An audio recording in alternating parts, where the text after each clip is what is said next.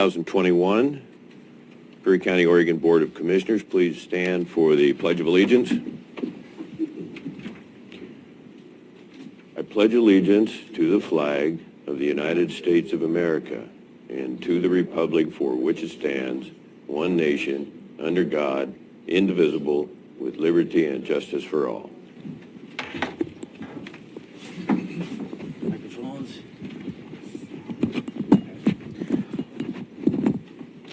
Introductions here. Thank you. To my far left, Director of Curry County Operations, Brad Rickard. To my immediate left, Commissioner Christopher Pash. My name is Court Boyce, Commissioner. To my immediate right, John Herzog, Curry County Commissioner. To his right, County Counsel Anthony Pope. To his right, Staff Jesuit. So, Commissioners, I don't have a line of duty death report today, but I want to have a moment of silence for the 600,000 Americans that died due to the China coronavirus. So if we could have that moment of silence, I would really appreciate it. I will have a full line of duty death report again next meeting, which is July 7th. Thank you.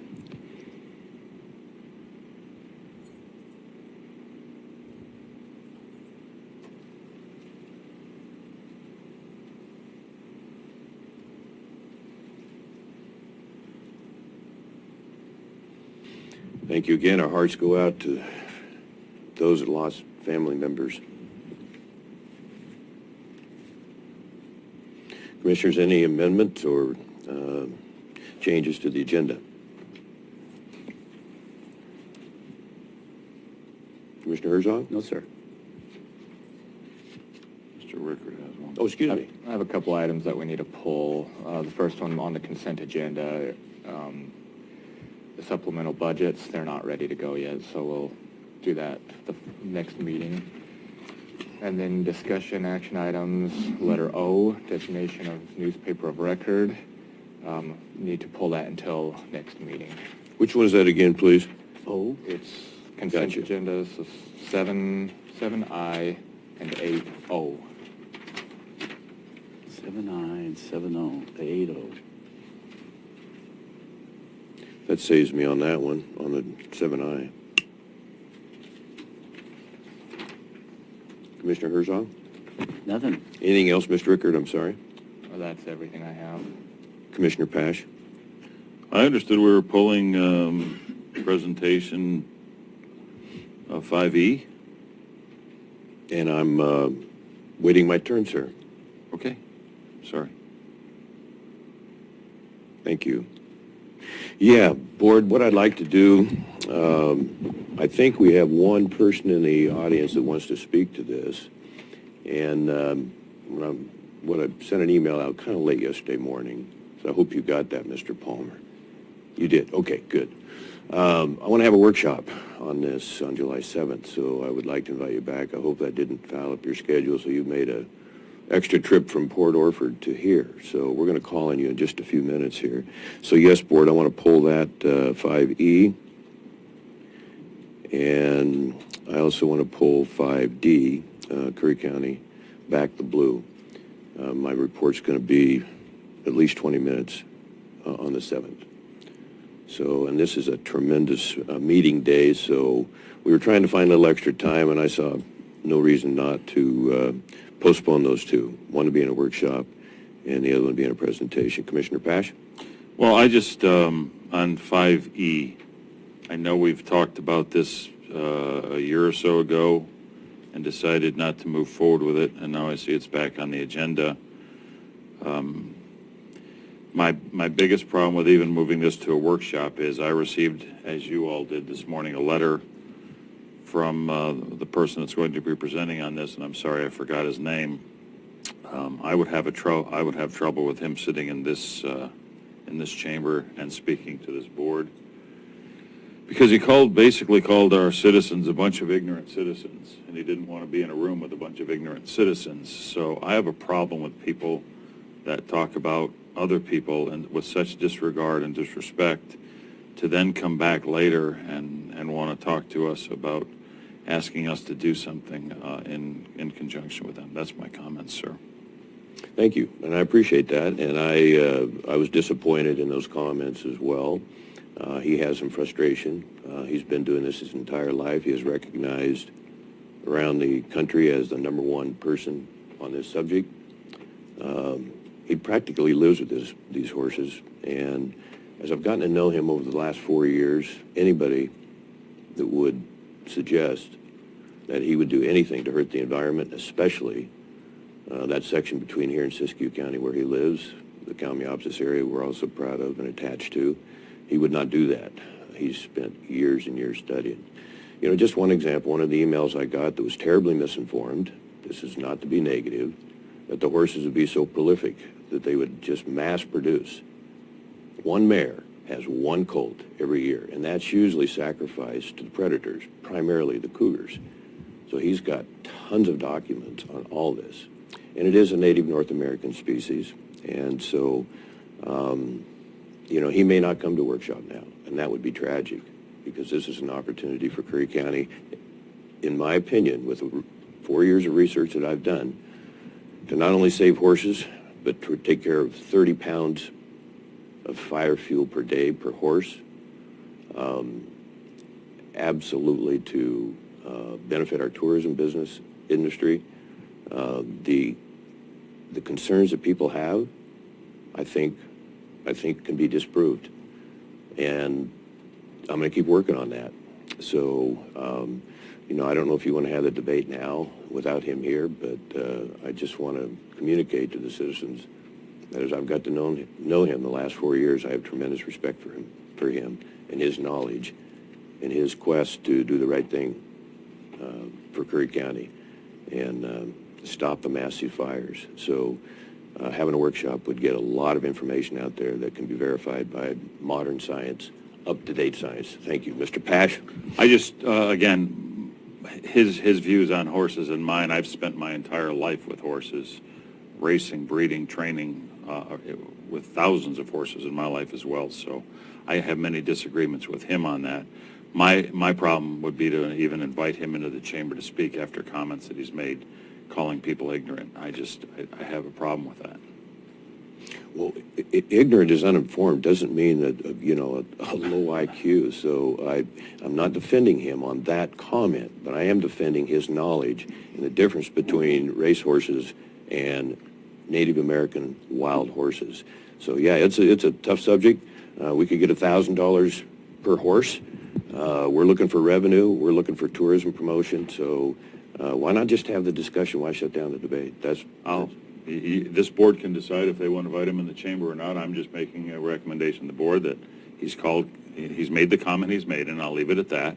And I would hope this board would consider not tying themselves to someone that would speak of our public so disrespectfully. That's all I have, sir. Thank you. Any other changes or amendments to the agenda board? Okay, public comments. We have several. Well, Oops, excuse me. I would make a 3. Do we need to Yes. make a motion? I make a motion to approve the amended agenda with amendments. Or the, Second. Yeah. Any further discussion? Are you ready, Mr. Jesuit? Good morning. Commissioner Pash, Yes. Vice Chair Herzog, Yes. Chair Boyce, Yes. motion carried unanimously. First on public comments, please. Mary Rowe, welcome.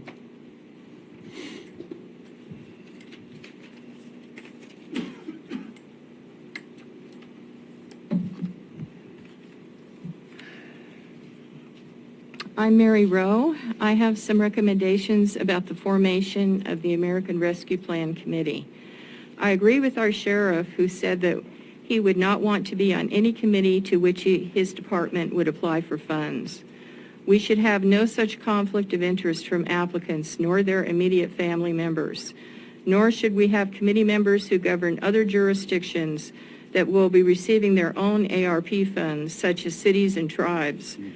I recommend that a statement to that effect be provided to applicants.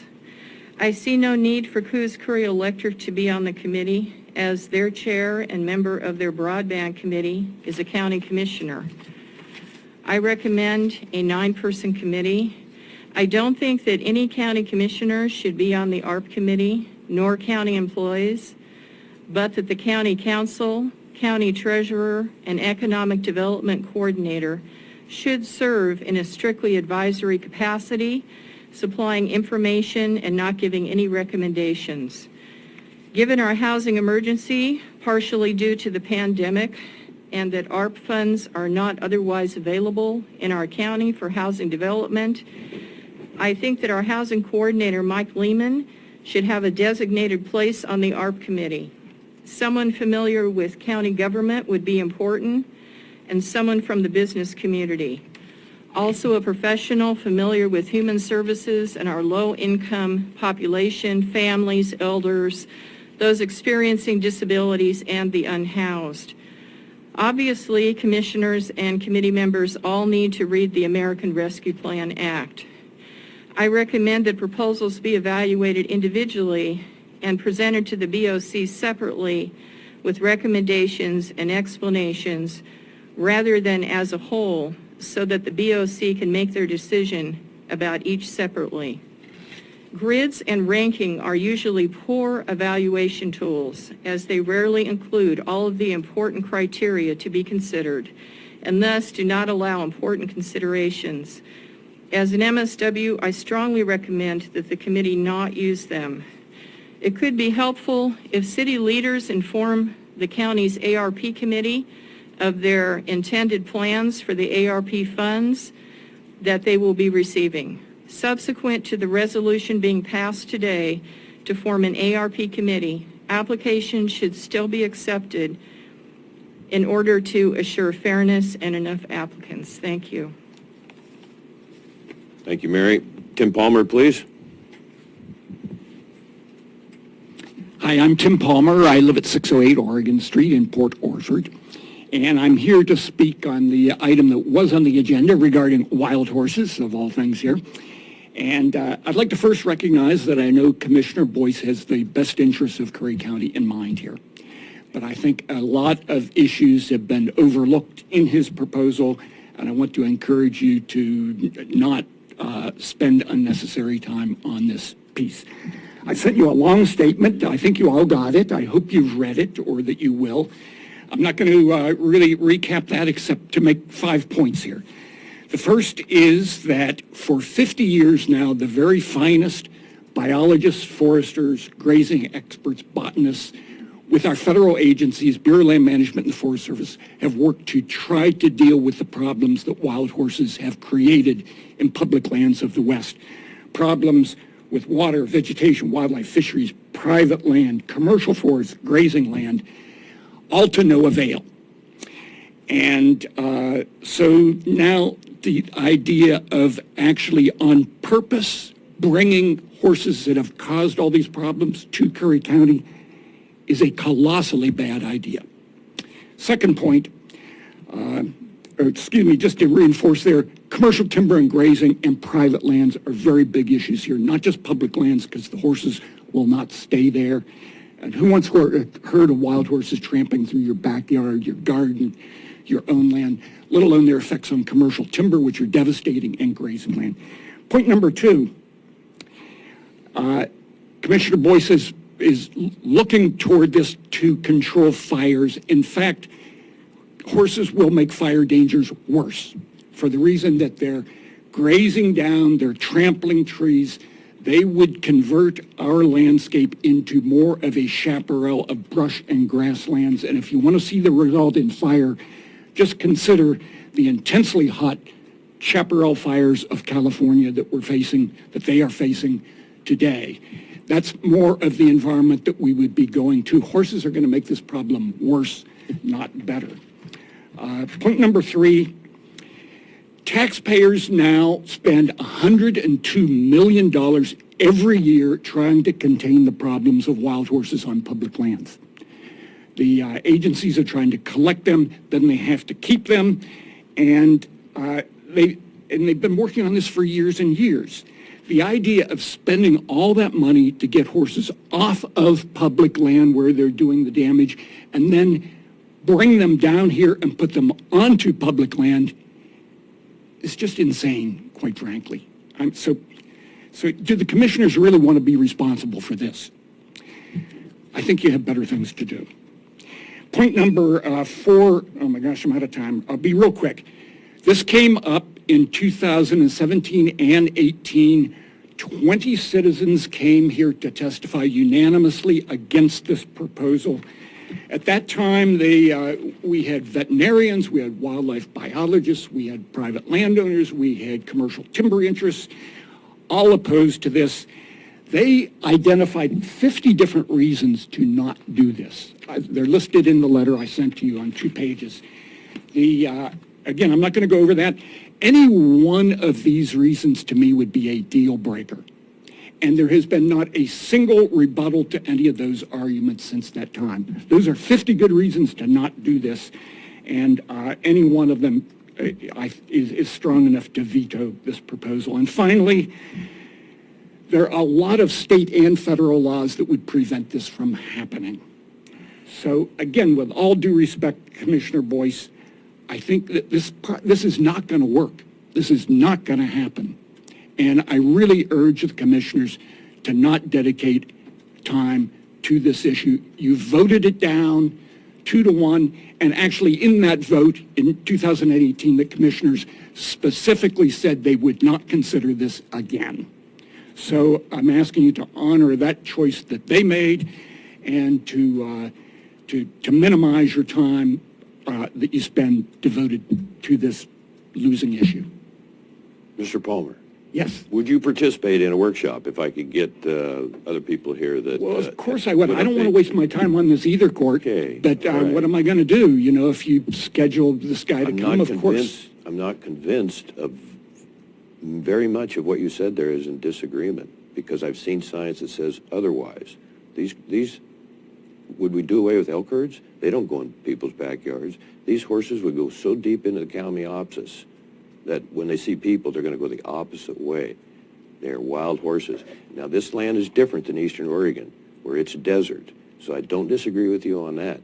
But there is so much information out there that is updated and at least a logical approach to considering that this might be a tremendous thing for Curry County. I would make the same argument, except on my side of this are virtually all of the biologists and specialists with our federal agencies have been working on this for 5 decades, and they say, no.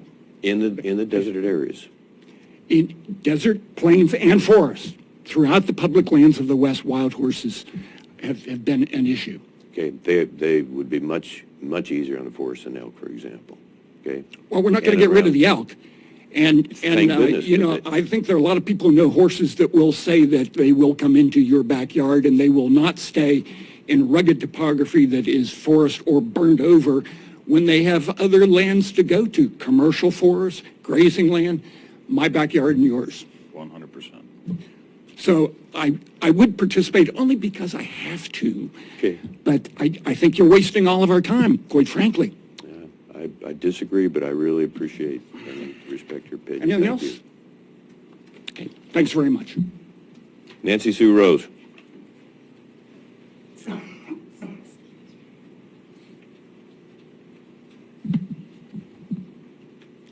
Nancy Sue Rose, Nasika Beach. Please listen to the other experts besides your one expert on the fire and how horses will not help for fire. It has been tried here before in Curry County and was a disaster, and it was only a small herd of horses. I can't imagine bringing in that many and having even more of a problem. It was a disaster. They did come onto private land. They did destroy things on private land. And that doesn't seem to be brought up, that it was tried here in Curry County before. And then the other thing is I wanted to talk about the casualty report. Several points. Just because people die does not make them a hero.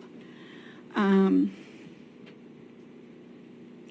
write that one down. And I was the one to say, David Barnes did not say in this meeting that, quote, some of your heroes are criminals. That was me. And Boyce said under oath on Monday that David Barnes had said that to Court Boyce. And so that was a lie. It was me who said that. And I was just shocked because just a few weeks before, that comment, that public comment, was illegally removed from the minutes of this Board of Commissioners meetings. My comment to Boyce that not all of your, that some of your heroes are criminals. That was me, not David. And it was stricken from the record a few weeks ago, which is totally illegal. And so as I sat there in the courtroom and heard that, I thought, oh my gosh, now I know why that had to be removed, because it wanted to be blamed on Dave. I was shocked. And again, can we keep the Board of Commissioner meetings to do with Curry County? Even though, if there are law enforcement or soldiers who die here in from Curry County, yeah, by all means, let's please honor them. But this is not a place for someone who is seeking higher office to bring in their political agenda here to this Board of Commissioners and to the citizens of Curry County. Do that outside of the Board of Commissioners. Thank you. Thank you, Ms. Rose. As far as the trial hearing from Monday, let's go back and get the transcript and see what I said and what you just said again. Okay? Thank you. David Barnes.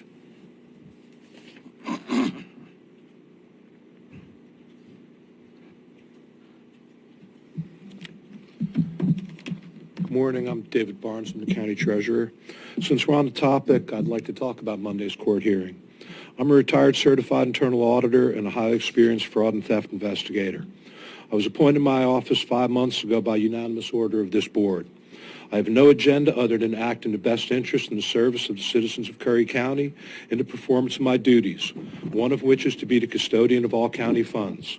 When I see, based on my lengthy experience, the county funds seem to have been taken improperly, I believe it is my duty as their custodian to seek their return to the county coffers by whatever means necessary. On Monday morning, small claims case of Curry County Treasurer's Office versus Court Boyce was heard by Judge Andrew Combs. Due to the judge's interpretation of authority of the treasurer under ORS, he dismissed the case. But before he did, he made some rather important and damning comments. First, he stated that based on the information in the treasurer's filing, small claims was the wrong court. He stated the case should have been filed in circuit court. Just so you know, circuit court is where they hear criminal cases, not civil ones. After hearing the matter in which payment was authorized, Judge Combs declared it to be a violation of the rules of professional conduct for attorneys and recommended that a complaint be filed with the State Bar Association for loss of license against the county's previous counsel. Not discipline, not suspension. He went right to loss of license to practice law. As a side note, possibly anticipating this, previous county counsel resigned his bar membership and gave up his ability to practice law or give legal advice shortly after retiring. Whether it was previous counsel or the previous director of operations succumbing to Boyce's badgering, her word, who initially approved advancing, is irrelevant at this point. Neither is currently employed by the county. But previous counsel's memo begins, Court Boyce has submitted a request for payment of litigation expenses. You are authorized to certify just such claims. Twice the Board of Commissioners heard Boyce's claim, and twice they declined to make this payment. And yet at Boyce's request, previous counsel composed his memo. He did so without obtaining the consent of Commissioners Pash and Gold and acted against their and the citizens' interests, hence the above-mentioned violation of rules. When first presented with this back in December, the district attorney advanced it to the Oregon Department of Justice as a criminal referral. An investigator with the sheriff's office reached the same conclusion about criminality after reviewing the file. And Monday, Judge Combs provided the third opinion that the matter in which Boyce's payment was obtained appears to be a criminal matter. While he may never be prosecuted and justice may never be served, make no mistake that in the order for Boyce to receive $3,276, which the Board of Commissioners, the governing body of this county, twice expressly denied, 3 professionals have all asserted that crime was seemingly committed.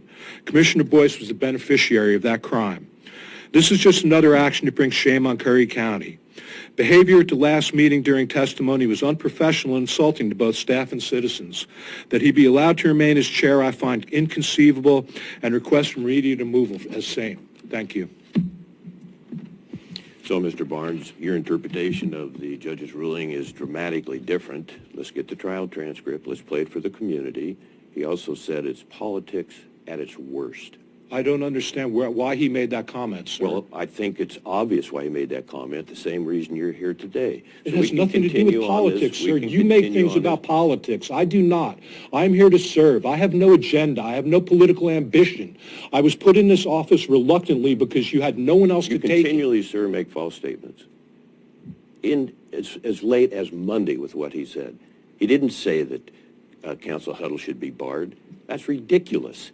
He barely referenced it, that would be up to you or somebody else to challenge on that. He did not make that recommendation. He also said that you had no right as a county treasurer under the ORSs that he defined and described to bring this before the board without bringing it before the board for moving the trial forward, okay? So, I mean, we can go on and on. Your interpretation is dramatically different, and it is sad that you've come up here as an appointed county treasurer and continually barrage this. This is number 9 in what you have been partially connected to on coming after me, and it is political, and it needs to stop at some point in time. Sir, it has nothing to do with politics. It has to do with my duties that I swore to uphold as the treasurer of this county. You're the one who makes things political. Okay, not I. You've said several assumptions. You've said several things that are not true in that trial. Okay, go back and get the transcript and get your information correct. I think Are you calling me a liar, sir? I'm telling you, you are misinterpreting I've seen you say some things that are absolutely untrue. Okay, and today is a perfect example. Go back and do the transcript. Thank you. You're calling me a liar, then, sir. You know what? You're the one that is here coming after me and saying things to the public that are dramatically untrue. And that's one of the reasons, one of the 4 or 5 reasons the judge ruled the way he did. Bring it up on a civil case. Did you also mention that the Department of Justice had a declination letter? I did, sir. Who received that, may I ask? The district attorney received it. Okay, I haven't seen a copy of that. Have you? Yes? Why did you receive a copy and not me? I'm the one who Or asked. the board, or even county council? Why has nobody seen that? And this isn't behind the scenes? No, it was not done behind Why the do you scenes, think sir. they declined to pursue this? And you just used the term again, criminal activity. That is so unbecoming of a county official and so wrong and so defamatory and so continual, but I'm not surprised because you do it all the time and you've done it for 2.5 years. I don't know what the basis is that you think it's going to bring this county together, but it The only is. thing that's going to bring this county together, sir, is your removal from the chair and possibly from this Board of Commissioners. Yeah, okay. You are the divisive person here, sir. Why don't not you I. take it? Why don't you take it to civil court if you think you have a strong case? I did take it to civil court, sir. Excuse me, criminal court. Why don't you take it to criminal court? I attempted to, and I will attempt to do so again based on the judge's findings the other day. Okay. I plan on refiling. You I know, like I said, my duty here is I believe the money was taken improperly. Okay? I believe that you took it. I believe that That I took it. there was Did I sign the check, sir? I believe you did, yes. You cashed the check. You spoke out against that lawsuit. Let's just see you in court, okay? I'm anxious for another opportunity to defeat you and your group again. Thank you. Okay, well then let me say right now, Commissioner Herzog, Commissioner Pash, I ask you for the authority. Please give me the authority to pursue this. Please give me the authority to sue Commissioner Boyce so that we can hear this in civil court. I have a comment. Gordon Clay, you're next, sir. I have a comment. Yeah, go ahead. My comment is this for the public's knowledge. The judge declined to move forward with this case, and his statement was, and I'm not going to quote, but it's very close to a quote, it is strictly procedural is why he was dismissing this, that as a treasurer, the treasurer was not the final authority to approve a lawsuit that the Board of Commissioners was.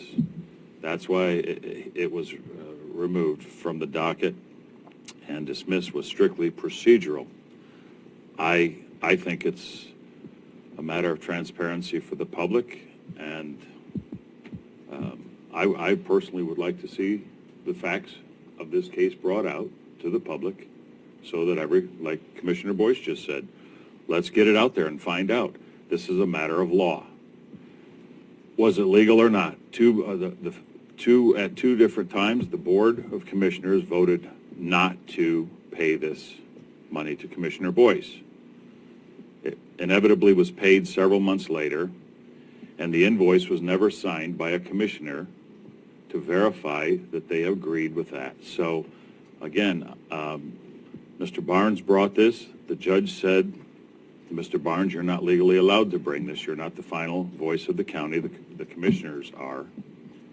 And for transparency to this public, so the public gets full information as to what happened, how it happened, who was paid, and how much was received, I think it should go before a court and let a court decide this, not a board of commissioners, not a treasurer, not one commissioner, not an attorney. Let a judge hear this case and get it over with, and I would like to ask that this board approve it to go in front of a legal court in the state of Oregon for a final judgment on this. So the county's already spent thousands of dollars. Well, I'm asking if I can get a board for... You want to spend another $1,000. Here's something you can read that shows, and this will go before the public, that shows 9 different attempts to unseat me, lawsuits, alleged ethics violations, complaints to another state agency. The list goes on and on and on. Yes, Mr. I believe Mr. Pash has a motion that he was putting forward. I think we need to decide if we're going to move forward with that motion before any... That needs to be an agenda item. It can't just suddenly be all out of nowhere here. I'm just asking Commissioner Herzog, would you give a verbal? No, sir. Of course not. This is, You don't think the citizens deserve to know what really happened? They can go get the trial transcript. There's 3 of them. There's 4 of them. There was no trial on this yet. The facts are not out. Actually, when Let the them, judge... let them review if for you go look themselves. at the It is transcripts, available to the public. when Judge Combs started to hear that the Board of Commissioners said no twice, he made references Well, that's to it several times on the record, and then said, well, you know what, actually, I shouldn't hear this because it was wrongly filed.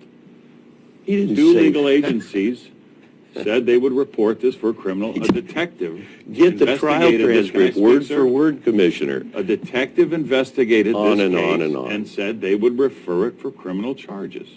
All I'm saying is let a court of law hear the case. That's all I'm asking. Wouldn't you want to hear that? Don't you want to know all the facts? Commissioner Herzog. so since I've been here, I'm sorry to say this is just another brick in the wall to tear down Curry County. The facts that I've heard from Sheriff's Office, they've taken it to DOJ, Department of Justice for Curry County. Nobody has touched this. John Huddle said, Anthony Pope has said, told you before the trial on Monday, don't do this. No, he didn't. He never said that to me, sir.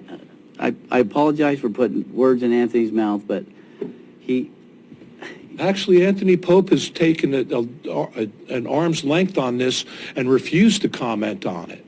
He has made no comment to me on this. He, as the county counsel, he's a counsel for all and none, and he has gone to great lengths to keep himself from knowing what's happening in this. So Judge, Department of Justice, I think Josh Spansel has spoken to this.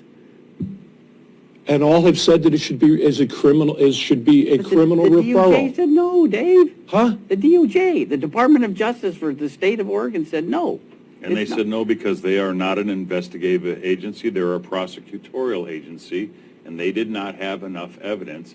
They need somebody to do the investigation first and then bring them evidence, and that's why they declined. I wish I had $3,200 extra dollars I would, just to get this. This is... It's never going to stop. It's never going to It's a witch stop. hunt that I'm not going to be a part of. So you support So, the Mr. improper Barnes. taking of county funds? Mr. Barnes, the December 19th, 2018 Budget Committee is 5 hours long. There's nothing in there. that you just said went before the commissioners. It's not in that 5 hours. So you need to go look on that, number one. Number two, on the 5/22 Board of Commissioners meeting, Sue Gold voted no after she's the one that led the lawsuit. I abstained, so I wouldn't be voting on my own reimbursement. Commissioner Pash made the motion and then abstained. Go back and look, it's all on video. I did look, sir. Okay. And you know why I I did look. Is that not what happened, okay, gentlemen? I abstained because you were in my house and we worked on this to try and help you out of it.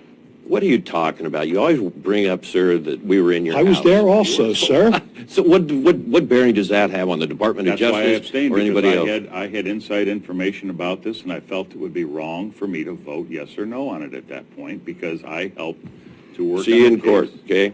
This has got to go. This has got to... This is under public comments. 3 minutes is up. I'm saddened. So am I, deeply. But you Deeply, lost, sir. and you keep losing. We didn't lose. You keep losing. I didn't lose anything, sir.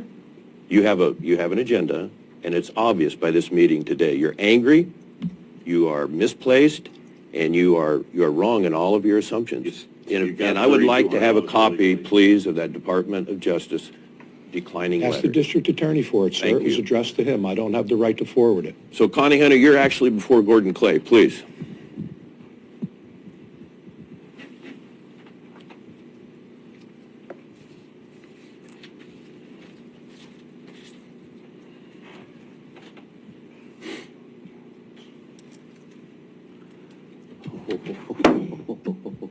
I'm sorry, Connie, we're going to have to recess.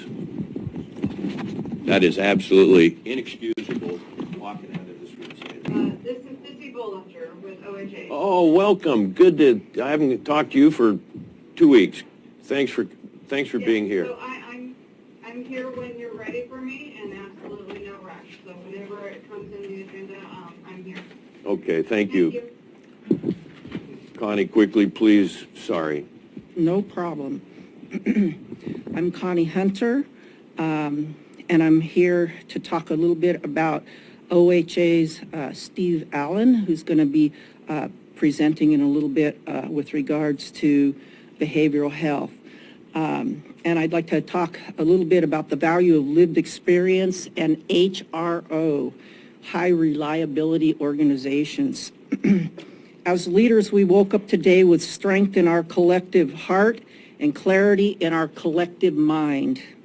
On behalf of the citizens of Curry County, leaders are tasked with addressing the fears of tomorrow through many prioritized works in progress designed to build momentum towards greatness. New opportunities are here, and the time is now.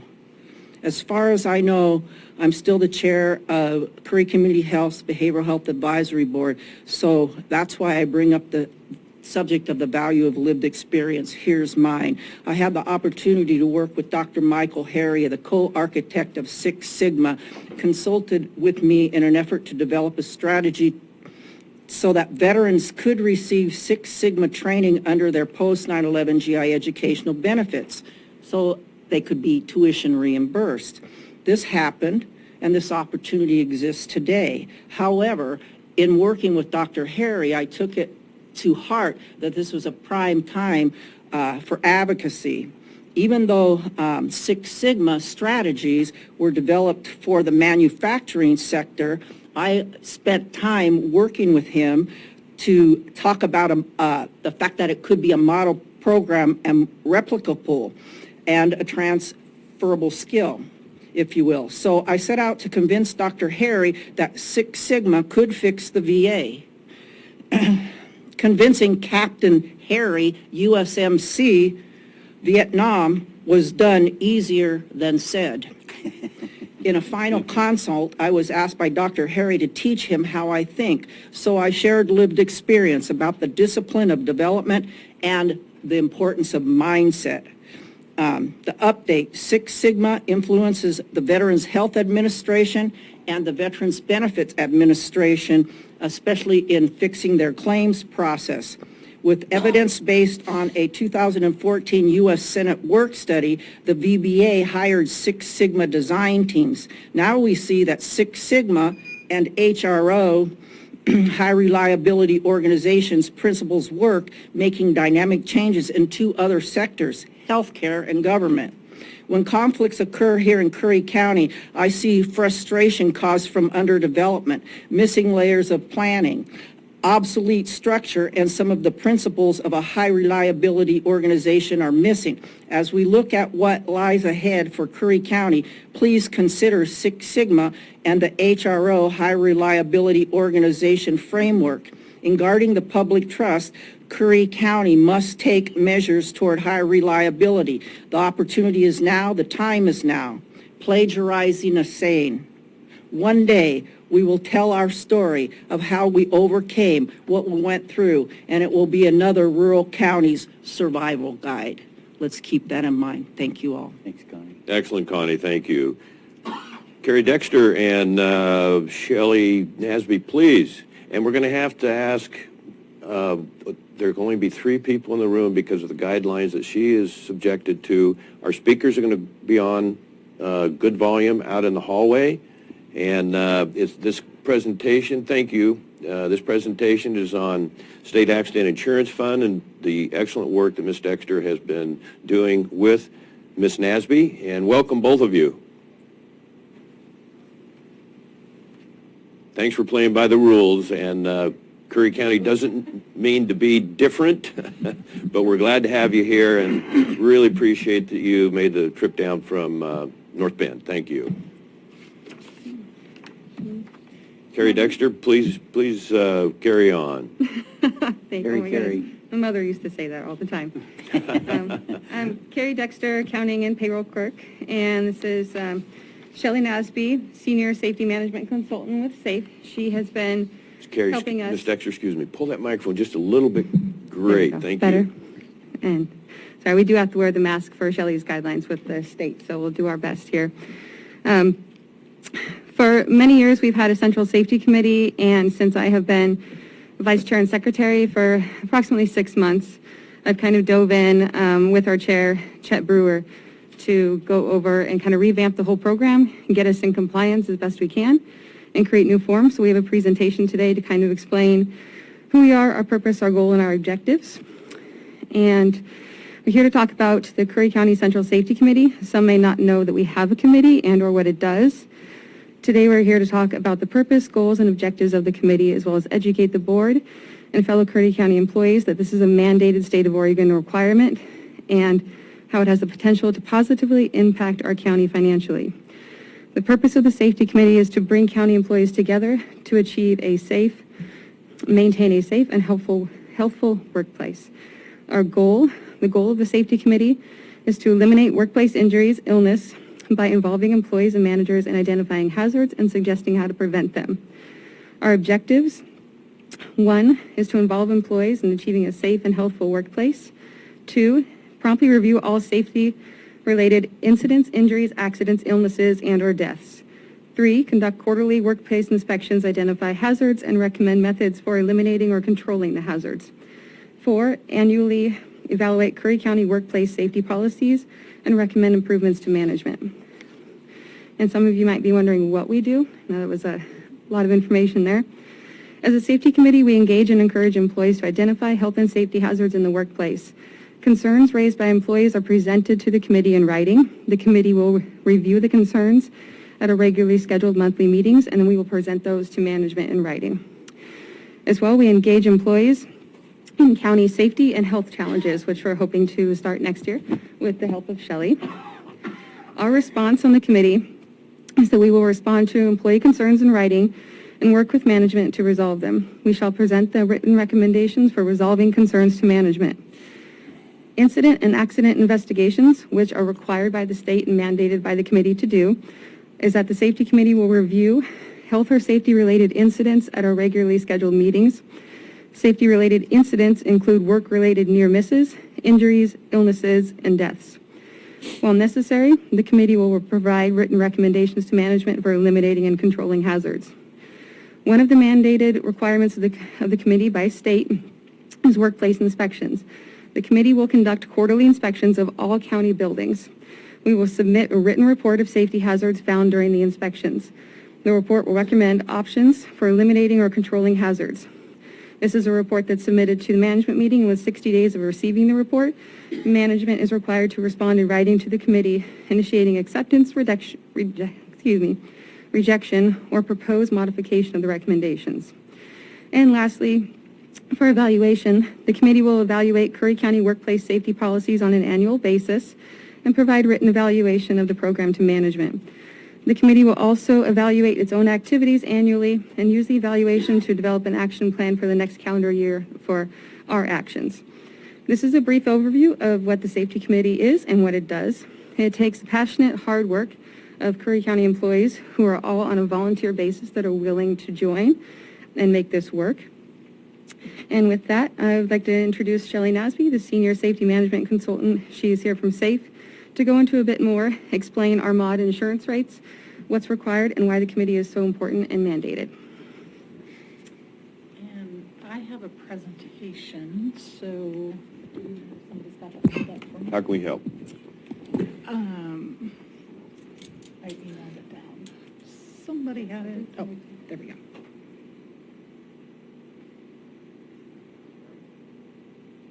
There we go. That would be me.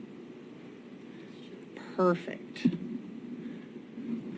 Welcome again. Okay, thank you, and thank you for having me today.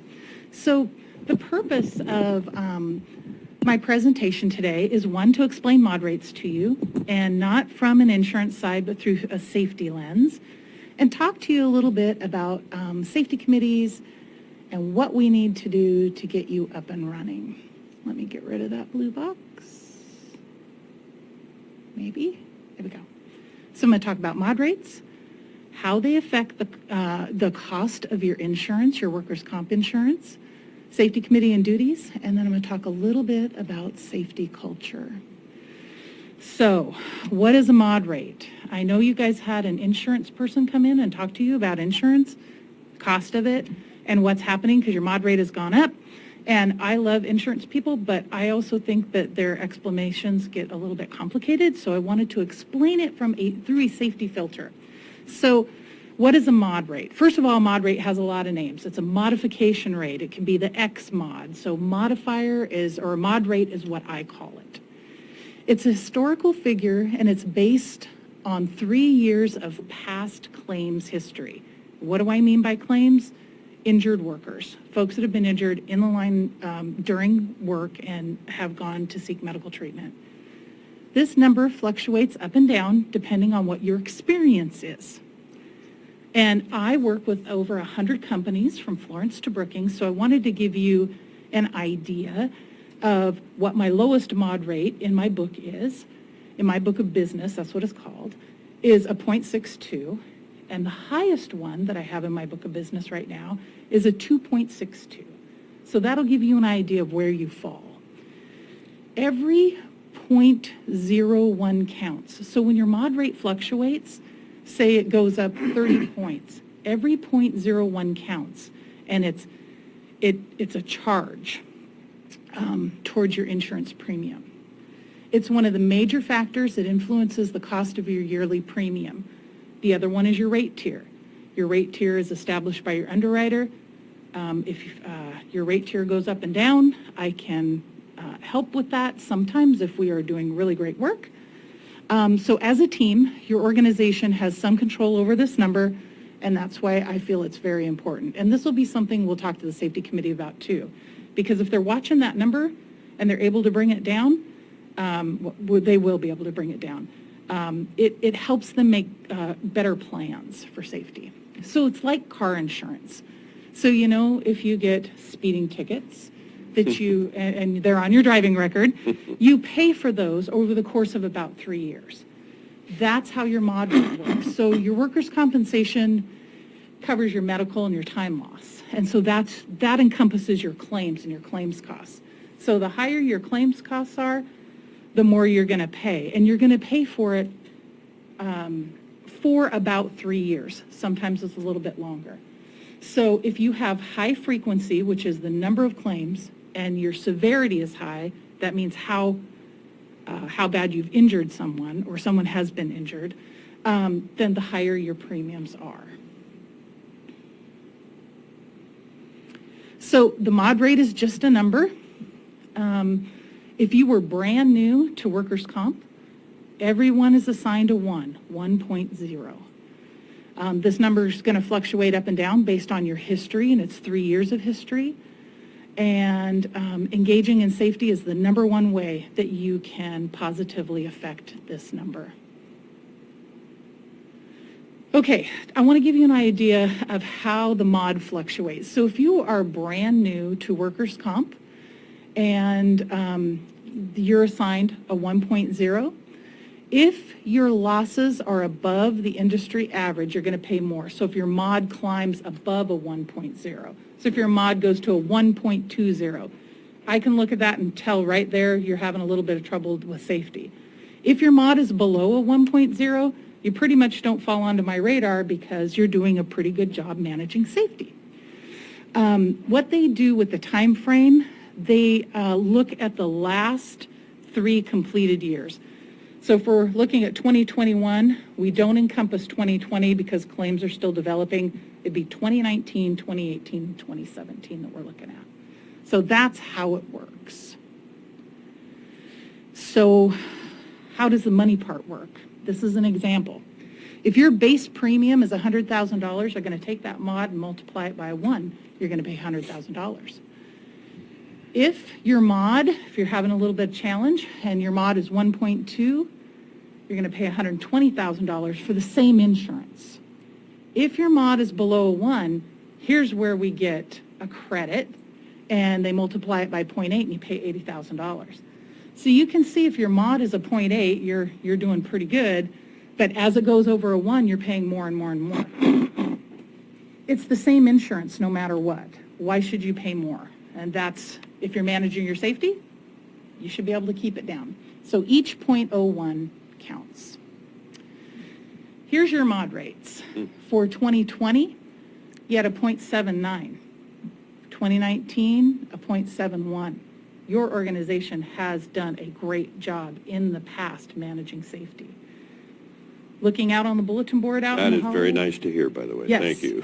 Well, and I have been down here. I've been on your team for about 9 years now. And I have come in and made some suggestions, and I hadn't been here for a while. Things have been climbing. And in looking at your bulletin board out in the hallway, the last time minutes were posted were in 2019. When safety falls off the radar, then things can change, and that's what happened. So your current mod rate of 0.79 is based on 3 years of incurred losses. So here's your mod rates over here. We just looked at them. Here's your policy years, and over here are your incurred losses. That's a little difficult to read. Whoops. But in 2018, your incurred losses were $181,777. So July 1st, your mod rate's going to go up, and it's going to be based on 2019, 2018, and 2017. Do you guys all understand that? Okay. So you're going to see what's going to happen. 2016 is going to drop off. We're going to have $1,195 drop off, and you're going to take on $19,135, right? So it's going to go up. You see what's going to happen in the next year? We're going to lose the $14,000. We're going to bring on a $200. So that mod rate's going to come up. So the time is now to control what's happening. And please keep in mind that 673, there are developing claims in that number. It could go up, might go down. Most of the time, we're pretty accurate. We have a lot of information, so we kind of are able to predict that pretty well. So your mod is going from a 0.79 to a 0.97. Insurance costs are going to go up. I anticipate next year you're probably going to be breaching the 1. The next year you're definitely going to be going over a 1. So 1, that's one thing that needs to be planned for. And 2, if I can get in with the safety committee and we can start doing some hard work and I can report that back to the underwriter, that will really, she can't change the mod rate, but she can keep other things from happening, like rate tiers, if she knows what kind of work you guys are doing. So that's engaging with me, like Carrie has. Ms. Nasby? Yes. We're going to have to pick up The pace just a little bit, please. Okay, yes, Doing I can do awesome. that, no problem. All right, so we already kind of went through this and you understand how that works. So bottom line, this year's losses will affect the premium and organization pays in 2023, 2024, and 2025. All right, so we know what we want to do with the safety committee, and I'm going to talk just a little bit about your safety committee compliance.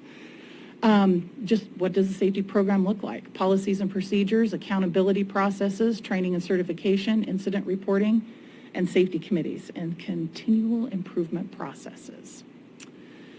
Your regulatory agency for this particular business aspect is OSHA.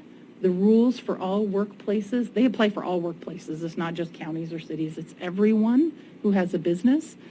And all businesses are required to either have a safety committee or hold monthly safety meetings. You have opted for a central safety committee. One thing I want to really discuss is separating maintenance from safety. A lot of times the maintenance folks get assigned safety because they're working on components of safety, physical safety, environmental hazards. They are not able to really look at things from a proactive standpoint, and injuries to workers. That's not really their job. But I do find that this happens in a lot of organizations and businesses. They're like, oh, safety should just go to the maintenance team. And that's not really the intent of safety committees. So what is required on a central safety committee? They have to meet every 30 days, no matter what. If they don't have a quorum, it doesn't matter. You want to have documentation for each month. They have to have representation from all areas of the organization, all major areas. So courthouse, maintenance, road department, sheriff, everybody. They have to elect the officers. All members have to be trained for accident analysis and hazard recognition, which Carrie and I have discussed. She has a plan. They are required to investigate all lost time accidents and to perform their quarterly facility hazard inspections and report them to you, which she has already discussed.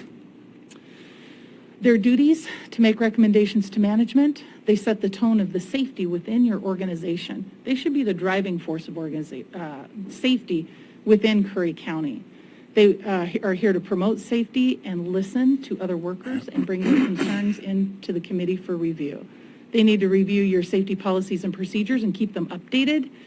And their focus is to prevent injuries and to be proactive with safety. They should communicate important safety information, and the members should be leading by example. And one of the most important functions is to bring recommendations to leadership for changes to policies, programs, and procedures. I have a county that I work with. We just had a car that was totaled within their organization. Nobody was injured. However, the car got towed to the road department, and somebody at the road department safety committee said, hey, what's up with the car? Well, nobody investigated it. Nobody looked at it because nobody was injured. The car was totaled. We had a temporary worker driving it who had no new hire orientation, no driver's license, DMV checks, none of the above. So now those things are coming through the Central Safety Committee, and we have made recommendations to change the new hire processes. So that will be some of the functions that they have, to identify those things and bring them to you and get them solved. There are 2 mandated trainings. They have to have accident analysis so that they can do it, and they got to have hazard ID so they can see what's in the physical environment so they can call it out if it's not safe. So why is safety important? It's just not the cost of insurance and the bottom line. It's about caring about their workers and their tasks, understanding the foundation that your organization creates for folks to work in, and it's about sending everyone home in the same condition that they arrived in.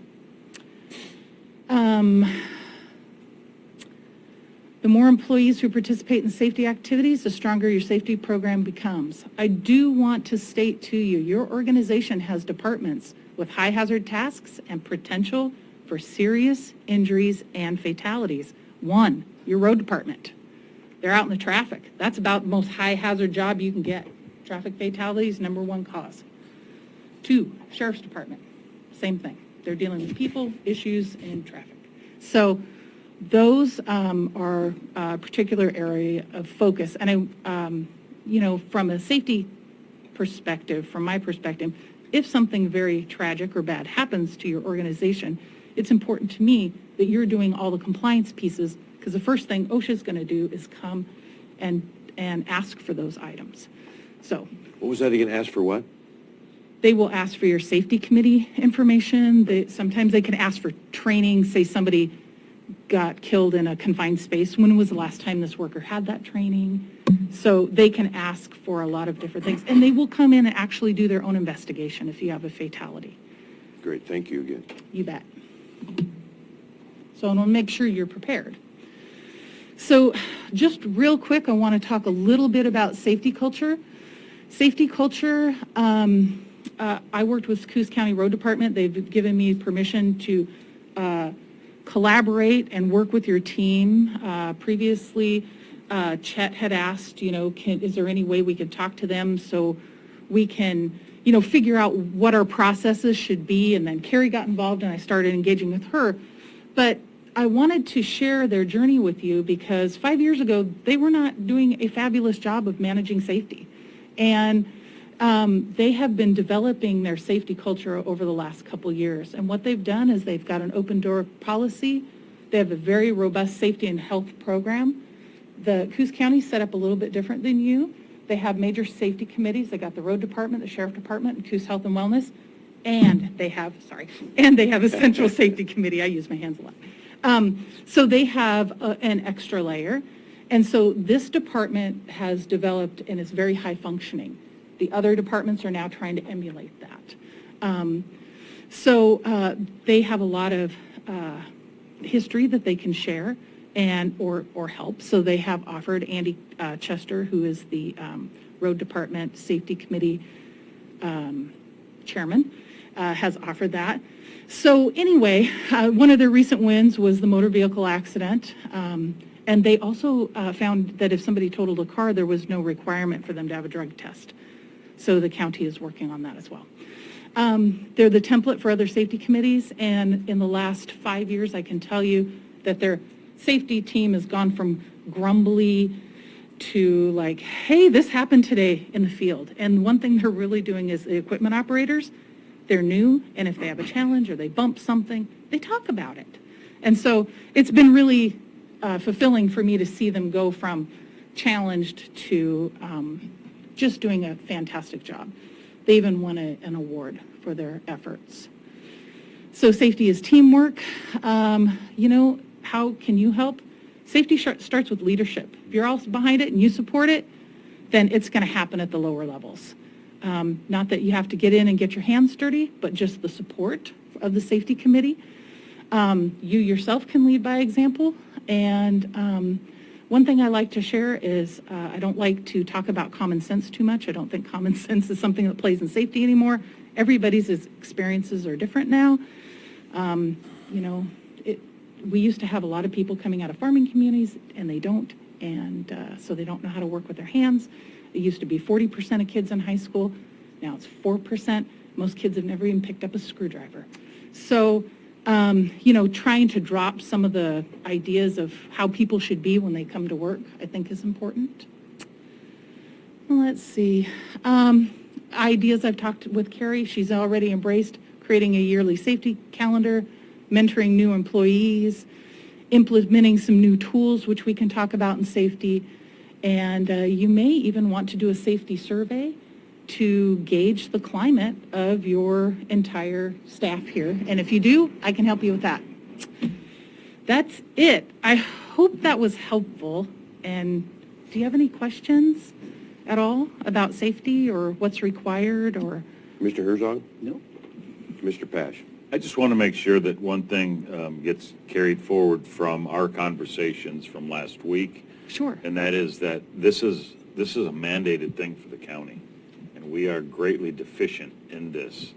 And we've had a couple of meetings on this already. Council Pope joined. I've joined to volunteer on this. And if we don't get enough volunteers to work with this, I think as a board, we need to come up with an order if we don't get enough people to volunteer, that the board order will state something to the effect, and Director of Operations is involved in this as well, he could come up with that order, that departments should have to volunteer someone from their department to make sure we have enough volunteers, perhaps on an annual or a biannual basis. There is training that goes along with it that I've already completed, and it took me an hour and a half, 2 hours to complete that training. So this is something that this board needs to make sure that it's handled properly, and one way to handle that is if we don't get enough volunteers, because who wants to volunteer for these kind of things? That department heads will assign someone from their department to, okay, John, it's you're on this year, Court, you're on next year, you know what I mean? And make sure that we've got enough people to make the requirements that are necessary. So I would like this board also to come up with maybe Director of Operations come up with a board order directing that. And if I could, just on that note, I would like to add that we have had quite a few county employees step forward, and we do currently, including Commissioner Pash and Treasurer Barnes, have opted to serve, which is wonderful. We currently have 12 people, which met our quorum. We still would like to get more applications, but the reason we brought this to you today is because Curry County doesn't have an actual job for a safety officer like some counties do. So this is up to especially the chair and myself to learn all of this. This is a volunteer basis. It takes a lot of passion from employees to dive in and do this out of the willingness to make the county a better and safer place. And so we just wanted to come in and really get your support and get some more manager support, because without that, this will not work. And we appreciate it. Ms. Dexter, I've learned through the grapevine that you've put in a lot of your own time on this, and just in case the board doesn't know, I just want to extend gratitude. You've really taken the lead on this, and at a very important time, and I don't think you could have got Ms. Nasmy down here had you not coaxed her a little bit, so thank you very much. Director Rickard? Thank you. So I just wanted to say, as I've been working with Carrie and Chet, I've really seen their level of dedication to get the safety committee back into compliance and keep safety a priority here. And it's going to take a lot of work, and we've seen. So first, I want to thank them for putting in that being so dedicated, putting in all that extra time, because that's what it is. They have a busy schedule already, and they're putting in extra time to get this safety committee going, or to get it back up to compliance. I want to thank you, Shelley. It's wonderful to have you come down and kind of explain some of the ins and outs to us. But I also want to thank everybody who has volunteered to be a part of the safety committee. Like Carrie said, we have 12 people who have volunteered, and they're all busy too, and they're taking time out of their day to help us be a safer place, help get those mod rates down, save us some money, and just have fewer accidents here at the county. So I think at this point we're good on committee members. As long as people continue volunteering on that annual basis, we won't need to have that board order, but the board's continued support, especially if next year we need something like that, would be appreciated as well. But hopefully people will see the need for this and continue to volunteer, and that's what I suspect will happen too. I think you both kind of said it, but this is a way to save money too, hugely. So Yes, as you can see, their rates have gone up, about $40-something thousand. And just to wrap this up, I would just, really ask for, if anyone in the county has questions, please send myself or Chet an email, or if you want to sit in on a committee, and just know that this is going to take a while. Like you saw Coos County's timeline, if we went from pretty much nothing, to really building a good program. So we just ask for grace while we're getting this going. So we have a really good start. It'll just take time. Thank you.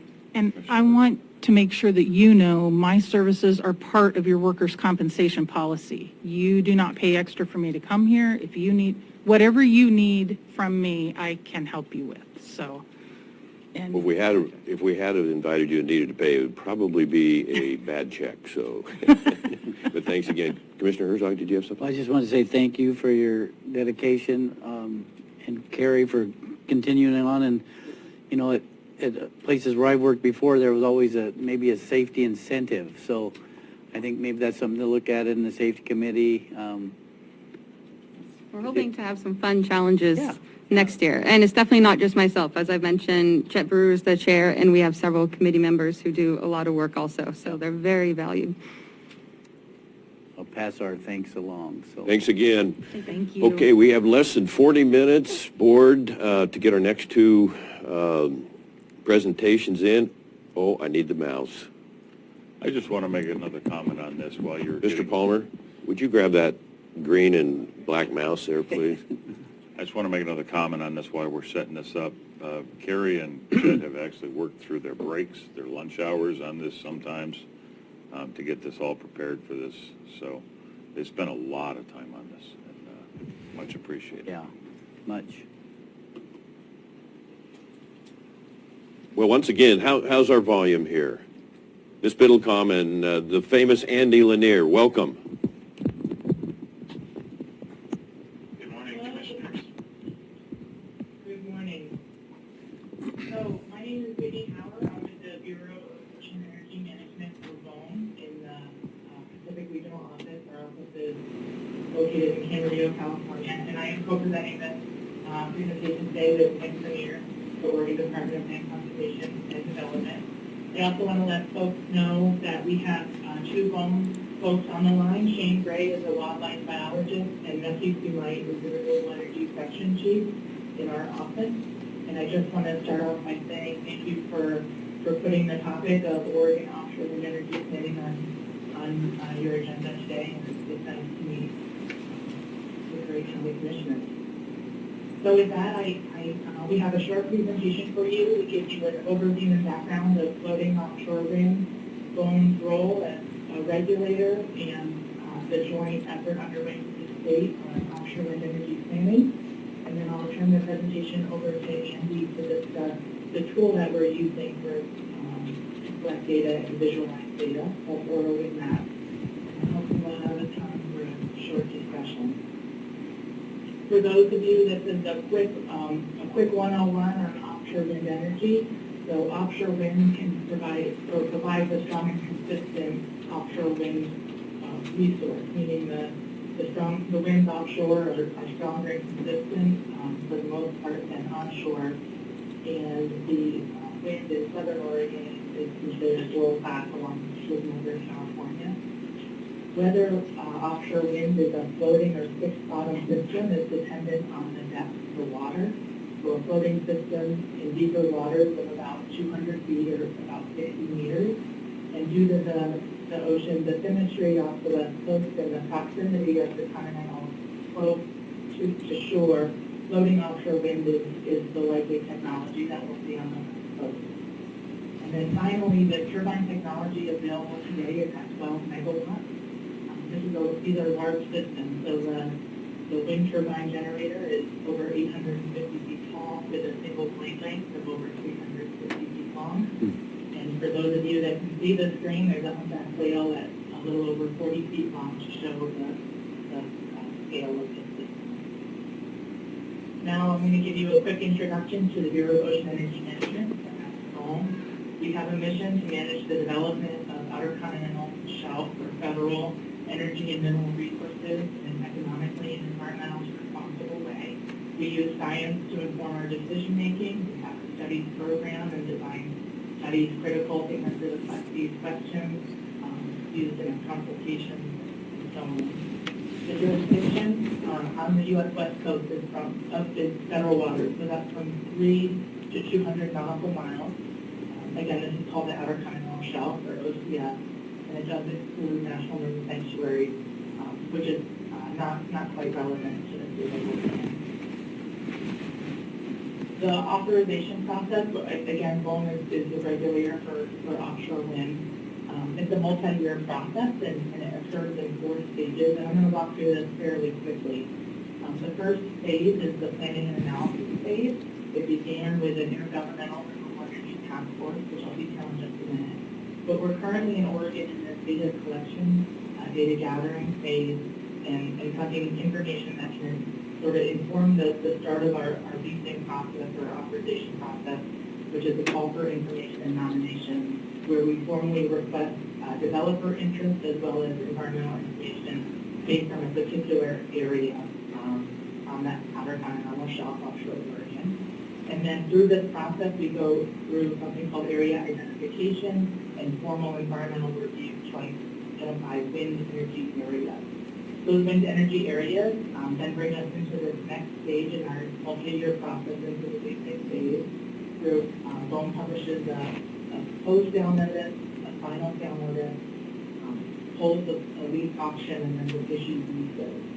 At that point, we move into the third stage, is the site assessment phase, and this shifts over to the lessee or the developer to collect all of the data and information that it needs to provide a full plan for the offshore wind energy farm. So this is the site characterization information, geophysical, geotechnical, biological, ecological information, as well as the site assessment information, and that's specific to the meteorological information, so that the wind resource at that site is well known for that developer. We enter the construction and operations phase when the developer or the lessee provides BOEM a construction and operations plan. This is the plan that details the actual information of what the developer plans to develop on a particular area on that lease. This requires full technical and environmental review by BOEM. There are subsequent reports that are required, and BOEM requires decommissioning financial assurance prior to the project start. So I know I just gave you a whirlwind of our authorization process, but in summary, in Oregon, we're in the early stages of planning of data gathering. As I mentioned, we do have the BOEM Oregon Intergovernmental Community Task Force. I should have mentioned in the introduction, I'm a renewable energy specialist, and I'm also the coordinator for this task force. This is a group that provides coordination with governmental bodies and provides input into BOEM's renewable energy leasing process. The task force has been around for quite a while, but was reconvened in September of 2019 to discuss a planning approach for offshore wind in Oregon. At that meeting, BOEM and our state partner in this process, the LCD, drafted a data gathering and engagement plan, and further, the Oregon Ocean Policy Advisory Council, OPAC, provided a letter to the governor in support of this planning approach. So after BOEM and the LCD drafted this plan, we met with the task force again last summer in June of 2020 to discuss what a planning approach would look like for Oregon.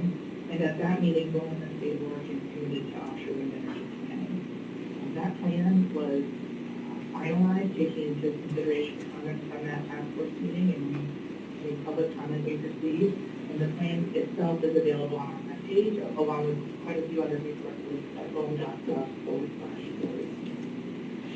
As we detailed in the plan, we're looking at the entire coast of Oregon, north to south, as there is a good wind energy resource.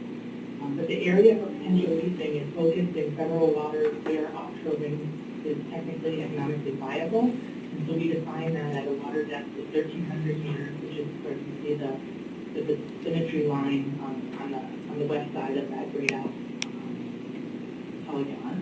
And then out to, or closer to the shore side at 3 nautical miles, and again, that's the jurisdiction that's on the map.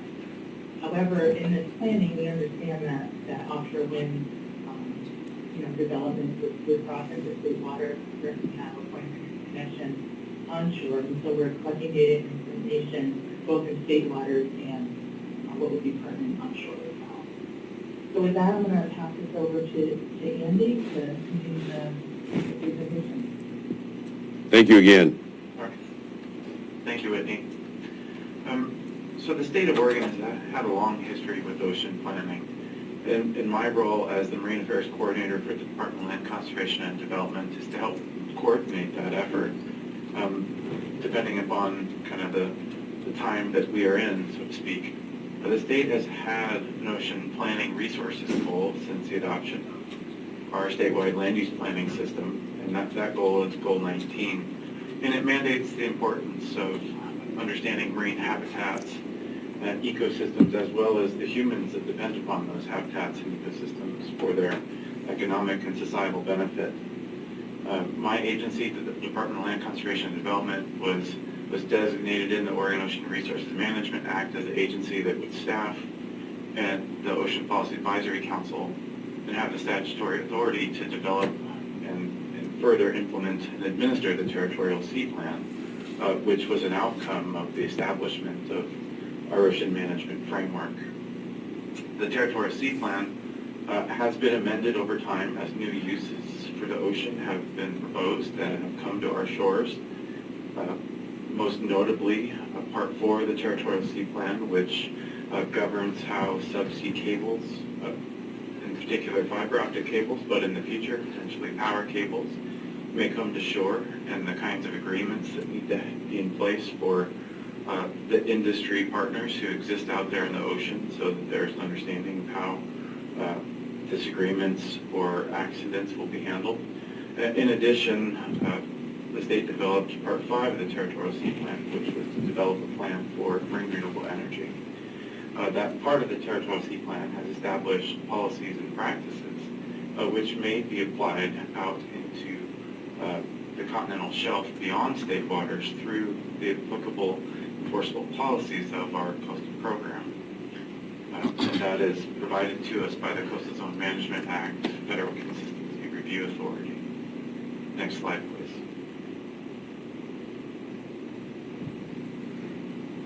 One of the other reasons why I am Whitney's counterpart to support the Intergovernmental Task Force is that I have a long history of working with marine and coastal geospatial data and information.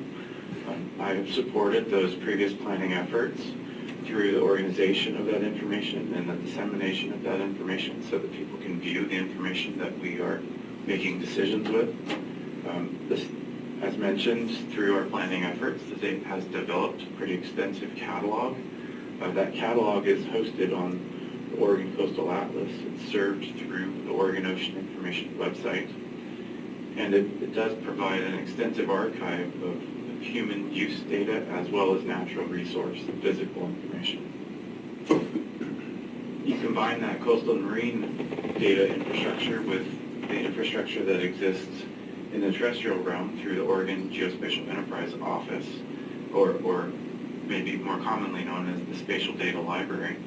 That service provides information on kind of important geospatial information that's relevant for multi-agency use, so things like roads, elevation, hazards are all important information that we use in planning every day. And in addition, there are other topically specific projects that help to develop and organize data related to renewable energy. The ERESA project, listed down on the bottom, is one that's focused on renewable energy throughout the state. And it does have a component of that work that was focused on understanding offshore power generation. So the state has an infrastructure that we are taking advantage of and using, leveraging all of the previous investments. But we are also integrating that with our federal data partners that provide information about the ocean, the administrative boundaries, the uses, the resources from sources like the Marine Cadastre, which provides kind of a one-stop shop for where you can access federal data. That is in addition to other federal agency projects that work to monitor things like natural resources through the NOAA Fisheries Branch or the National Renewable Energy Lab, which provides a catalog of information about wind-related data. And what we've done is technologically connect all of the relevant records from those different sources together into the offshore West Coast Ocean data portal, as well as to incorporate the relevant information into a visualization tool, which we call Aura Wind Map. Next slide, please. Our time today is too short for me to go into detail on the inner workings of Aura Wind Map, so I will direct your attention to an introductory webinar that we gave on the subject. It was about an hour and a half long, where I go into much detail into how the system works and how you operate it, and how you can turn on different layers and share those layers. And so I will just direct your attention to that source if you're interested in finding out more information about the tool. Next slide. I'll display a few screenshots for you to just get a quick flavor of that. So here's a view of our data catalog. Just like kind of shopping on any online tool, we've provided a number of different search mechanisms that you can use to find what you're looking for. That includes using keywords, using a map, using the time or date records within geospatial metadata, which is really just a file of documentation about that data, as well as a hierarchical kind of category breakdown. So whether or not you're looking for biological or human or physical use, we've sorted those and tagged those items. Next slide, please. And we have curated the relevant information from all of those resources into the Aura Wind Map tool, which you see on the home page for today. The gray area outlined on the Outer Continental Shelf is that same area that Whitney showed.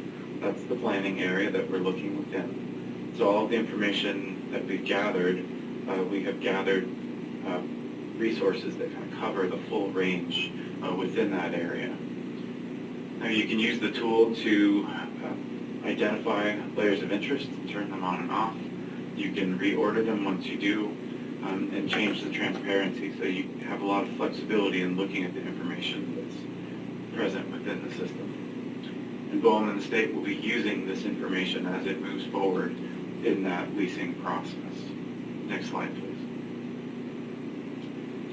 Here's an example of a couple of the extensive collections that we do have in the Aura Wind Map tool. I've pulled up a couple of data collections, the first of which is the NOAA fisheries data set. As we're all aware, there's a lot of fisheries activity that occurs off the Outer Continental Shelf, the West Coast, and we are doing our best to understand that.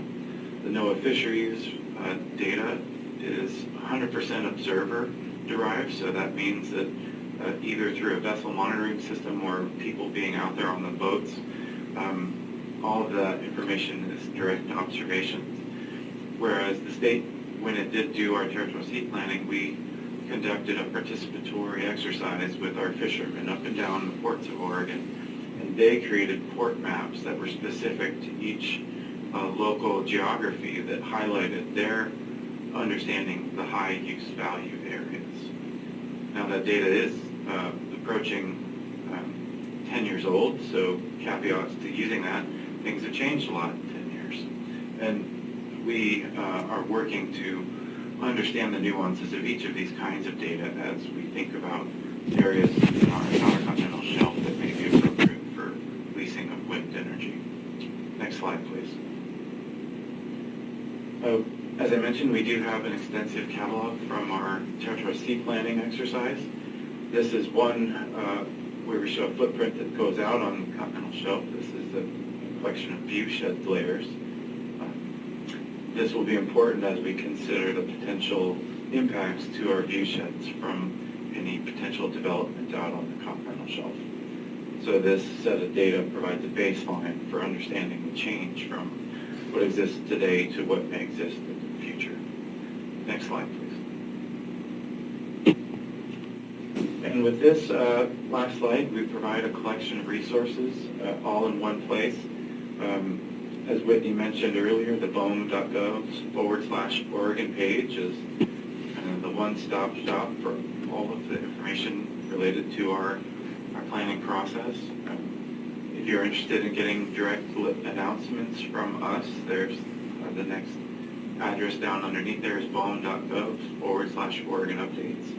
And I would encourage you to sign on there so that you can keep track of where we are in our process as we move forward. Thanks for allowing us the opportunity to present to you today, and I'm happy to take any questions. We have about 5 minutes. Commissioner Herzog? You know, Andy, I don't know if you know, I sit on the board of directors at Cuscary Electric, and we've we've talked about this before, there was more of a wave energy, you know, you probably have heard about that in the past. And this is, the tubular that go, you know, and this is wind, you know, and so then you'll move that power onto shore through a cable, I would suppose, to BPA's transmission line and then sell it to BPA or to Coos Curry Electric? How does all that work? Or is that not your scope? I don't know. You know what we might do here? I've been working on this off and on 2 years, and I'm very enthused. And I'm so sorry that we cut your time short today, and I was really looking forward to this. I think you did a terrific job. I'm going to recommend that we do this again maybe within a month or so and consider inviting the Del Norte County Supervisors and the Coos County Commissioners and make a little more use efficiently of your time and bring them on board.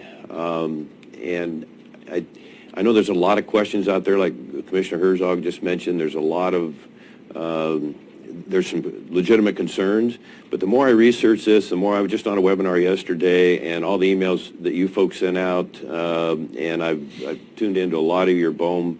I think at one time I was on the board for when this started a couple of years ago, and it's you know, marine renewable energy is not something that we have to really be on guard for. We have to plan properly, which is the basis for you being here today. Representative David Brock-Smith just got through the legislature some really good funding to help Oregon with the planning.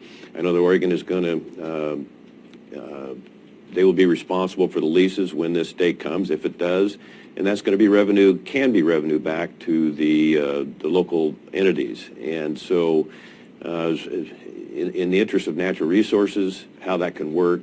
And I've just really felt confident that, you know, our little county is welcome and has been welcome to come to the table. And so it's a pretty exciting time for us. And so I want to give each just a minute or so. And if there's anything you want to conclude, and I want to invite you back, and we promise it won't be the only presentation of the day, and we'll ask the supervisors and commissioners to tune in if you would be agreeable to that.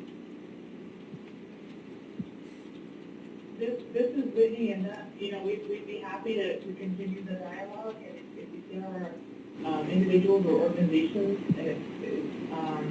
you know, in Curry County that would be of interest, we'd be more than happy to continue the conversation.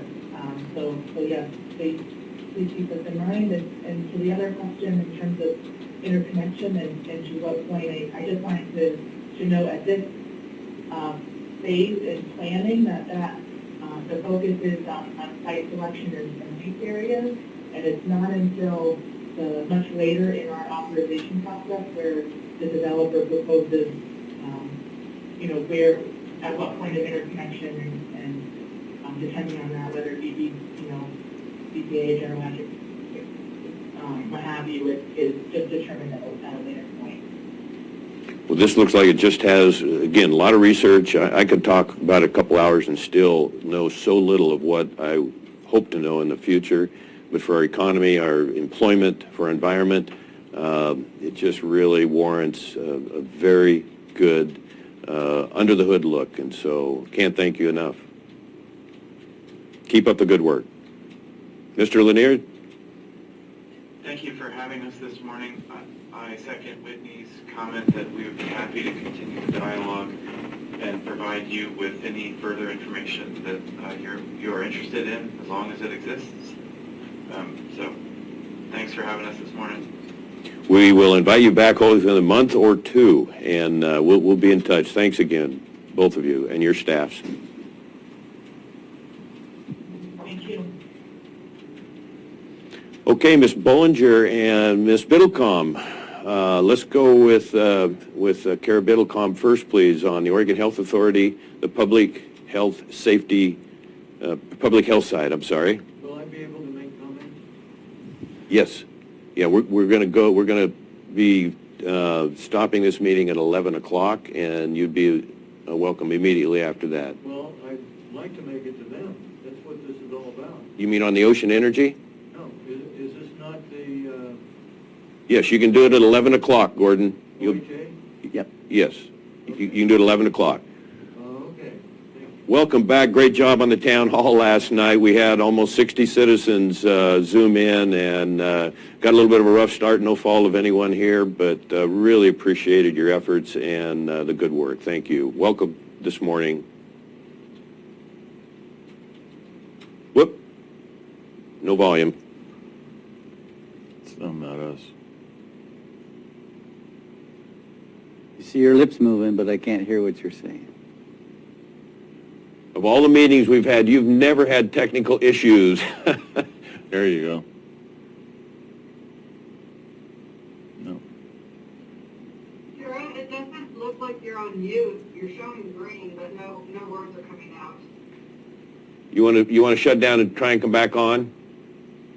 After you waited for an hour and a half? And apparently you're hearing us fine. Oh, goodness. Welcome, Ms. Farron. No? So this is actually Sissy Bollinger. I'm not sure why it has Melissa Farron's name, and I wasn't able to change it. So, do you want me to go ahead and proceed? Would you mind? We just really appreciate, and yeah, like I said, I haven't got to talk to you for a couple weeks, but all the meetings you've attended with Director Allen has just been so productive and encouraging, and we just really appreciate your support. And sorry we mistook you there for someone else. Welcome. Great to have you here. No problem. So thank you. So good morning, everybody. I want to introduce myself again. I am Sissy Bollinger. I'm the manager of the Licensing, Certification, and Technical Assistance Unit, and I am here representing Steve Allen, our Behavioral Health Director for Health Systems Division, Oregon Health Authority. He apologizes he couldn't make it today due to emergency situations. So I first want to thank the Curry County Commissioners for having me here today and talking with you all, and then for their diligent efforts just in ensuring continuity of behavioral health services in Curry County. The county commissioners did vote to return the local mental health authority to the Oregon Health Authority, and so that has occurred. Oregon Health Authority will continue its contract with Curry Community Health, CCH, to be the CMHP through the end of this year. We are seeking a new CMHP for Curry County. We will not be doing an RFP. We're not required to do that.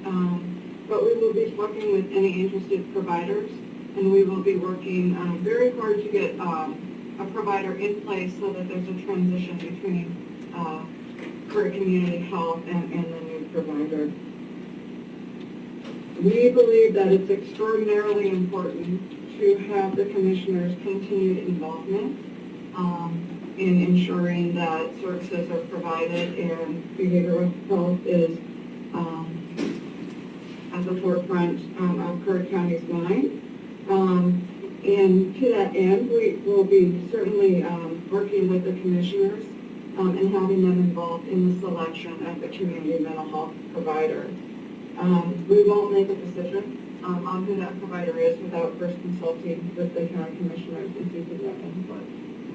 So those are the things that I just wanted to highlight in terms of where we're at with the local mental health authority and the community mental health provider. And if I'd like to turn it over to Kara to talk, and then maybe we can take questions at the end if there are any. Thank you again. Uh-oh.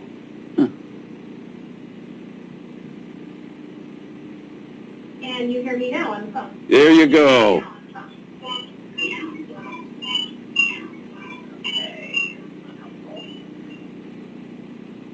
Are you getting an echo from me? I think we're good now. Okay.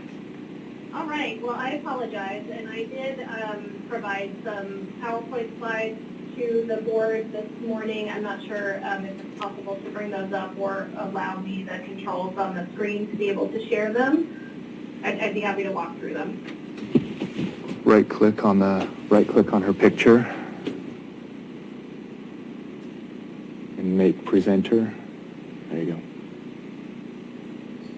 Yes. We got a team effort going here. It didn't come up. Should I try again? No, she has to present now. She has to bring her screen up. Can you see my slides? Yeah, there we go. Great. Well, I know we don't have a ton of time this morning, so I'll go through fairly quickly so that we can have time for questions and discussion. But again, my name is Kara Middlecombe. I'm the Deputy Public Health Director at the Oregon Health Authority's Public Health Division. So I've been working closely with you all since April on the transition of public health services in support for Curry County Public Health. So just to get a sense of our organizational structure, I'm not going to go into this due to the time, but essentially, public health services provide everything from public health protections in terms of safe drinking water, licensing and inspection of restaurant and lodging facilities, through to supporting community members through the lifespan. So that includes our maternal and child health programs, WIC programs, into tobacco and alcohol and other drug prevention, as well as communicable disease prevention, and of course, managing the COVID-19 pandemic currently. So as you know, the Board of Commissioners did adopt a resolution back in April to transfer their local public health authority to the Oregon Health Authority. And we've been working closely to ensure a cohesive transition of public health services and support for Curry County residents. When this does happen, and we do have one other county within the state that has transferred its local public health authority, OHA becomes responsible for those governance functions. So those things that only a government entity will do, such as petitioning the court, issuing orders, or being able to issue licenses, fines, etc. OHA has a set of statutorily required programs that it must continue within the county, and we work within our existing staff and resources. And in the case that we'll talk about today, they also subcontract to continue to provide those services within the county that has transitioned their public health authority to OHA. There are specific responsibilities that we have outlined in Oregon Revised Statutes and Oregon Administrative Rule. Again, not all of them have to be performed directly, but we'll talk through what those are. So governance functions, again, for local public health authorities, and then this is the piece that the Oregon Health Authority will assume, enforcing public health laws, imposing civil penalties, producing records, petitioning the court, etc. And OHA statutory obligations following the transfer are to investigate reportable diseases and disease outbreaks, enforce the Clean Air Act, issuing orders and petitioning the court, as I mentioned, administering environmental health services for the food, school, and lodging program, administering our safe drinking water program, and ensuring access to WIC services. As you also are likely aware, as of May 2nd, OHA began to provide several of these services directly. First was communicable disease. We have been helping to support communicable disease outbreak investigations and provide communicable disease supports, particularly around COVID-19, but also other communicable diseases. And we have been working with Josephine County through an agreement that we have with Josephine County to provide food, school, and lodging facility licensing. In our drinking water services program, we are administering directly through our own program as well. We're going to continue to contract to provide the WIC program in Curry County. Again, we've been working with Josephine County since May 2nd to continue to provide those services, just as Curry County had.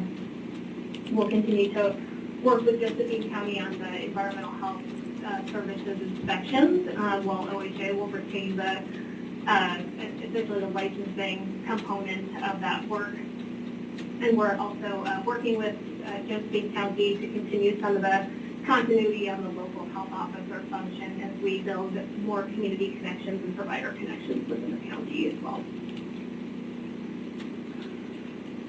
Some of the other things that we're also going to be working on, Curry County has been providing the alcohol and drug prevention and education program and tobacco prevention and education program through your juvenile justice department, which includes the duties related to enforcing the Indoor Clean Air Act. We will continue through a separate agreement with Curry County Juvenile Justice to be able to continue those programs. And we are going to be working with healthcare providers and other community-based organizations as partners to plan for public health emergencies. Specifically, we're focused on the wildfire season right ahead of us, as well as future pandemics. And we'll continue to work with our community-based organizations within the county to provide COVID-19 community engagement and wraparound services for people who are affected by isolation or quarantine. So we're working closely together to essentially close out the financial assistance agreement for local public health, as well as your environmental health services intergovernmental agreements, and are working to establish some more clinical partnerships. As Chair Boyce mentioned, last night we did have a town hall meeting and about 50 to 60 county residents in attendance, and so we'll look forward to hearing from community about the best ways to engage and work together on public health going forward. So I will stop there and see what questions you have for myself and for Cindy. Commissioner Herzog? Nothing. Commissioner Pash? No. Gordon? Real quickly, do you have a question directly to them now? Huh? I got several. Okay. Why don't you give those in an email, because they're going to be back, and they are very responsive, very accessible, very supportive, and we'll make sure that those questions get directly to them. And yeah, we miss Mr. Allen today. He's been incredible to work with. You all have. Ms. Bollinger, thanks for filling in. Thank you again for your patience. Apologize for the disruption we had earlier today. I know you had 11 o'clock hard schedule there, Ms. Biddlecom, and so it's just, I can't extend enough how smooth and hardworking and dedicated this has been to get this done on both mental and public health. And so we, and the questions last night were very good, and I was quite glad for that. So any last comments you would like to offer? Tell Mr. Allen I'm quite honored that I get his text number. You know, I get good texts from him. Very helpful. Commissioners, I would just say that we're looking forward to supporting the health of Curry County residents, and so thanks for the opportunity. Look forward to the continued work together. Also, the work that you've done with Josephine County, and that started with Public Health Administrator Ward, and they just keep offering more and more assistance. And you know, I'm going to send them flowers or presents for the grandkids or something, but they have just really been. And one question last night was, are you going to have to hire more staff? And they said, well, we haven't had to yet, but we will. And I interpreted that as a good sign and renewed or additional commitment. I assume that's the way you read it. Can I ask them one question? You have just enough time. You bet, Gordon. Come on up. We have one member in the audience. He's the head of 3 years of our Curry Suicide Awareness Prevention Program, and just one of the finest people you ever meet. And so I'm glad that he can take. We got about 3 minutes left. Connie, did you have anything? Connie Hunter, at this time? Okay. Kara, it's nice to meet you in person. I have sent you some information. Hold the mics close. My name is Gordon Clay, for the record. I'm from Brookings, Oregon. and I've sent you some information, some of this information, and I'm looking forward to a response. The main thing is that I've asked is Oregon Health Authority going to guarantee that the crisis text number 877-519-9322 will continue to be fully staffed for 24/7 and not be discontinued or shifted to 911 or shifted to some other crisis service? That's my question. And the basic is we've got over 20,000 wallet cards distributed at 103 locations, retail locations, over the last 15 years, or since 2015, in this county. There are a lot of people that are carrying this card, and if that number goes away, there's no way to inform those people that expected to have a crisis number that's handled. I know 4 of your counties are 911, and it would be a shame to go there, but I would really like to understand what's going to happen to the crisis. Okay, let him answer. That crisis text number. Thank you, Gordon. Thank you for the question. I'm actually wondering, Sissy, I think that this belongs in your area, if you'd like to respond. It might. I don't have the answer, but I will certainly look into it and get that information back to you all. I think he's saying losing that number may not be negotiable. So I know you help us any way you can. It's just, as he said, that number is on so many printed documents and access for the people. And so let us know how we can help there, of course. Absolutely, and we'll look into that further and get you some information. Yeah, Great. Thank you again. Possible. Thank you. Okay, thank you, Gordon. Okay, you got 2 minutes to get to your next meeting, Miss Biddlecombe. Thank you again, both of you. Any last-minute comments? Thank you for your time today. All our best. Thanks again. Okay, board, we're going to do a recess. Need everybody back here at 11:10. Please. We have a hearing at 11 o'clock. Yeah. Public hearing at Public 11. hearing at 11. County fees. Number 6. Oh, I went right over that, guys. Okay. This public hearing we're open 30 seconds early, and it's on county fees. Anyone in the public wish to comment?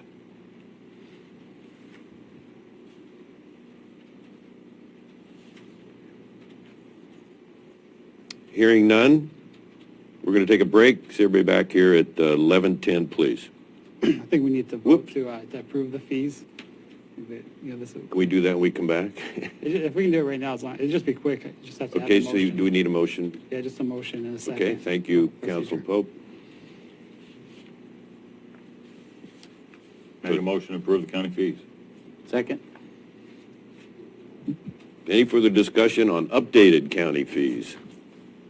Well, there's new fees and some old ones, but yeah, it's pretty straightforward. Not a lot of change, maybe a little. Call for the question, please. Commissioner Pash. Aye. Vice Chair Herzog. Yes. Chair Boyce. Yes? Motion carried unanimously. Thank you again, board. What are we doing? Breaking? 11:10. How about 11:11? June 23rd, 2021, Curry County Board of Commissioners. We're going to we still need to go back on, item number 7, consent agenda. 7A, minutes, special meeting, June 4th, 2021. Those are short and sweet, John Jesuit. Item 7B, rehire summer work crew in Loreno. 7C, rehire summer work crew C. Madison. 7D, promotion of an employee, J. Flores. 7E, housing committee grant. 7F, appoint members to the safety committee. 7G, transfer of an employee L. Hopkins. 7H, transfer of an employee A. Adkins. We removed, tabled 7I, 7J, master payroll for the fiscal year 2021-22. 7K, maintenance contract assessor in Oregon Department of Revenue. Looking for a motion, board? So moved with the addition of relieving or removing I, Okay. A through K without I. I'll second. Discussion. Staff Jesuit, call for the question, please. Commissioner Pash. Aye. Vice Chair Herzog. Yes. Chair Boyce. Yes. Motion carried unanimously. Item 8E, review rules of decorum for Commissioner Board meetings. Commissioner, I was actually hoping, with your guys' permission, we can move that into executive session. After the day, I kind of changed some of the things I want to talk about, and it's going to start veering into legal advice. So if we could just move it then and maintain privilege, that'd be appreciated. I was hoping you wouldn't bring up earlier today. So, board, do we have a Too late. consensus on that? Yes. All Agreed. right, thank you. Thank you. Council Pope. 8B, this is what we've been waiting for all day. You're popular today. 4 items. Welcome, Roadmaster Christensen. Adjust the microphone, please.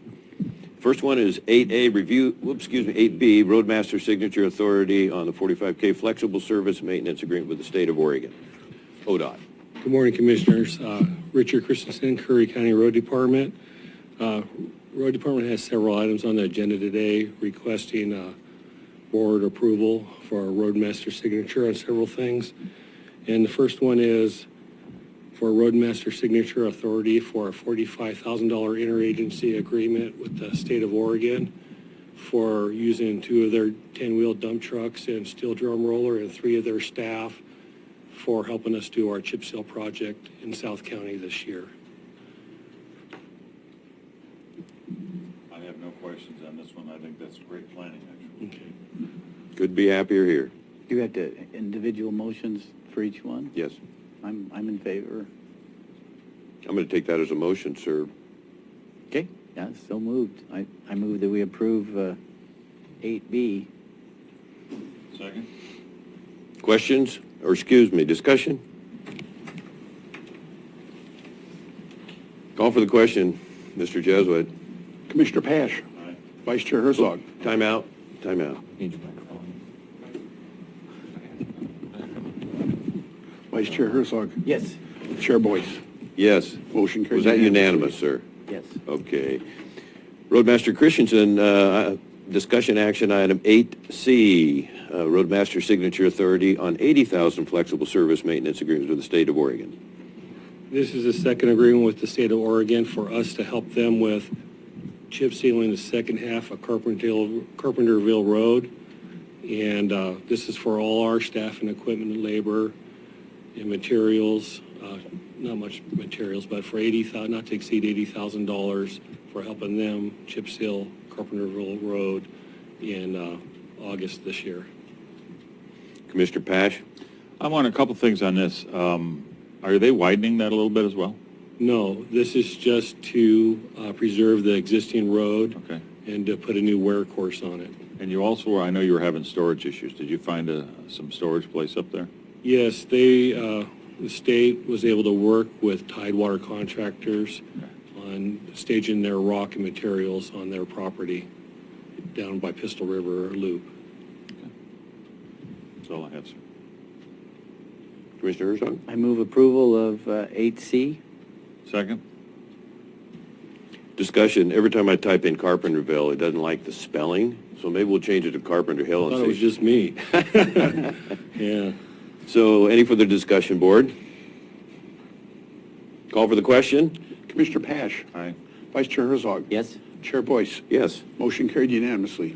Discussion action items, Roadmaster Christensen, 8D, Roadmaster requests for board approval to place 34 acres of Curry County property located at the intersection of Highway 101 and Airport Road for use as road department storage facility with transfer of $111,000 and change from road department to general fund. Yes, this is a piece of property Curry County acquired through state parks through a land swap for property at Flores Lake last year, and the road department supported that project and vacated right away.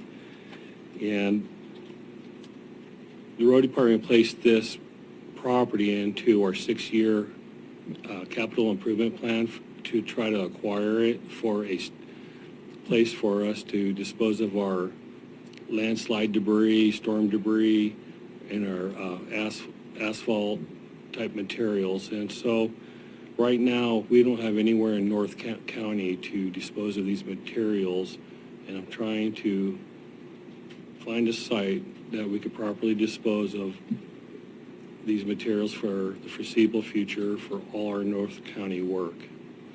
And so we'd like to try to get approval that we could, road department could have that property for its use. Commissioner Pash? Well, I got a couple of concerns and questions on this.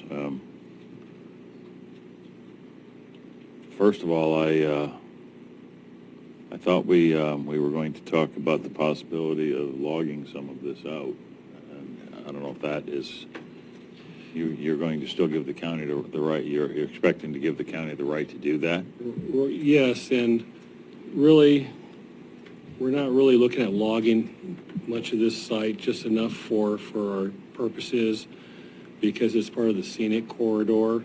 And the thought would be that we would put a gravel road into the middle of it and leave as much trees around all the property lines as possible. And we would, maybe clean up the forest, because if you look in the documents from state parks back in the 30s, that whole forest burned down. And so the thing is, we'd like to kind of mow the brush out of it and clean it up and just be in the interior of it. And we could start, currently, we do, property owners say you could dump your dirt on our property and stuff like that, and that's not really appropriate. And so I want to try to get away from that. And also, too, is we used to dump on state property, but last year or 2 years ago, they notified us that the capacity they have left, they need for their own future. So we have to find our own site. That I'm looking to make this like approved through DEQ, so that in the future, when we have federal projects or FEMA projects, that we have a proper place to dispose of materials. I think this is, if I remember right, this is the same property we've talked about in workshops before. Yes. Correct. So you're not looking at using the entire 34 acres, you're looking at using part of it. Is that correct? Just correct. A small part of it. That's correct. Because I also think I remember Parks and Economic Development suggesting some other uses for part of that land, and working together to use that site for your needs as well as possibly theirs. But I guess I just want to make sure that we leave that open for discussion and Absolutely. You know, one of the things we're really looking at doing with this is currently the road department is leading a transportation system plan for Curry County, and we want to try to make that parcel part of the Oregon Coast bike route, maybe like a rest area. That's been brought up in the past, and there's room for that. And so we're looking at, having our use and other uses as well. That's a great plan right there. Commissioner Herzog? So it's my understanding we have, the parcel you're talking about is on the south side of the airport road and 101. But we do have a little bit across the street, right? Not as many acres. Right, there's a smaller parcel, 7 acre. Yeah. So you want a big burn site and dump area. What I don't understand is why you would want to, since we're all county, why do you have to, it's like you're buying it, or, well, I was my thought was that I just want to secure, it belongs to the county, and I just want to kind of secure it for the road department so that way we have a home to put our materials. And so I just wanted to somehow put it in our name. My thought was that, we would pay the price that was in the proposal from State Parks just for the property, but not for the timber, as we don't intend to harvest the timber. So is that a normal procedure where county pays the county, or? I don't think I'm in favor of that part. I think we should be able to say, you get to use this property, and I mean, you're not the redheaded stepchild, so. Does the road department have other properties that they have paid for in the past? And because you have sites for your material in other places. Is I'm that not sure. county property owned or road department owned? We do have, road department has 3 road department owned properties. We have the North Shop property is 4 acres, but 1 acre of it is a driveway, 3 acres is usable. Then we had a property down in Brookings that we sold to the city of Brookings, I don't know, 10, 15 years ago, and that's gone. Railroad there? So there is some precedent for the road I believe department so. paying for property. And I believe we own the Hunter Creek facility. Okay. And so is the $111,000 the value of the full 34 acres? Yes. Okay, so if According you're only going to to- use part of it, Right. maybe we need to adjust some numbers, I don't know. So, this is a controversial move, when we took this with the state, especially with some North County citizens, right across from Pacific High School, Highway 101 location. You have been very accessible. You've obviously done a lot of work here. I'm going to encourage the board to look at a workshop, to actually physically walk this property. I don't know what it's worth, but I would be shocked if it's only worth $100,000 or $111,000, even without the timber. And so I'm going to drag my feet on this. I don't think the day is the smartest day to make a decision. I'm very much aware of the dynamic and even the dilemma that you're in with finding room for some of the materials. But I'm even going to be, sorry, it's okay.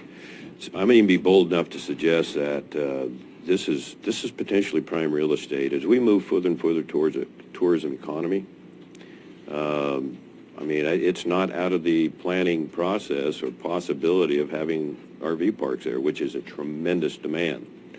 So maybe we need to look at your 7 acres as the site you need, in addition to the property you have on Old County Road, just north of the high school, of course, Pacific, and take the other 24 and just move pretty slow on this. And I've been pushing for 4 years. We're the only county in Southwest Oregon that does not have a forestry department. And so this is 34 acres of potential forest. I've never heard any discussion until I talked to you yesterday about harvesting it, which I appreciated. And, if that's what the board and the citizens agreed, and especially you, if you think that's best for your department, to harvest at least some of it. You mentioned maybe 100-foot right-of-way. And as you go by the private timber that's just south of Pacific, logging goes back in my family, so that's very important to Curry County, obviously. But that section there where they went right to the edge of 101, it's almost painful. So I know you would never want to do anything like that, and I don't think this board would either. But I don't want to make a decision today based on the value for 34 acres in that location is only worth $111,000. I'm going to, again, emphasize, I would encourage the board to physically walk this property and then have a workshop. And I think we might need an appraisal. I need a little better planning part on your thoughts of how much room you need to burn and haul. And then if we did have an RV park, we did have a rest area, would noise be a factor there in the tourism aspect? I don't mean to, you know, I don't mean to overemphasize that because I don't know. I just don't want the board to move too fast on this because it's could be part of our forestry long-term, could be connection with the high school. You know, I can envision kids building trails in there and cutting the underbrush, firewise it, you know, open it up just a little bit. I think you and I talked yesterday, anything under 4 inches, done, burn, clean up. There is no gorse in there. You and I talked about that. So if you open it up too much, then you're going to have gorse because the sunlight gets to the ground floor. And I know you're very much aware of that. So, I mean, I'd like to keep this conversation going, discussion, and, you know, it's, again, thank you very much for the work you did there, and I think we need to accelerate helping you find a location if, in fact, that part of this isn't the solution for you. Commissioner Pash, excuse me. Well, I've been on the property, and I was actually interested in the way it was set up, and I know you and I spoke about a year ago about this. And the backside, the lower part of that property is actually, I don't think it would be buildable for anything because it's low and it floods. And that would actually be a perfect place to do a lot of what Mr. Christensen is talking about here. So I would agree with you, Commissioner Herzog, on this, that I don't think, you know, the county should need to look to sell it to the road department because it could, as Commissioner Boyce just said, have other uses for the county down the road. I think what we need to do is look to form a partnership with the road department and say, you know, for now, for a number of years, this part of it is for use for the road department, and nobody can infringe on that, and just keep that partnership and still be able to have the rest of the property viable for other things. That would work. Yeah, I'm in favor of that, and I would like to, you know, either go out all three of us and Rich or one at a time, however, and walk that property in the little acreage across the street and just see it. I know I drove past it for 30 years, but it doesn't scream at you to walk in here, does it? But it's pretty brushy. Yep. Hang on one second. You want to step up to the mic, please? Matt Hall, Curry County Reporter, Port Orford News. Mike. I'd just like to remind all that is immediately adjacent to Pacific High School, and the needs of the students and the high school might be considered as you move forward with plans. Couldn't agree with you more. Roadmaster Christensen? I like everything I'm hearing, so thank you. Director Crockett, did you have anything you wanted to add? Not this time. Okay. So I'm just going to encourage the board not to move too fast on this to get, I know I don't have near enough information, and I think I've said what needs to be said as far as, but until we have a workshop, let's just delay this at least a couple weeks, perhaps a month, and let's really focus on learning all we possibly can before we give an entire 34 acres to another department until we know exactly what the needs are and the you know, essentially what would the acreage be to put that together. And yeah, I with what Editor Hall just said, Pacific High has one of the best wood shops and metal shops in the whole coast of Oregon, and it's underutilized. And so for what that's worth, you know, getting them outdoors and, yeah, building trails, coming up with some different ideas, bring the public in. Please bring the public in. Thank you. That's not my phone.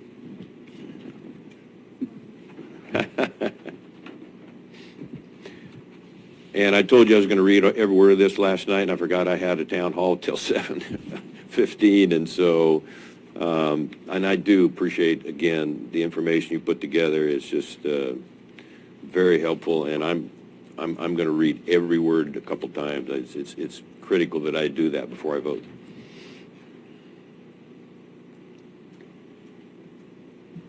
So, I'm sorry, you had something a minute ago. No, So do we need something in the form of a motion, or? No? Not for just going to. No, discussion action, okay.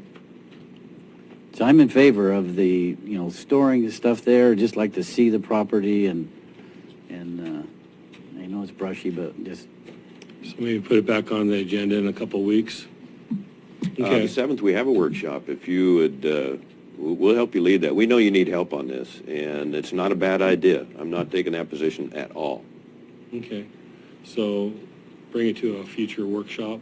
We could do it on the 7th if that date is possibly open for you. You don't have to tell us now, but that would be, I think it's important that we help Okay. you, and so we have one other item, I think, as of now on that workshop, so probably be about 2 or Okay. 3. I can do that. Great. Thank you. Okay, and you have one more, item 8E, Roadmaster request for board approval and signature on the interagency master agreement between the U.S. Forest Service and Curry County Road Department for road maintenance and repairs in the Rogue River Siskiyou National Forest and adjacent Curry County roads, plus Roadmaster request for signature authority to sign $697,000 road project agreement in order for U.S. Forest Service to obligate funds for the following fiscal year. Yeah, this Good was- job. Well, it's been a 3-year project. It's finally coming together, working with U.S. Forest Service. And so this is really a 2-part agenda here. The first part is following our workshop we had a couple of weeks ago at U.S. Forest Service is for the board to sign the master agreement and so that we could get that adopted and fully executed. And then the second part of this is next year, U.S. Forest Service would like us to chip seal Bear Camp Road, and so this $697,000 is our best estimate at this time, and they need Roadmaster's signature on that agreement now in order to obligate the funds next year. And so it's kind of a leap of faith here, but we're real positive we could pull it off. I've talked with the State Highway Department, and they're willing to loan us 2 dump trucks and a roller again and do another interagency agreement for whatever it is next year. Maybe it's $40,000 again. So we're doing everything to put this together, but in order for this to move forward, the Roadmaster has to sign this $697,000 agreement. So I need for the board to sign the master agreement, then give me the authority to sign the project agreement. That's on part 8E, we'll say 1. So would you prefer separate motions on this agenda item? As a I think part you one? could just approve it all. Okay. I thought you might say that. Good. Well, there's back to our tourism. The improvement on Bear Camp is huge. And the fact that the Forest Service, no surprise, trusts you and, is even a little bit reliant on, your program, it's really good. Yeah.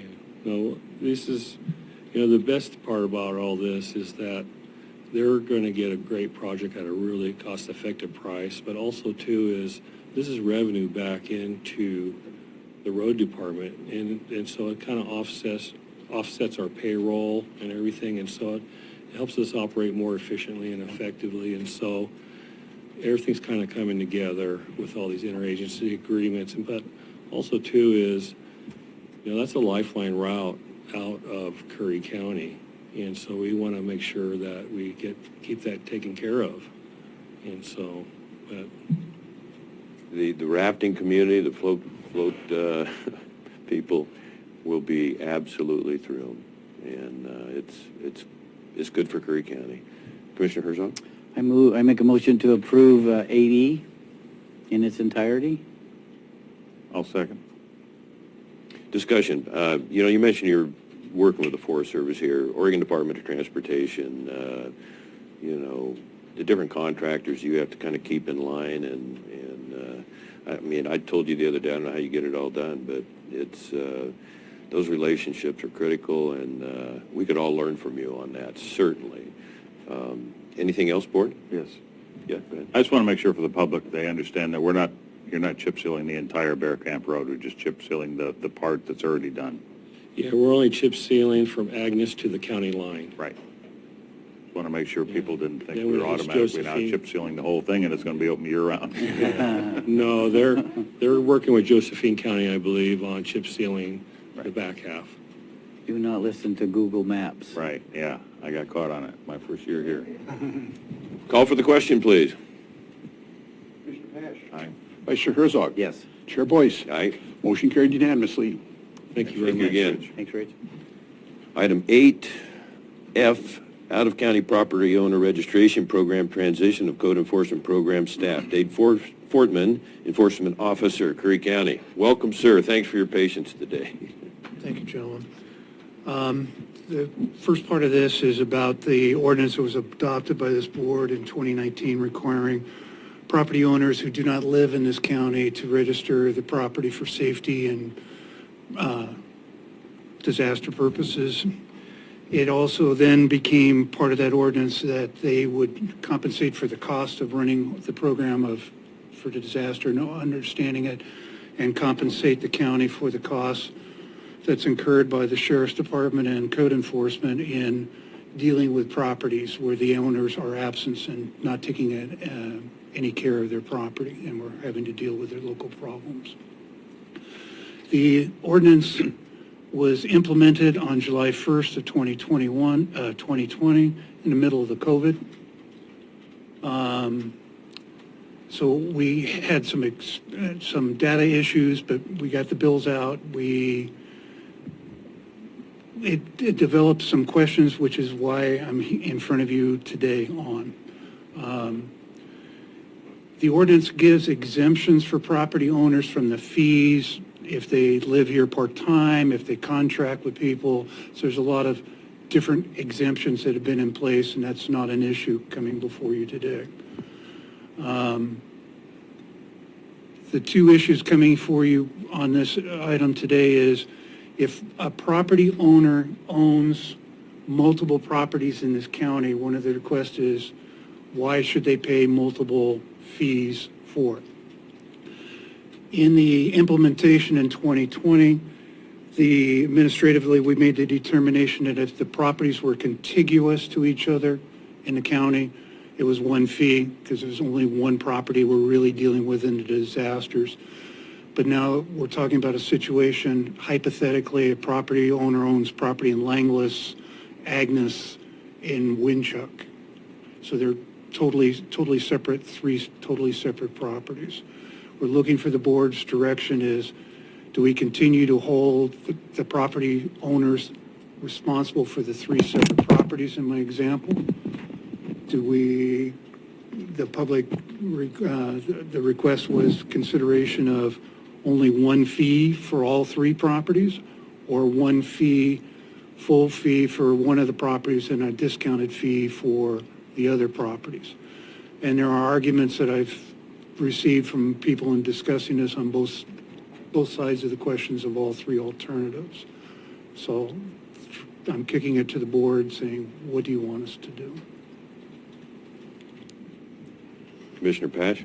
Well, I've had some conversations with Mr. Fortman as liaison, and I agree. I think we had agreement the other day, when he presented the three to me, I felt I was comfortable with the one fee for one property and a discounted fee for any additional properties. Let's say a 50% discount for each other property. But there's still going to be fees associated. If you own one property or 10, there's going to be, as long as they're not contiguous, there's going to be fees involved. Let's say we had a fire, and the fire's in multiple places. There's going to be a fee to, go to each one of those properties. So I personally don't think we should do one fee for all. I think each property should have to have a fee, but I do agree with coming up with something that, yes, if you own 3 or 4 properties, we'll give you a discount for the rest of them. So that's my opinion. Mr. Herzog? Well, what is your recommendation, Dave? I'm going to avoid making a direct recommendation. I'm just going to give you the arguments. The program was designed to have the information for properties, for disasters, for evacuations and all that. So we're maintaining records on every property. So it's costing us the same to do it for one or for three. Making it one fee for multiple properties would make it more complex from a record-keeping situation. How do we break it out of the database and hold the different properties separate? An argument that I've recently heard since talking to Commissioner Pash from people is, what's fair? And we have the multiple property owners saying their opinion on what's fair, and we have the single property owners saying, well, why should they get away with discounts for multiple properties? That's why I'm not making any recommendation on the fee issue to you. So on this subject, the way you explained it the other day, and it wasn't under the recommendation category, but it was very helpful. If it is contiguous, one fee. If it is different spots around the county, it would be multiple fees for out-of-area property owners. So that would be my recommendation. That's what I support. I think it's fairly simple, fairly easy to follow, and I assume, correct me if I'm wrong, fairly easy to administer. Whatever way the board gives us directions, we can implement it. We're just coming up on the new fiscal billing year, and this is why it's coming before you. Okay, yes. So on your recommendation, did you say with a no discount? I don't think I would get in the discount category. How would you manage that? And as you said a bit ago, be fair. That's my initial thought. I could be, if we had a structure that was pretty, open and, no variance so nobody could feel, as you suggested, that it would be misinterpreted or showing favoritism in some fashion. I'm not sure. Mechanically, we can make it work either way. It will take us a little more if we're giving discounts, but that's what the software is built for. So it becomes a political or community decision is what's going on. The only other one I'll point out is, as Commissioner Boyce just said, if there's a disaster and we're responding to, say, give the information to the fire department what the hazards are on there, I mean, that could be, it's a cost for the county for us to deal with it in Langlis. And then there's a fire in Winchuck, we're going to be out there again. And it's going to be the same kind of cost. So so members of the public, even outside residents of Curry County, that just heard you say that's one aspect of why we felt, as hard as tough a decision as it was to implement this tax, in just plain terms, we're watching their back, and it's just not on fire. But if you wanted to speak a little bit more to that for those members, I think that would be beneficial for everyone. Well, one of the things I discovered when I took this job was that an out-of-county owner, the information on their property in general is dated, and there's no telephone, there's no way to contact. So we have a number of properties where the owners are living out of state or elsewhere in the state. Their properties are being squatted, squatters coming onto it, using it for dump sites, using it for all kinds of problems. And we had no way to expeditiously get a hold of them. That started the ordinance discussion. And again, the cost associated with that is the sheriff or my department were going out 4 and 5 extra times to each property to deal with it. We've since have honed the software that the board allowed us to purchase to make all these programs work, to now allow us to keep a property owner apprised as to what's going on. So if a property owner has tenants on their property, or a property owner, I'm thinking of off of South Bank Checo, they're in a board and care facility and the family's back in Texas, and they've got squatters in the property, trashing their property. This gives us the tools to be able to keep them apprised of what's going on so we can get a collaborative resolution to some of the problems on the property, working with both the property owner and the people causing the problems. So it's a beneficial ordinance. It wasn't intended to be a tax or to pay anything. It was intended to provide the tools necessary to deal with these problems. And I think we actually ended up with better tools at the end in the software. Did So that answer your question, Commissioner? Thank you. Yes, absolutely. I think we need to just keep, in the interest of public relations, letting the people know this was not an easy, willy-nilly thing that we decided just to go find some more income. It is, law enforcement, as we well know, is quite expensive. And so I'm looking for a motion, Board. So one question real quick. So Certainly. Right now, if you have multiple properties, you pay the fee multiple times, the whole. That was the way it was set up originally. Okay. Unless the properties are contiguous. So if you own a parcel of 5 acres here and next door is 5 acres, last year we made the decision to consider it one property. And it also went on to deal with the issue with the assessor's office where the properties were split up and we were trying to figure out, is it really multiple properties or single properties? So that's what we put in on administratively on 2020's billing was contiguous one cost. So here's my motion. And anybody can correct me if I'm wrong, if we didn't have a collective interpretation here, that we change the fee structure, that if you have contiguous property, we will have a chart that gives you the breakdown, same for everyone. If you have separate properties, just like it was in the first year of this program, no change. In the fee structure that this board approved a little bit ago, scenario A is covered right now. Yep. We have authority to do it. If you decide today to lower it down, then we'd have to come back and amend the fee structure to be able to give the discount to the secondary properties. Okay, but you would be willing to work on that chart and bring that recommendation back to the board? Whatever the board, and we want to get the program moving forward. Great.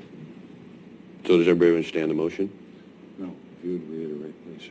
Okay, so if it's contiguous property, we will have a chart that could potentially give you, as a property owner, a discount. Otherwise, it remains the same.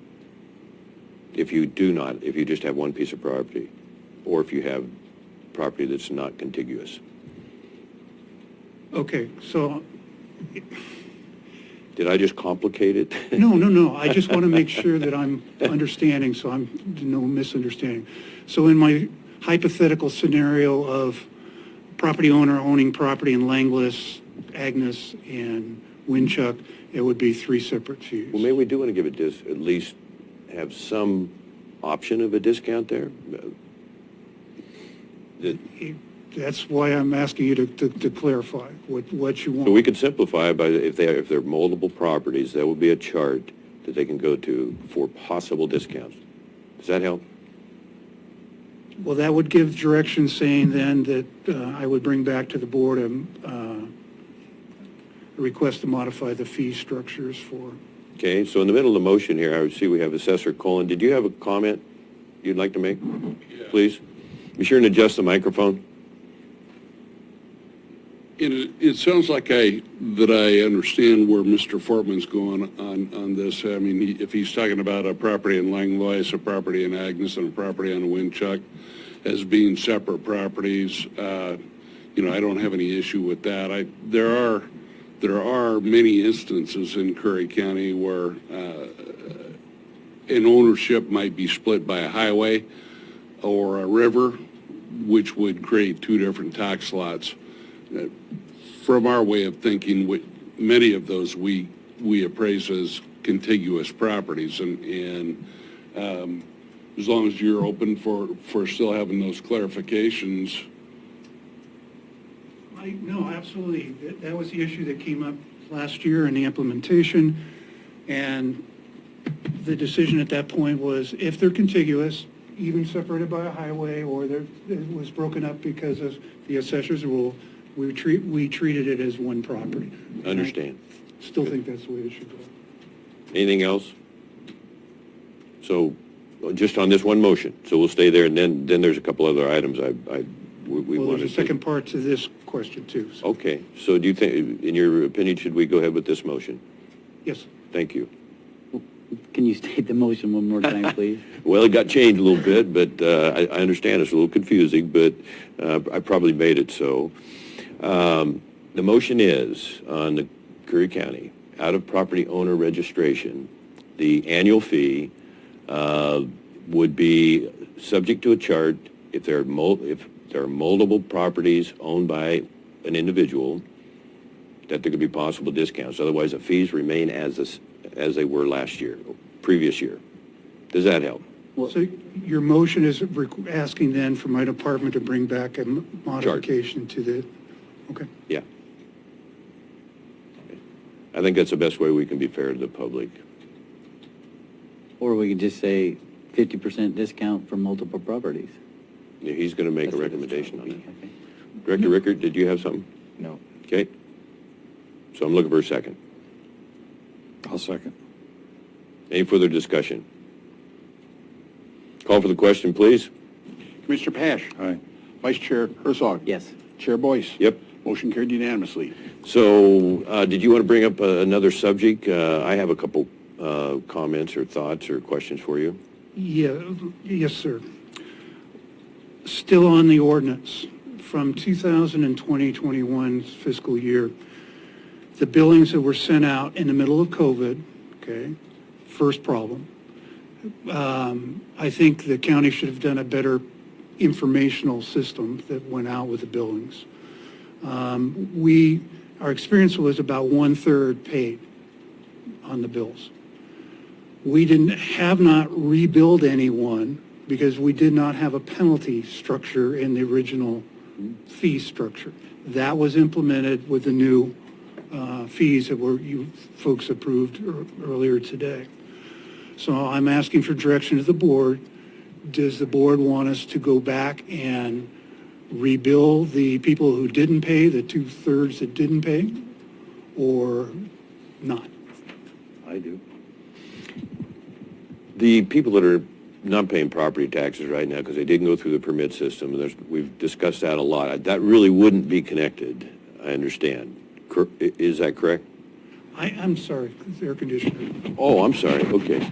Over the years, we've been talking about the people that did not have permits, and so they're not on the tax rolls, and I'm just trying to think part of the reason for, we've given these people an opportunity for amnesty, encourage them to come in, so the ones that didn't pay, I agree, and I think we ought to go back and collect and remind them there's another year coming up, and so, yes, I meant to put that in a formal question. I apologize. Well, in answering that, that's one way we'll come close to a recommendation is I, too, believe that we should go back and try to collect from the people.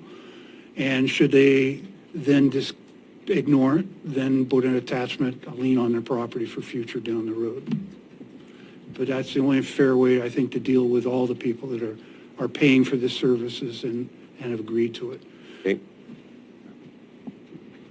Commissioner Pash? I'll make that motion. Second. We go back and rebill, and if they don't respond and/or pay, then we attach to the lien. Second. Further discussion? Staff Jesuit, call for the question, please. Commissioner Pash. Aye. Vice Chair Herzog. Yes. Chair Boyce. Yes. Motion carried unanimously. Okay, now on the fees that we collect, it's my understanding that 90% goes to the Sheriff's Department, is that right? No. Originally, it was, I think it's 70% goes to the Sheriff's Thank you. Department, 30% goes to code enforcement. I wasn't even close. But the part that goes to code enforcement is for administration, correct? 30%? currently, as Mr. Record explained to me the other day, it's covering for both right now. So what's the percentage breakdown? 70 and 30. 70-30, Yeah. okay? Sorry. I can do that math even. I struggle, though.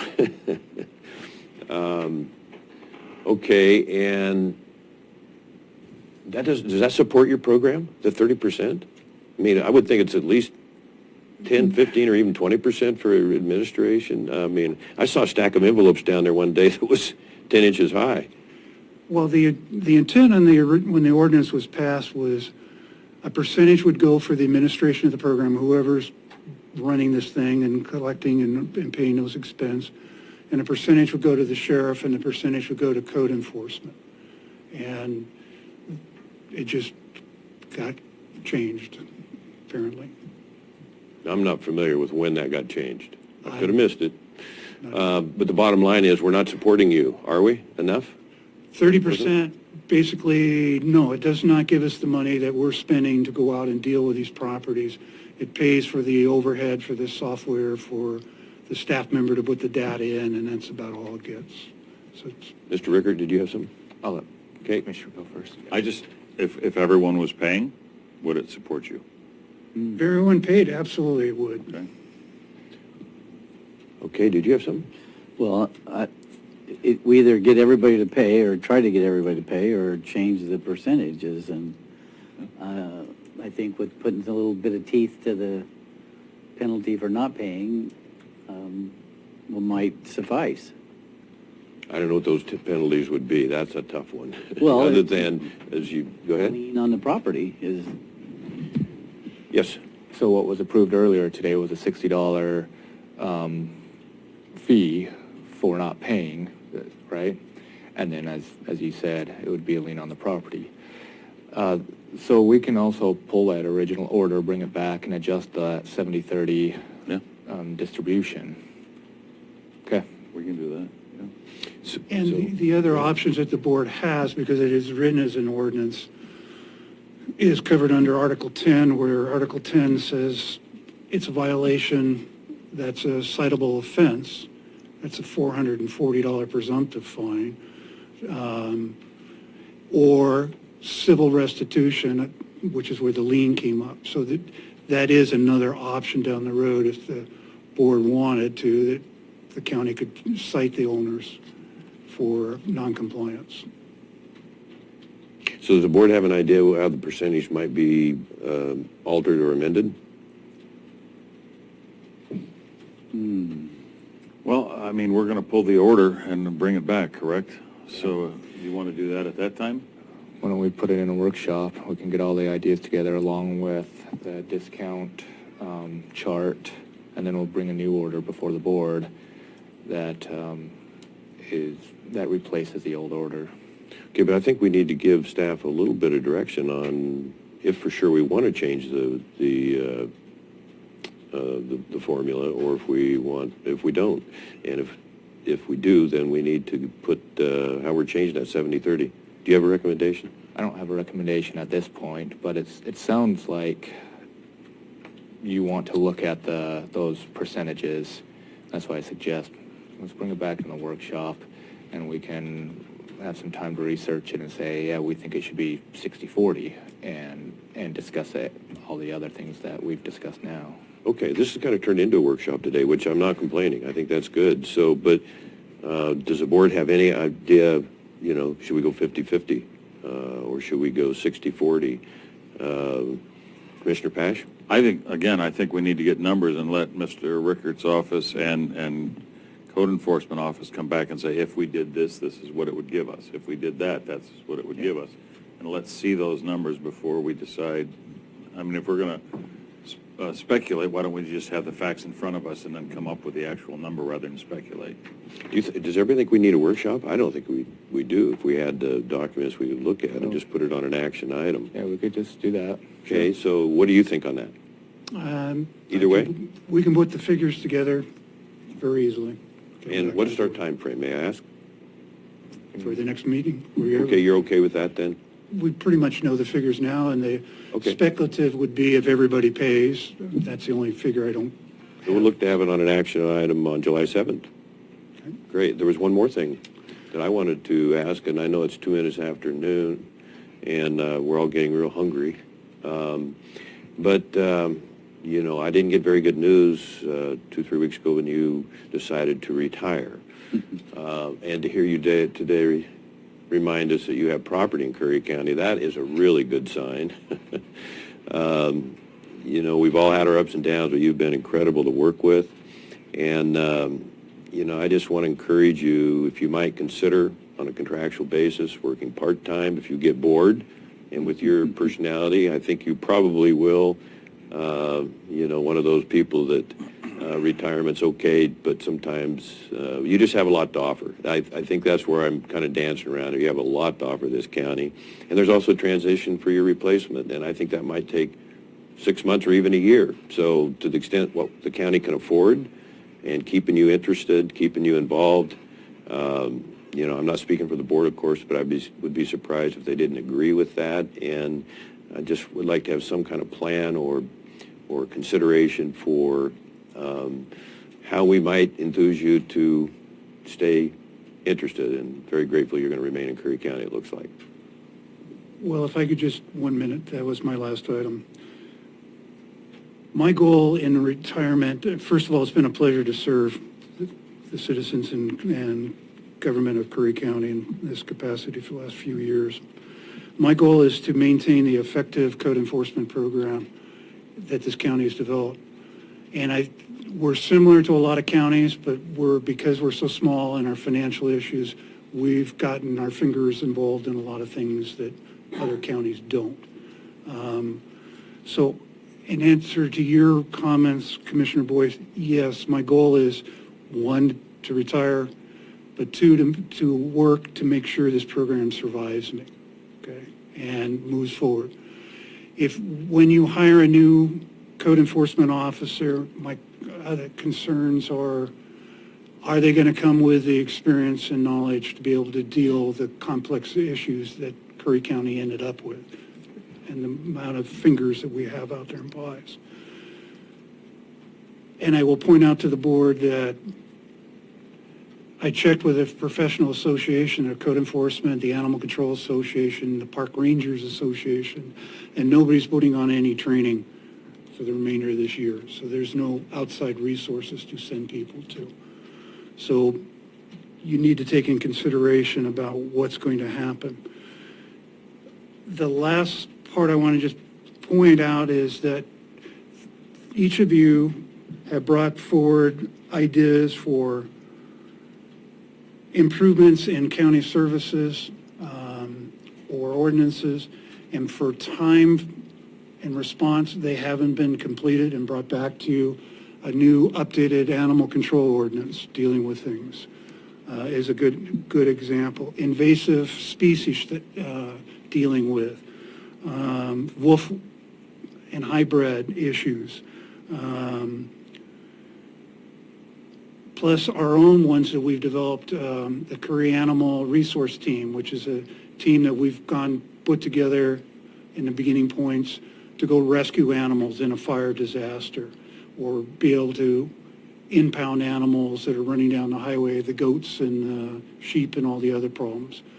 So these are programs that need to survive my departure, and you know, I will do whatever I can to help move these things forward.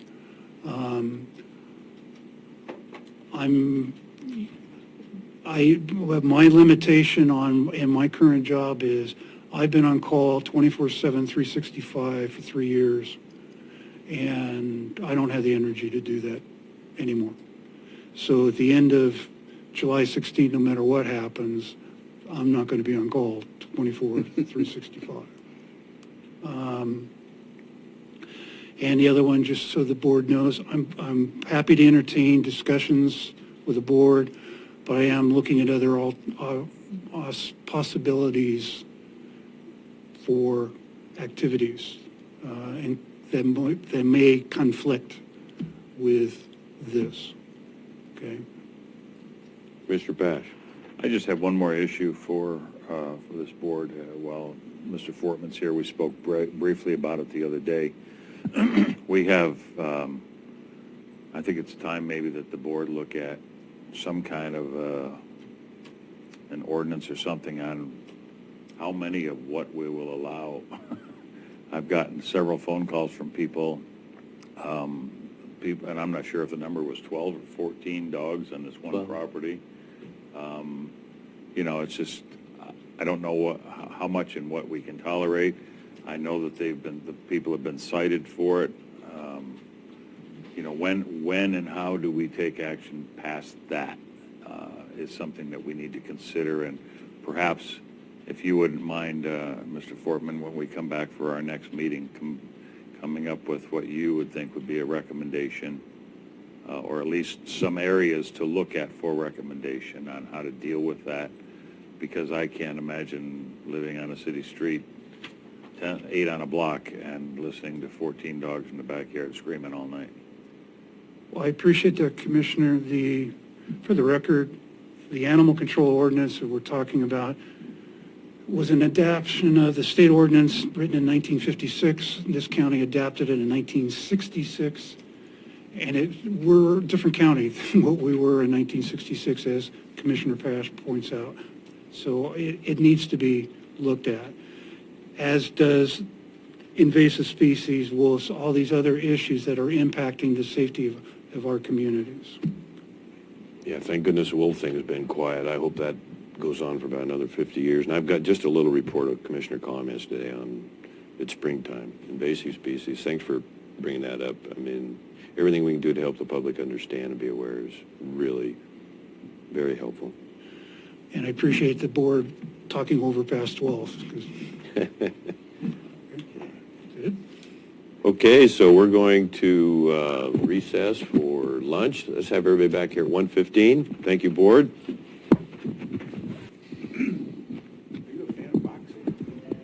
Not really. Welcome back, everyone. Curry County, Oregon Board of Commissioners. Resuming the afternoon, it is 1:15. It is June 23rd, 2021.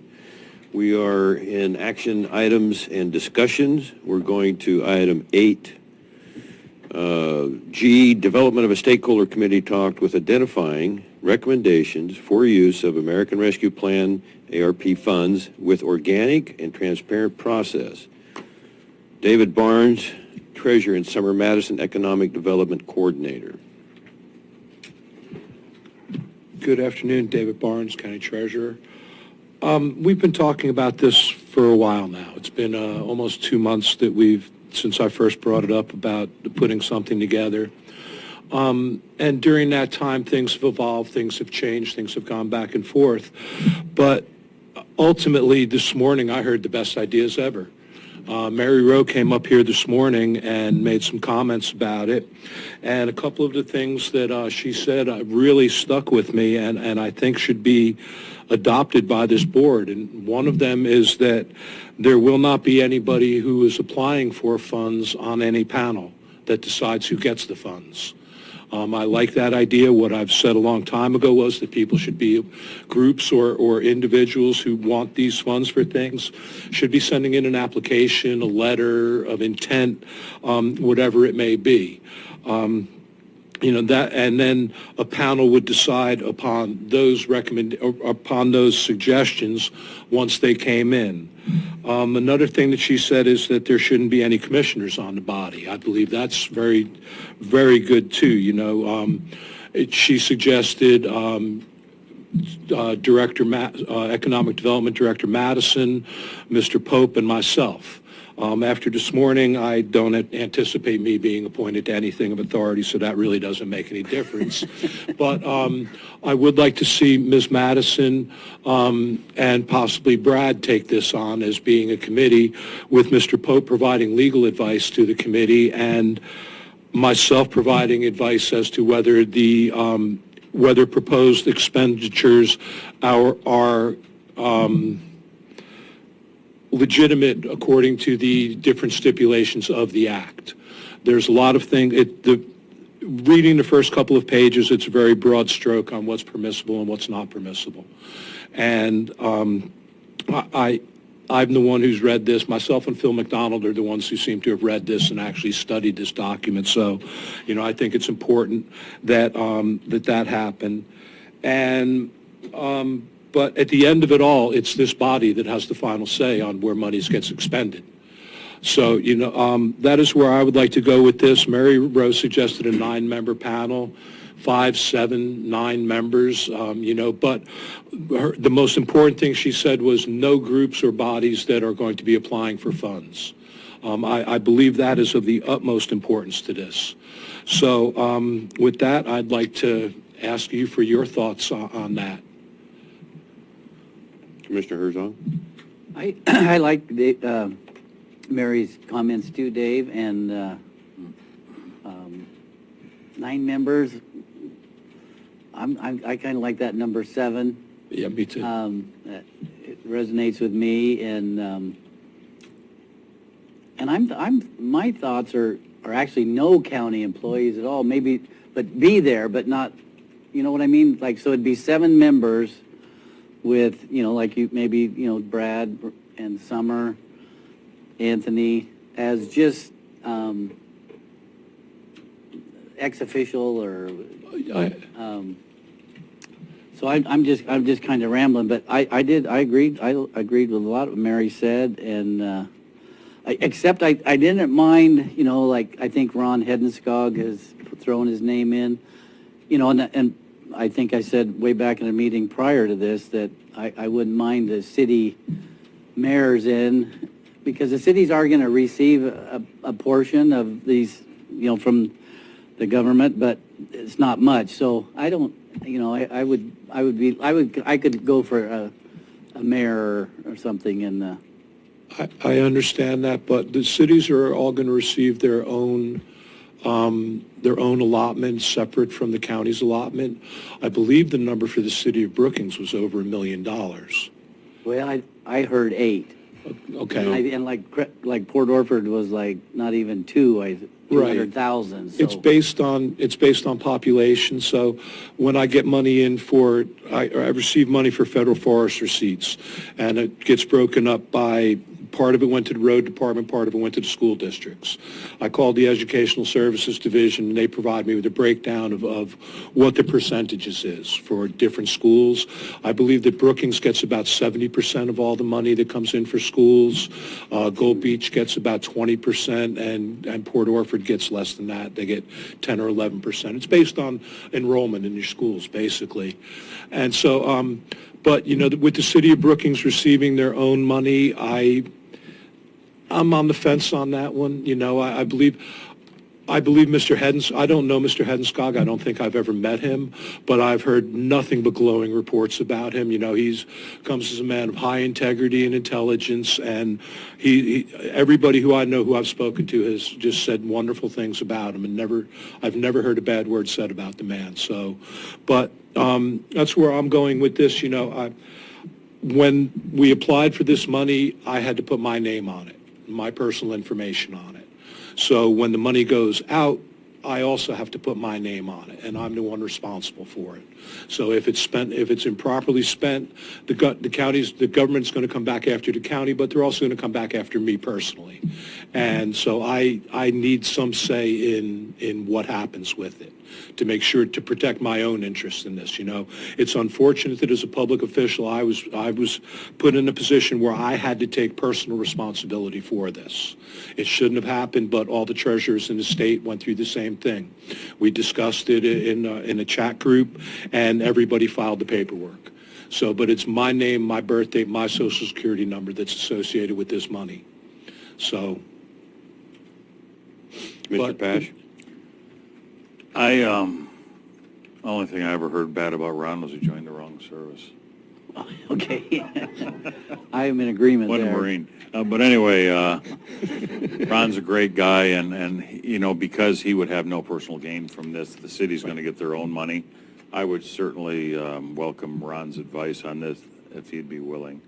I would actually like to see a 5-member board or 7. That number to me is a good. You can have good conversation with that number, and it's not becoming overwhelming to get not only everyone together to make that meeting, but to spend the time and do the work. I don't know where I stand on the rest of it. I don't think commissioners need to be involved on it because the committee's going to come to the commissioners with a recommendation, so we're still going to have involvement in it. I think it would show leadership in the county to have an outside group look at this and make recommendations. I do, however, believe that our Director of Operations should be involved in it, and I believe Economic Development should be involved. They both have our Director has his hand on what's going on in the county and the needs, and Economic Development is working on the growth of this county and how to make it, how to make things do better, and of course, County Council for the legal issues. So that would be my recommendation, either a 5 or 7 member committee. And again, I don't know as they, how to set the committee up or however, but I do believe that the Director of Operations, Economic Development, and County Council should be involved in it. That's all I have, sir. If I may just briefly... So I'm going to speak for just a second. Thank you. So, Board, we have another item that's related to this, item 8H. And so before we make a decision here, I think we need a lot of discussion. So I'll start with asking Mr. Barnes a question or two. You said, sir, that a lot has evolved, changed, back and forth. What has changed since you brought this recommendation to the board to have strictly a citizens committee less than a month ago, and there was an urgency? So what has changed? What has flip-flopped, or what has evolved? I'm not aware of anything. I've received additional information. I've had time to think about it more, and my thoughts have evolved on it. So I still go back to when I first, one of the first people who this came up as a topic of conversation with was the county clerk, Ms. Colin. And Ms. Colin advised me that smaller is better. Once you get up to 9, 10, 12, 14 people on a committee, it becomes unwieldy and not a lot of stuff gets done. So keeping it, one of her recommendations to me was that to push to keep the committee small so that they can actually meet, like, as Commissioner Pash just said, it makes it easier to find a common meeting time. It's easier to have conversation. You're still in a group of 5 or 7, you're still going to get competing opinions and competing views, but it doesn't become that unwieldy that you're not able to get people together. So, on one Friday a month, the Housing Committee meets. I believe there's 12 or 13 people on the Housing Committee. Last meeting, Mr. Herzog had to come down to my office and get me to come. I was in the middle of doing accounts payable, and he had to come get me to come down here so that we could have a quorum. There wasn't enough people, there wasn't enough members of the body present to hold a meeting. So I had to come down for the meeting. The smaller you keep it, the easier it is to control. Well, I don't think we need to control it. I think we need maximum citizen participation, and that's based on your recommendation from, again, less than a month ago. We go out and we get staff judgment. How many applications do we have? It's 9, 10, or 11, I think? Either 10 or 11. Okay. I was unaware that we had even put out a call for applications. Well, you saw the agenda Friday, didn't you? They're all on there. I did not see that we put out a call for people to apply for position for this, to be on this body. So you filled out an application. How did you know? How did you not know? I didn't fill out an application. You didn't fill an application for the ARP Stakeholder Committee? No. Okay. I filled out an application for the Safety Committee. Okay. But not for the ARP Committee. I mean, I didn't think I needed to. So anyway, we go out and we get the citizens, again, based on your recommendation and agreement by this board. So we get those 10 applicants, almost everybody that, they're there, and you've had the weekend to review, just like the commissioners. Okay, it was on the agenda, submitted Friday. Did you get that agenda? Yes? Okay, thank you. So you saw the applications on there. No, I did not. I did not look at that part of the agenda. Okay, so I can't... It's a different line item. I mean, I can't hold that against you then. So, but you also saw that we're the next, the Curry County Review American Rescue Plan was the next thing on the agenda. And so I've got just a few things to say, number one, on the cities. These people are in our county, and I appreciate the glowing remarks about Ron Hedenskog, but also on there is Gary Milliman. There's some other people. Gary Milliman I mean, I couldn't say enough good about either one of those gentlemen.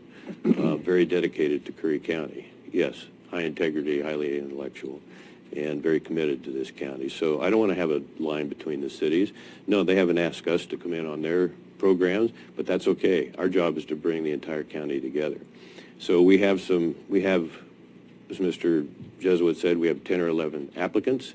You said a month ago you want to take the politics out of it, and so we've got people that are involved in politics here, and I said on the next agenda item, I don't think we should have any county employees nor commissioners, and let that group and the leadership that's in that group, doesn't have to be Gary Milliman as the chair. That would probably initially be one of my recommendations, but let him take the lead. He's committed to this county.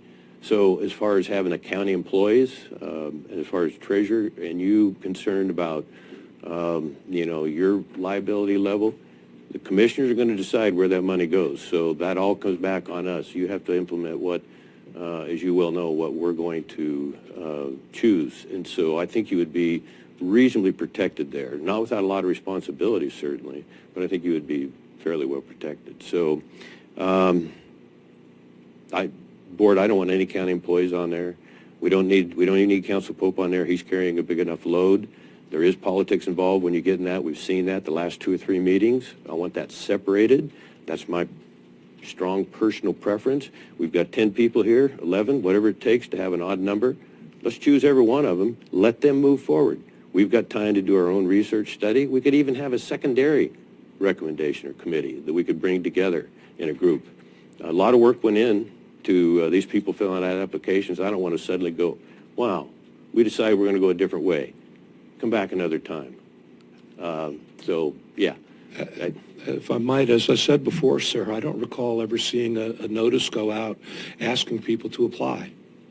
How did these people come to apply for this position? I sent out like about 150 recommendations, so, and sent the application out. So if you want to if the board doesn't want to close those applications, then let's do it again. Let's do some more. I was kind of under the assumption that there was going to be a posting on the county website or in one of the newspapers asking for people to apply for this. I didn't know that these were going to be all people on your email list. Well, it doesn't matter.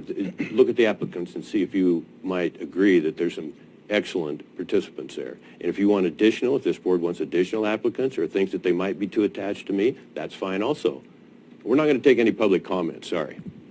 So would you be opposed to, if you think there's adequate time? Because we were told how urgent this was to get this going. So I took the lead there. I brought you back this board back, 11 applicants. I think they're all remarkably qualified. If you don't like them, then let's have a 7 board, say no on 4, or let's consider opening up the applicants again.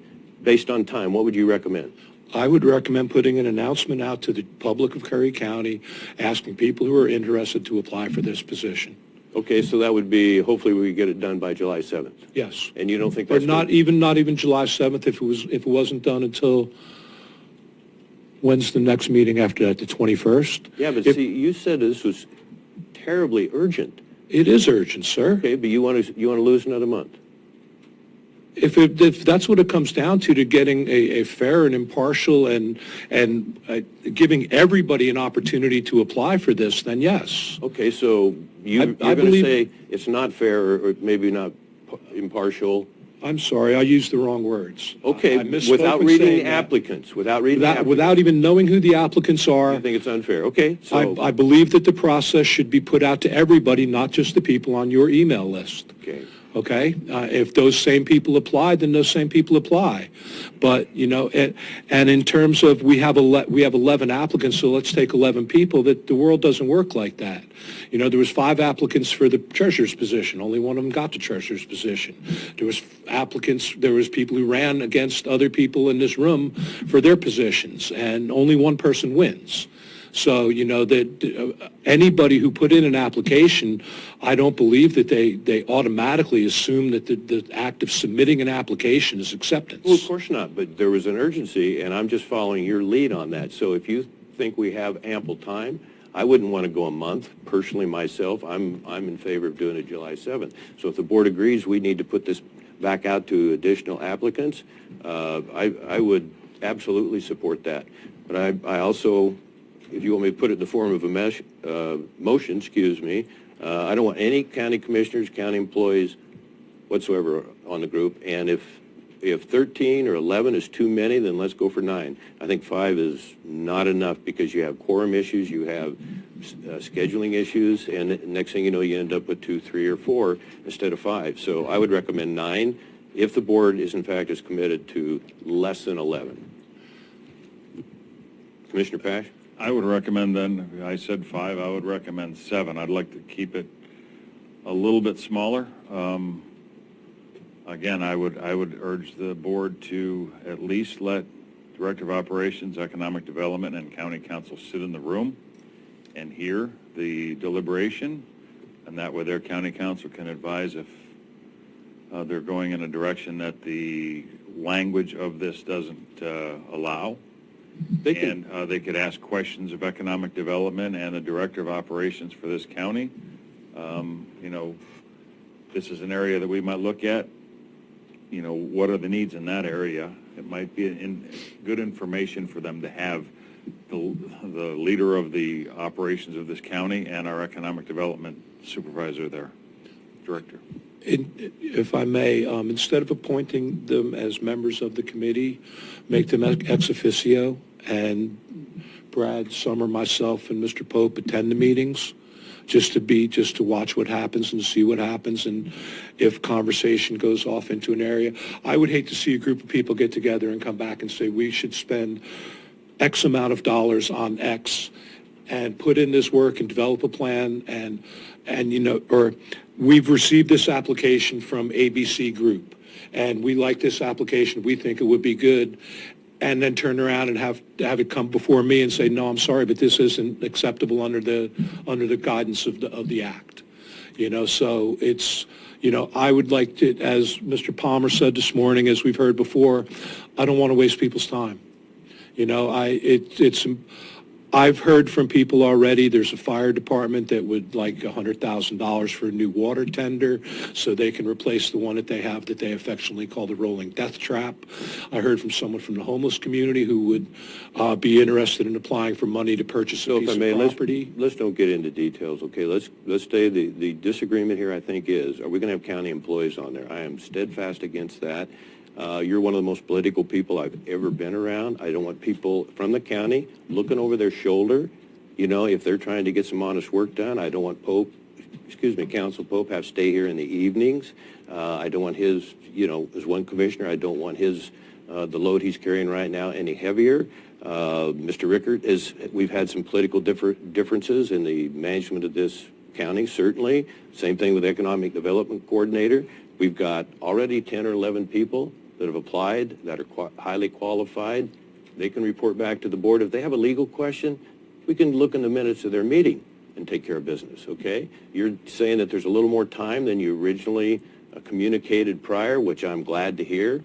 But we can slow this down. We can get additional applicants, and we'll sit down the board and just say, okay, we've got 20 applicants here. We're going to do 7 or whatever number that the board decides.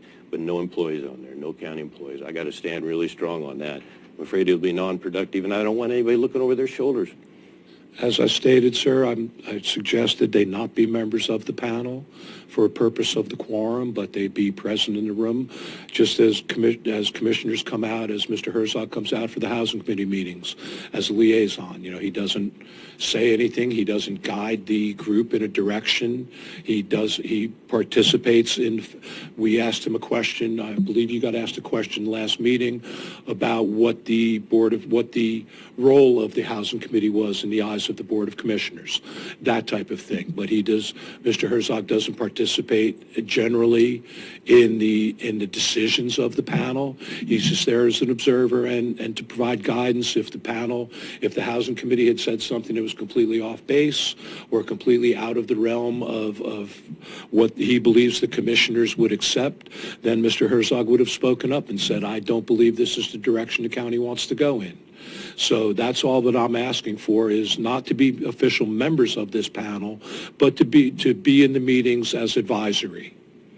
And you do that in any other committees that you're aware of? I've seen it happen on a lot of other committees. In Curry County? Not in Curry County, but Okay, Curry so County that is different answers than my anywhere question. else Thank I've you. ever been. So I'm ready to make a motion if the board is so inclined to hear. Hang on. Yeah, I had some comments, if you don't mind. Summer Madison, Curry County Economic Development. So it looks like we're all on the same page and we have the same goals, right? We want the best for our community, and so how do we be as responsible with that as possible? And in the American Rescue Plan, the opening statement says the bill provides urgent and targeted funding to provide workers and families the resources they need to survive. And so when it comes to surviving in our county, what does that look like? And the continued message that we see and continue to see and will continue to see is housing. We have a housing committee, and that's already been established. I know that this first round of money, we have discussed taking 50% of that, which is, 50% of what the communications systems needs, which is $360,000, right? And so I think we want to match that with the balance and make sure that we have an adequate communications system in place for all the law enforcement in our county. We did have an urgent situation with Langlois Water District, and therefore we did decide, or you decided, thankfully, that $10,000 would be allocated for the income survey for that district.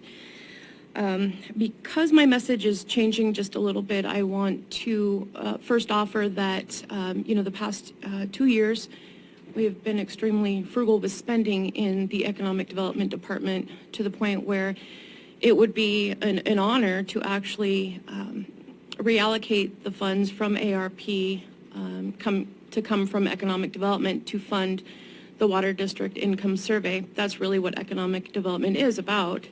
That way we kind of take that impartial piece out of the discussion from here on out. If we were to fund the Sheriff's Department with $720,000 for their communications system, with the balance of the ARP funds that we will receive in December, that would leave us a balance of $3,282,912. So I honestly think if we're backing the blue, if we're honoring veterans, if we're maintaining and sustaining our workforce and supporting small business and the economic backbone of this community, we may want to look at making a great impact and designating the balance of the funds to housing. So in that, there would be a caveat, you might want a group in between the Housing Committee and the Board of Commissioners to kind of help identify some of the percentages, what our seniors need, and that population might be a little different from what our veterans need, our workforce needs. I don't want to end up like Seaside, and I see it happening, and it's concerning that all of the workforce has been priced out of living in the community that they work in. And so if we could get ahead of that and really make an impact, we might very well consider looking at using the balance of the funds, designating that to housing. You already have a committee in place, and kind of work from there. But that is my recommendation. I know, I mean, the original ARS that was submitted looked exactly like the one that Commissioner Boyce has submitted for this meeting. And then we had conversations at the last meeting about, okay, wait, let's take a step back. Maybe we need to have more of a close-knit group kind of overseeing this. Okay, so we reworked the order to reflect that was submitted for this meeting. But then, just like everybody, we've all had more discussions and input. And then that order was revised with Commissioner Boyce's input back to the organizations and the broader scope. So I think we're all like, we have the same vision. We're getting the same messages from the community and the citizens. But what I'm seeing time and time again, and if I put it out on social media right now, the resounding response would be housing. Housing. Benefits everybody. And we're the county seat, guys. Like if we just dumped $2 million into housing just across the bridge in unincorporated Curry, that helps secure healthcare workers, state police, our own county seat, our sheriff's department. When we look at how much money we put into retraining and you know, the staff time and offering people jobs when then they don't find housing and they leave, I guarantee it expands beyond that $3.282 million. That's all I have. Any questions? So board, any questions? Yeah, I got a question. So you're saying don't do a stakeholder committee, just dedicate these funds to housing and just go with the recommendations of the housing committee? You know how much more easier that would be to manage for the county? And we've already got that group in place. Maybe an advisory committee, because I know that if we did do that, then I would be asked for percentages on population and a deeper dive into the needs for housing and what social brackets need the help the most, right? And so I kind of know that there would be some work in that. And I don't know, maybe that's for you guys to flesh out, but you already have a housing committee. So here's where we are, guys. You're hearing from Summer Madison, which is good, that housing is the biggest issue. Hard to disagree with that. But the politics of this is we've evolved, and I had this in a week ahead of time, or had the word out, so all of a sudden I'm second on the list here, or this agenda item is second on the list. And so I remember distinctly Mr. Barnes saying June 9th, 3 times in the same presentation, keep the politics out. So here's a perfect political move to switch this after we said, hey, we want citizen participation. And now we're saying, we don't really need any citizen participation. We're going to do it with the people that are right here. I think that's wrong. And I think it'll disrupt any potential healing with this county and this board and the group with some of the things that have been said. So we need to take a step back. I agree, Mrs. Madison. And we need to go with a solid citizens committee. And if the board thinks we need additional applicants, and we want to go from 11, which I just generally recommended, to a 7-member board, I'd prefer 9, so that you can get as many people there as possible. I'm going to say again, I don't want Mr. Rickert there or anybody in this room, except, no exceptions. Let them do their thing. They may not come back with housing. I suspect that they will, but they're going to go back with a lot of other things that nobody in this room has thought of. That's how you get a diverse opinion. That's how you get production. That's why I supported this when you two originally recommended it. And I'm going to stay with that. Thank you. So I do want to say that it was, in my opinion, and it wasn't until the discussion evolved at the initial meeting discussing the committee that we would open it as you've spoken about, right? And then I believe at the last meeting, I think the 3 of you, there was a consensus or conversation that maybe we wanted to bring that scope a little smaller, and I think the assessor was going to be or considered for the committee and some other employees of the county. So with that, we did some research in what other counties were doing. And they were comprised of the Economic Development Department, the treasurer, and a county council. And so that's kind of where that came from. After the last conversation, in wanting to see the order amended, I took that advice and then and changed the order to reflect what was last communicated in that. And I know that Commissioner Boyce has come back with more of the original, with implementation of some of the committee statements in there. And that's great, because we're all having that fluid conversation. But there was emphasis that there was, you know, we're in a hurry, we're not in a hurry, we're in a hurry. But in all fairness, I'll say that if we're going, I think we all want to be transparent and very clear and honest in this process, and calling for applications for a committee that had yet to be designed or decided on is concerning. We passed the resolution. We passed the resolution. The only thing I added to it or changed, amended, was it was adding the number of people that I recommended. There was actually other changes that I had made on the order, and I was asked to do that. And when I reached out and said, "Can we get together? I want to make sure we're on the same page." You're just saying that we hadn't passed that. We actually did pass it, and my ARS agenda writing slips makes it very clear, subject to board approval, everything.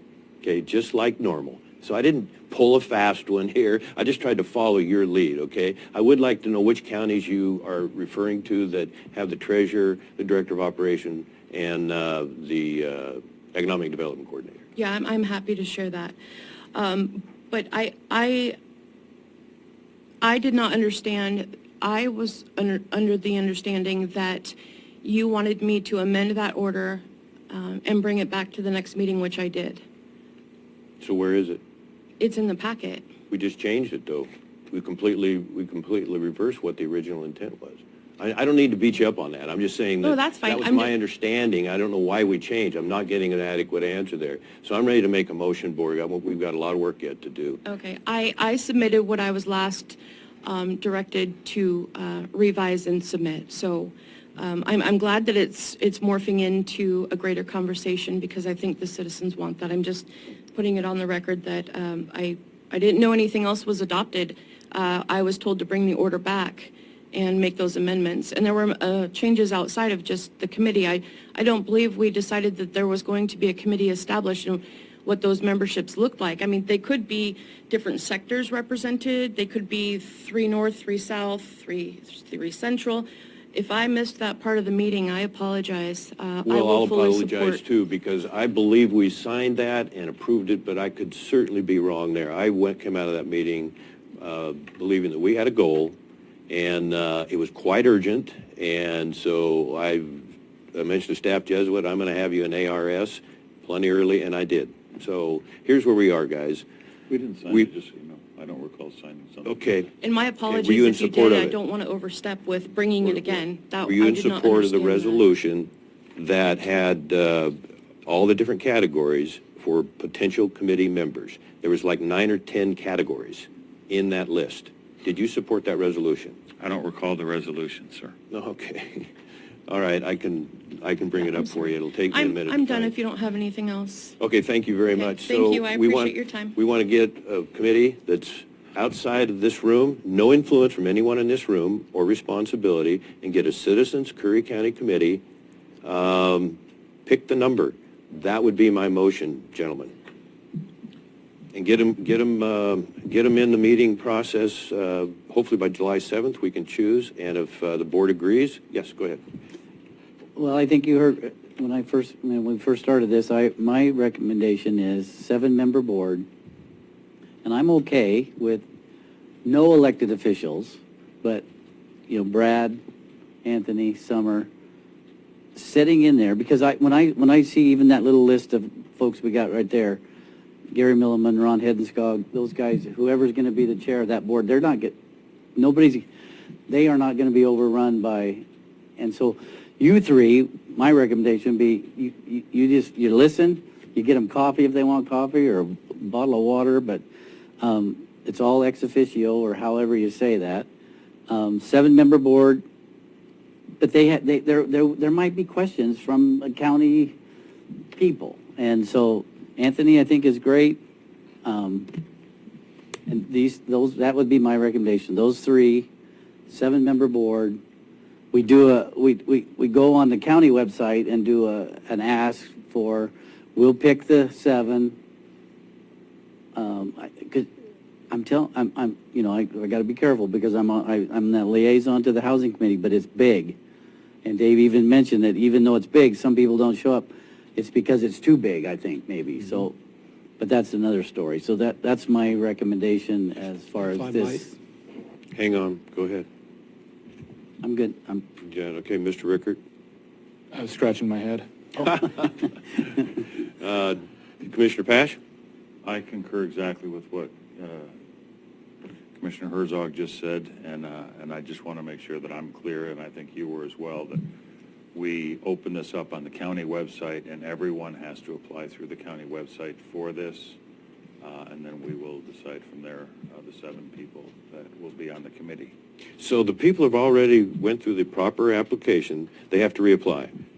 No. Okay, thank you. You're next. I'd like to also ask, it wasn't my vision that this group would come together necessarily to first come up with the ideas and then develop the ideas.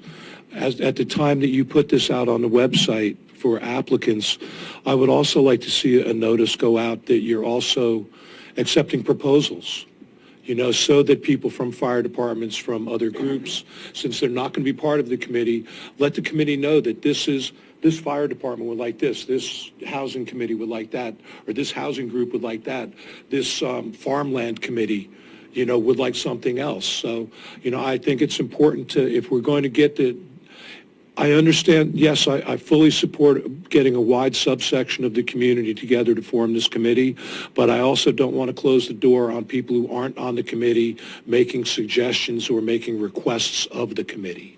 So when it goes out, I would like to also see a sub-bar that goes with it, asking groups to please submit your proposals. And I'm not looking for the committee to have to come up with all of their own proposals. I'm looking for them to also gauge other proposals that are submitted by groups and members of the community. That's a good idea. So, that's my vision on all of this for what it's worth. Director Rickert. A couple things. And I think you said earlier that those members of the committee wouldn't be submitting their own proposals. Couldn't Correct. Submit their own proposals.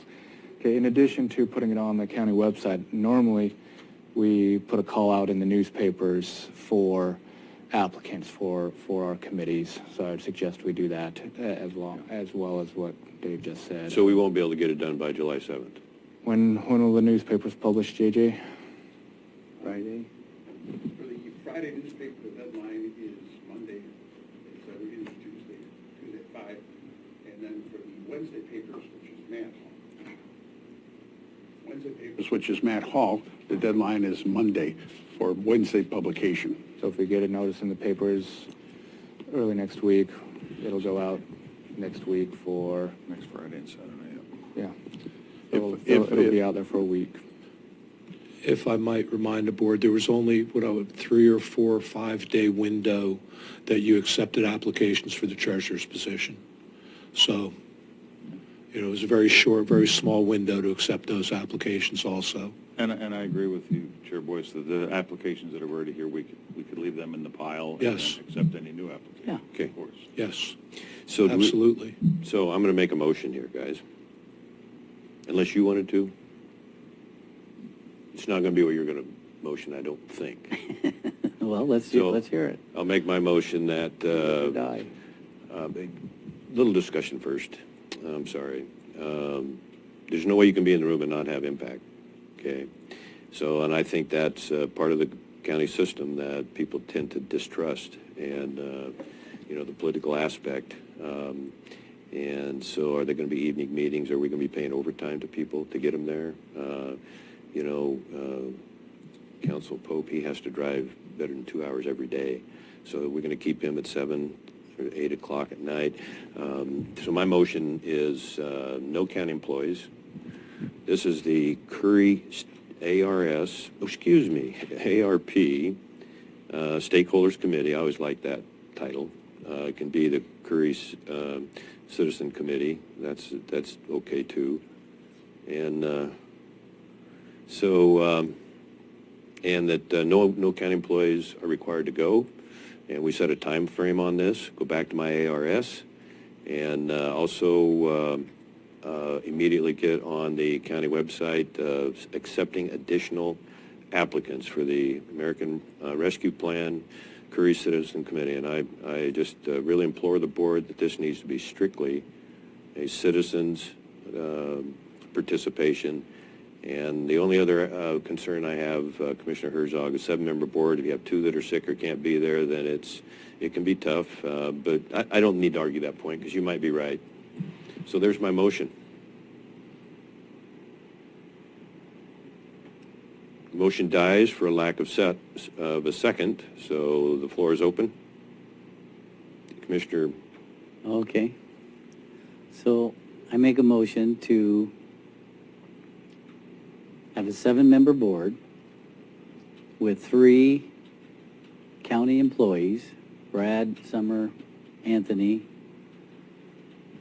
And my reasoning behind that is that with the people that are going to be on there, and I see, Gary Milliman, Ron Hedenskog, they are not going to be, and this shouldn't be in the motion. This should be in discussion, so I take that back. So 7-member board, 3 county employees, no elected officials. Nothing personal, Dave. 7-member board, 3 county employees, so they are not on the board, but they are just there to answer questions and facilitate, not even facilitate. Sorry. It's okay. What else? Advertise in the paper. Advertise in the paper, advertise online. The applicants we have will automatically be looked at. We'll meet and pick 7. I think that's it. And a call for projects.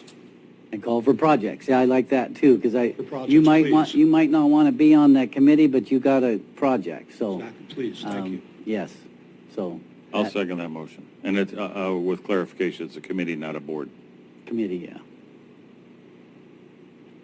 Any further discussion? Call for the question. Commissioner Pash. Aye. Vice Chair Herzog. Yes. Chair Boyce. No. Motion carried 2-1. So we just did item 8, G and H both, did we not? Yes. So item 8I, Curry County logo, Commissioner Pash. Just very briefly on this, let's take a minute or two. We spoke, I want to say 6 or 8 weeks ago about the logo, the possibility of changing it, which I actually am excited to possibly do that. And our treasurer came in and a couple other people and said until we use up all of the current stationaries and that we have, we should keep the same logo. And I agreed, and then the board directed that we would be united in one logo. So I keep seeing more than one logo for the county on official documents, and I'm just asking that the board comply with what we decided, that we would use the current Curry County logo until we decide as a board to change it. And that would be the only logo we use, which I thought we'd already done that in the last topic meeting on this. That's all I had, so I'm just... So the reason I put these, thank you, Commissioner Pash, the reason I put these up is because I didn't know where, there was nothing with your information that would give us some direction ahead of time. So actually that item should have been pulled off the agenda until we could get further information. So I took a shot at this, and our Curry County logo is, about 15 years old. Does that mean it's inadequate? No. But everybody loves Mac Arch, of course. But the biggest issue I've had is the birds. I hear seagulls. No, they look like vampires to me. And there isn't anybody in this room that doesn't love and see the importance of a deep forest, mountains, rivers, fish, and say visit. Come see us. That's why I put these up on the screen. And that's going to be. I'm not saying it has to be this logo, but I surely want to promote something that's a little bit more modern, a little bit more appropriate for what my opinion is on Curry County, and I can put anything on my own letterhead that I want. I don't need board's approval unless it's something inappropriate. And so, yeah, it says Curry County, it says Wild Rivers Coast, it says Visit Oregon, it's got all the above. And I know you have another one that's back in the 50s, and you know, if you would want to get that up on the screen so everybody could see, that would be nice. Well, no, all I'm saying, and I'm not complaining about your logo. I'm not saying that that's the problem. I'm saying that the board decided that we would use the one logo as a united logo for this county until we decide to change it. And several departments have said they have extensive inventory and letterheads and those kind of things that would go to waste if we change the logo. So we should keep it for now, and we decided to do that and go under one logo. I actually would like to see the citizens of the county come up with their own artwork and have a contest, and for the people of this county to pick a logo for this county. That'd be great. Or pick that logo. I'm not opposed to that. All I'm saying is the board had already voted to use one united logo, and to send official documents out under a different logo, I disagree that it should be one logo as Curry County logo, and I'm seeing something different.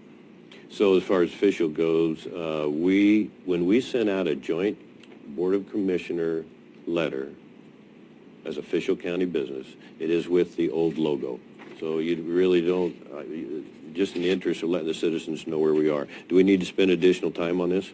No. Board? Okay. I just want to make sure that on official, on anything official. That's been done, sir. J, dispatch. You have in your packets the system from Motorola that is ready to be ordered. The board talked about this before at our last meeting, I believe, and I think we had consensus that we were going to move forward with this. I do believe they sharpened their pencil and got it down another $5,000 or $6,000 at Captain McDonald's request. As you know, this is not for the sheriff's department.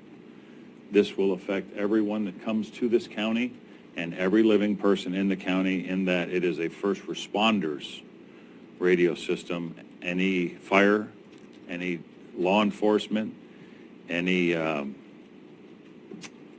ambulance, all those systems all run through this communication board.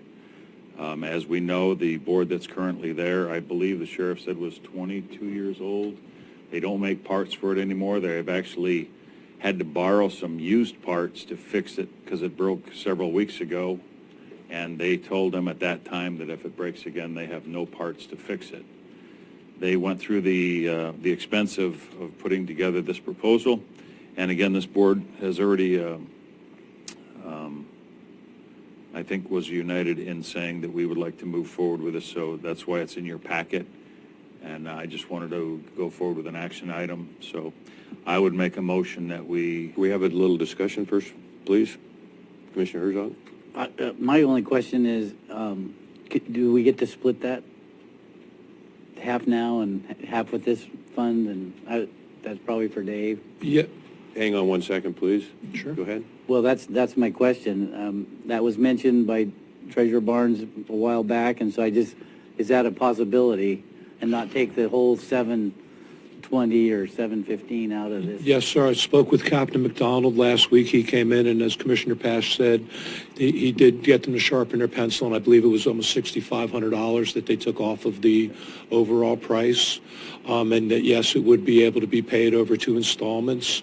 I just wanted, before you go further, I want to just make sure that your intention was to use ARP money to do this with. This is an accepted infrastructure project. So this would be the first uses of ARP money for the county. Yep. So, and yes, I believe that it can be split over the 2 periods since we're committing it. Hang on one moment, please. What is the total cost again? 711, it's in your package. I think it's 711, 787. Okay, so you know CFPA Director Mike Robinson. Yeah. He asked me to call him yesterday. I did not get it done. I called him this morning just for the meeting. You know him, a pretty good character, right? Yeah, he's a good guy. Yeah, okay, thank you. So CFPA is going to be putting in $400,000 worth of radios now that we've give them an okay to be on our towers and work within that system. $400,000 is a ton of money, and he didn't know about this program. He knew about the condition of our towers, and I think they might even be a resource down the road. So that $400,000, he used the term, we're buying the new motor. All Curry County would have to do is buy new manifolds. And it's a company, it's not Motorola. He believes that Motorola's on their way out, and he has the backup of Coos County and Coos County commissioners, who I trust tremendously.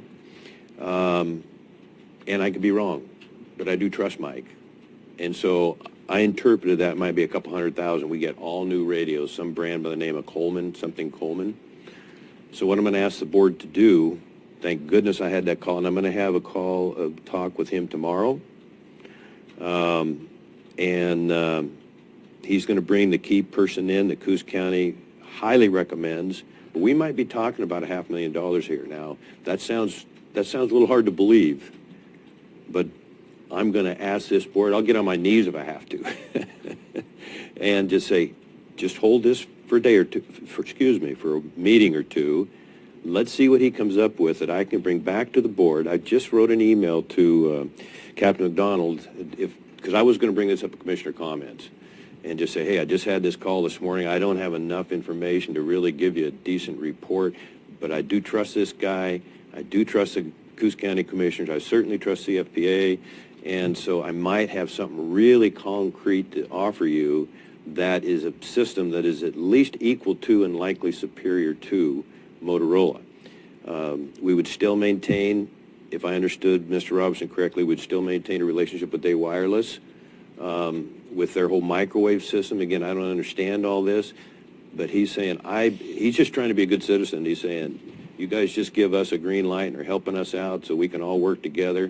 What if we could make this happen for, he didn't say a couple $100,000, but he said, quote, substantially less than $400 that we're paying, because we're going to do it anyway. So, and you know, I have my notes here, and then I'll settle down a little bit, but I have my notes here on the dispatch between Brookings, Gold Beach, the Portland State University, where we all each lost $18,000. I don't want to give up on trying to recover on that, at least a little bit. They did come back, PSU did, when we had a joint complaint with Brookings and Curry County, and they said, yeah, we're going to try and fix that. So what I'm asking the board to do is give me, even if it's the minimum time, I don't care if I got to call, Mike will take my midnight call if that's what it takes, and let's see if we can bring the sheriff's office and all of emergency management, all of first responders, and see if there's really something serious to look at there. Sorry that took so long, but I think we really need to take a few minutes and a few days, a couple weeks, probably maximum, and see if we can't save several $100,000. I think the chances are reasonably good. Commissioner Pash. Well, I don't know if you're talking about apples to apples here. We're not talking about radios. We are talking about the dispatch board, the communication center for the 911 and all the first responders. This is not radios. This has nothing to do with the towers. We've already spent the money on the towers, and the sheriff's department already has all brand new digital radios, so they don't need radios. We need the dispatch center. We need the 911 center that responds to any emergency first response in this county, and not only in this county, but it also feeds over into other things. And I know Captain McDonald mentioned a few of them the other day at the last meeting, but there are several other agencies that piggyback off of this system. Again, it has nothing to do with the radios. This is the actual command center for dispatch for all the 911 and first responders communication. As I just stated, we have brand new radios. Hey, I understand. I'm just suggesting, as successful as Coos County is, they lead by example. Just give me a couple weeks to get all the information to you, and before we spend $700 and some odd $1,000, just in case there's something. I mean, 2 weeks isn't going to be the end of the world. I know we're up against some spare part issues and some difficulties, and we're doing everything we can to keep a healthy system. Just give me those 2 weeks, or even Give me 1 week. And let's see what kind of report he has. This is something that I thought we'd already decided. They've actually contacted Motorola and If it's- said to move, they were looking to move forward because the board had already approved it. This was more of it could have been a consent agenda item. I was actually just happy to tell you that we found another $6,000 chiseled off of it, so. Yeah, but it's $750,000, Commissioner Pash. All I'm asking for, even if it's one chance in 10, that this might be a dramatic savings and something, we can even pull 2 counties together. Why would we not take that 2 weeks? I think that's the main My question. fear is this. We've been told by Motorola, there are no more parts. If it goes again, we're sorry, we cannot help you. And I never, ever, and I told this to the sheriff the other day, we cannot have someone out in the field that needs help and cannot call for it. So what if it was $1.5 million? I mean, I'm trying to that's save the hyperbole, county sir. some money. I'm trying to really help us all become very well educated. Coos County is a success story. Why wouldn't we want to at least take somewhat of a legitimate look there for 2 weeks? I don't think it's a life and death situation. Motorola, if what they say is true, is on their way out. Hard to deal with, hard to get parts, not IT moving forward. What if there's just even a small chance that it could be one of the best moves we could possibly make? So there I have it. Yes. Is there any way we could table this for just a little bit and maybe get Captain Phil over and... They're away right now. Are they away? They are in a strategy meeting right now for what's coming to this county, so. And I'm talking about crime, so that's what they're away. You're talking about what? Crime. Several departments are meeting right now to discuss strategy. That's why they're unreachable right now. Okay, thank you. I asked them if they would please, if they could be at the meeting, and they said they weren't able to. So, excuse me, did you have something else? This came up last year, and I remember I sat here and I listened as Mr. Christensen, Lieutenant Hensley, and Captain McDonald all stated that they were happy with the people who are our current providers and did not wish to change anything about our communication system other than updating the equipment in it. So, you mentioned if we save a couple of dollars, it's worth it. Let me go to the other side of that. If an officer loses his life because the system fails because you're waiting for 2 weeks to save $3,000, $4,000, $10,000, which cost is greater? I'm talking about $300,000 or $400,000. I wish you wouldn't put it You're in that. talking apples and oranges, sir. Don't You're know talking that. about You don't know that radios. yet. None of us know that for sure. I just tried to give you a basic report. Our job as commissioners to keep the sheriff's department afloat and to spend as wisely as we possibly can. So what I don't need to keep asking if the board doesn't want to give me 4 days, or a week, I'm shocked, but maybe I shouldn't be shocked, okay? I may not even have anything to report, okay? But I trust this guy, and I trust the people I told you I trust. And if there's something that we could say and get everybody together and say, wow, even if we saved $100,000, wouldn't we want to take a serious look at that? So when you come back and say 3,000 or 4,000, were you not hearing what I was saying? Sir, you're talking about starting over from square one again. No, I'm not. I don't know what we're talking about. I just asked to buy a little time. That's all. That's all. We're talking $700,000 here. What if we could say, I just don't need to keep repeating it. So what are we going to do, board? I have something Yeah. else. First of all, just for knowledge sake, Motorola stock is currently trading $213, up 28% this year. I don't think Motorola is going to go anywhere. Secondly, Commissioner Pass, they are so broad. I mean, it's just not radios. Don't interrupt. the other comment I had was, what if this won't even interface with the current Motorola radios that we just invested so much money to buy, and the new technology that we just put on the towers? These are things that we don't even know, and I just, again, am I horribly opposed to having more information? No, I'm not, but Motorola has been proven.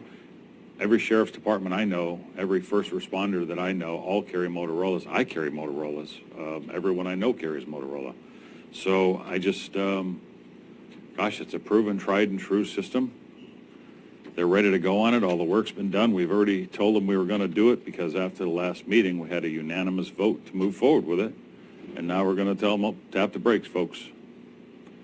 So it's up to this board, and whatever the board's desire is, I'll do. Commissioner Herzog? I think it might be viable to wait a week if You're the board. well, I'm always, it seems like the You're thinking logical. well, I'm just saying, you know, and I don't know if everybody in here knows Mike Robinson or not, but he is, he's a fireman and he knows about this kind of stuff, so, and he deals with Coos County. I'm willing to give a week. I would say we could make this motion, and if we don't have any better, you know, if there's nothing concrete in a week, then we go with it. Couldn't ask for more than that. And by the way, I want to make sure that the citizens understand that Mike, of course, he lived here years ago.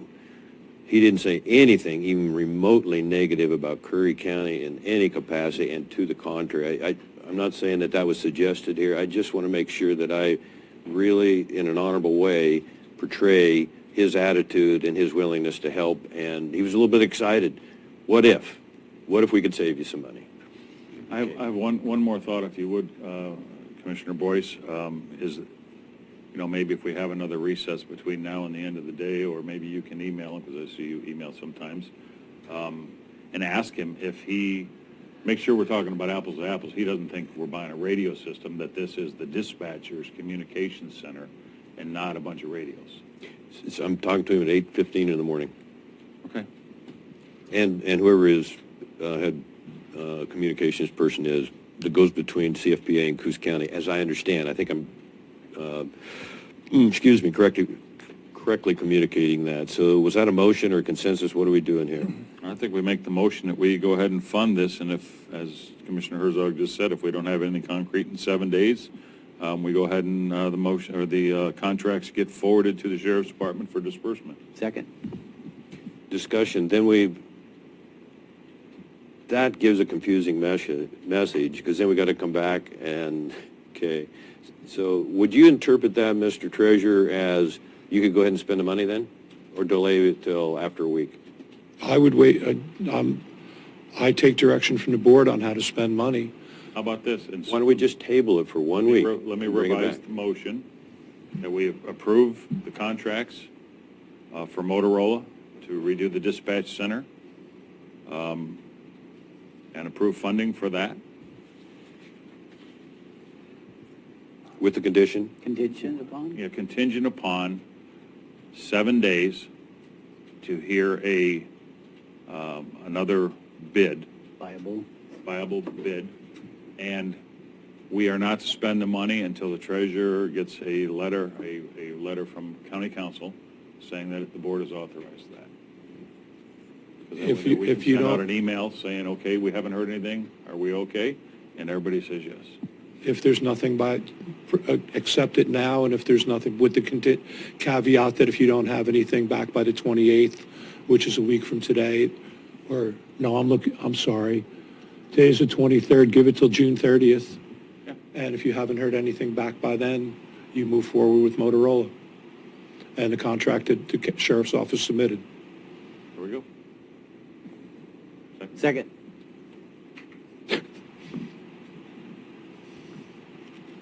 Any further discussion? I'm sorry.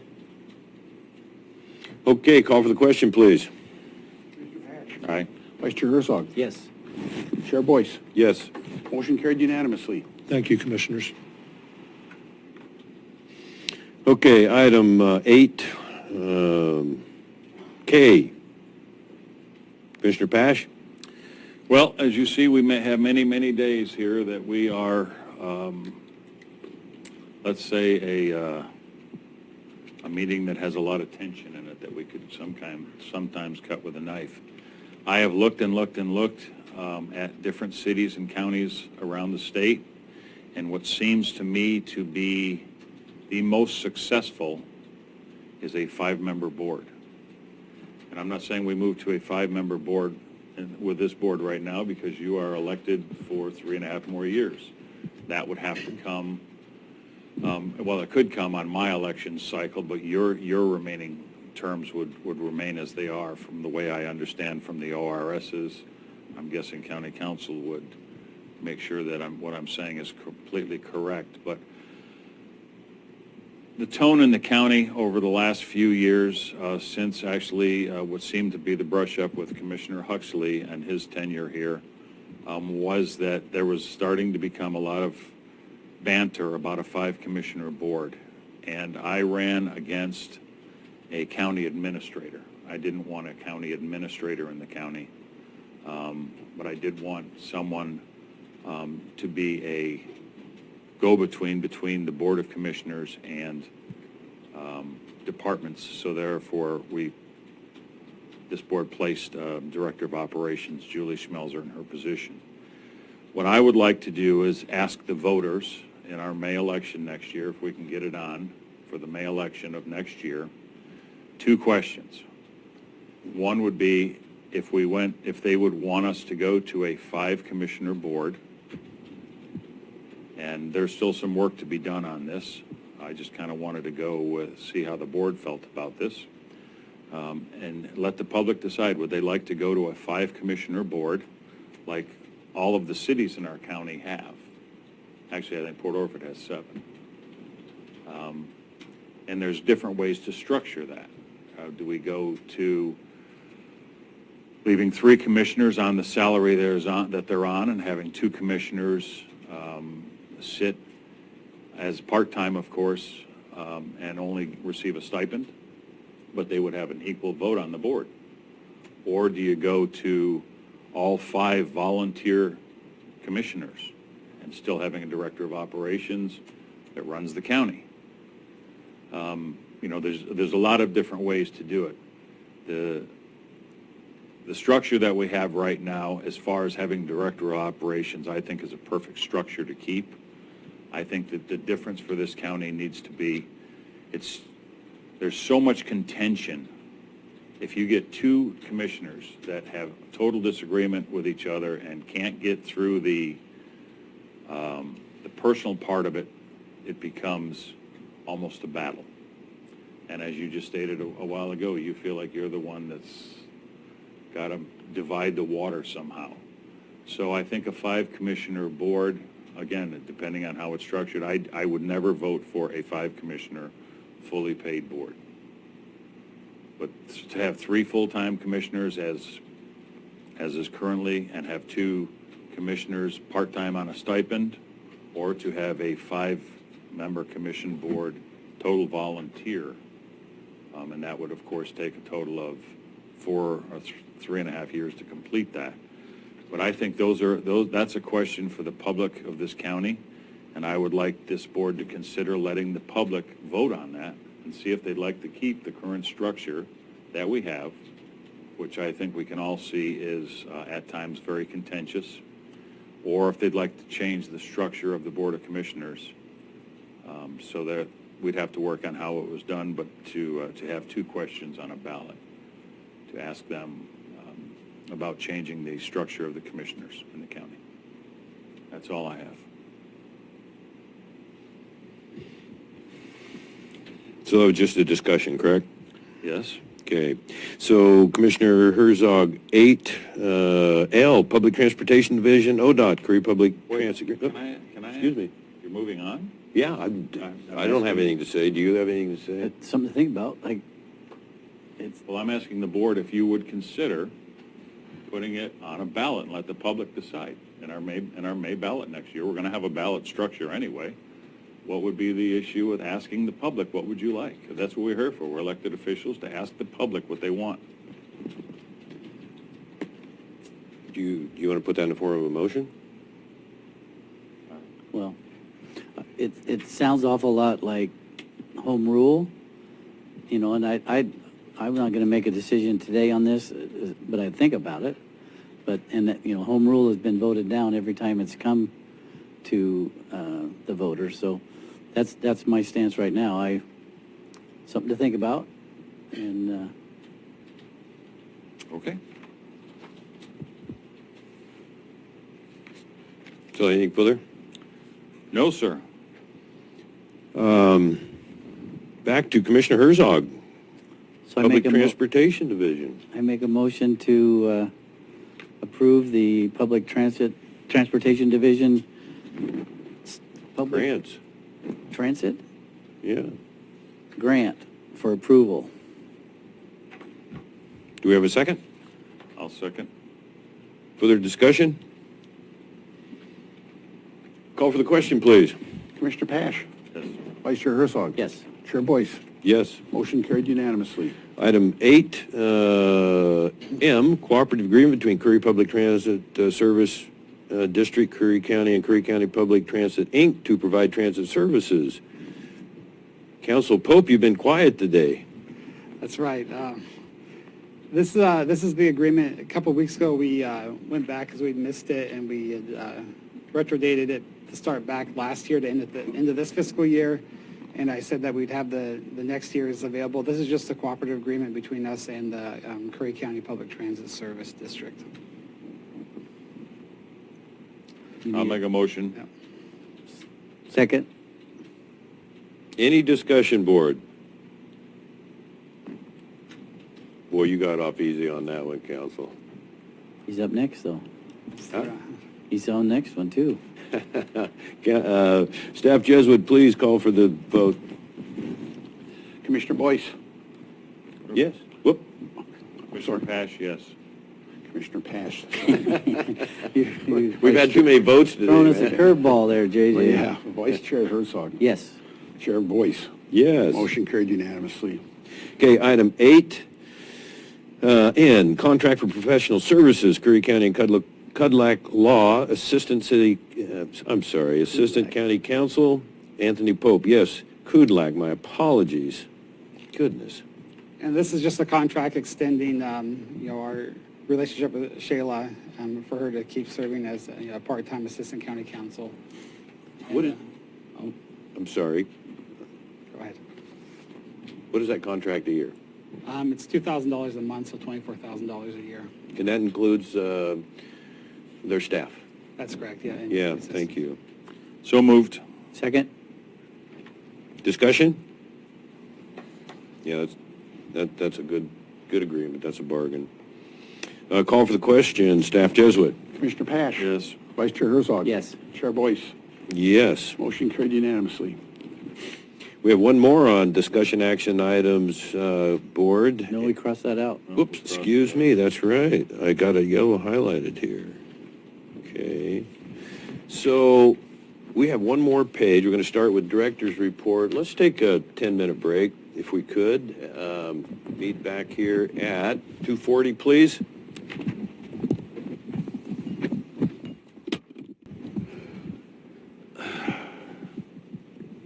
So welcome back. Continuing our June 23rd, 2021 Curry County, Oregon Commissioners meeting. Time is 2:40. Continuing on, did I have the wrong time? No, it's just a joke. So we're continuing on our agenda. Item number 9, Director's Report, please. So I just have one small thing to inform the board of. Carrie in accounting has been working hard on setting up Amazon business accounts. It's a lot like a Prime membership, except there is no cost to the county. The benefits to the county are 2-day shipping for anything that's bought over $25. There are government discounts on some items, and so there is some potential savings there. It'll also move a lot of the spending that happens on our credit cards onto an Amazon account. So she's put a lot of work in there, and that is just about ready to roll out to everybody. But I just wanted to let the board know about the work going on there to help save some money and make things run a little smoother. Thank you. So I think I'm next. Quickly, only 120 days until the end of the 2021 fire season.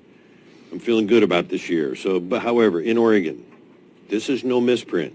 Worsening drought conditions. 80% of Oregon is in moderate to the severe category. Many counties, the other 20%, have already received drought emergency declaration status. So To the extent Curry County might be available for that at some point, I will be on my toes there.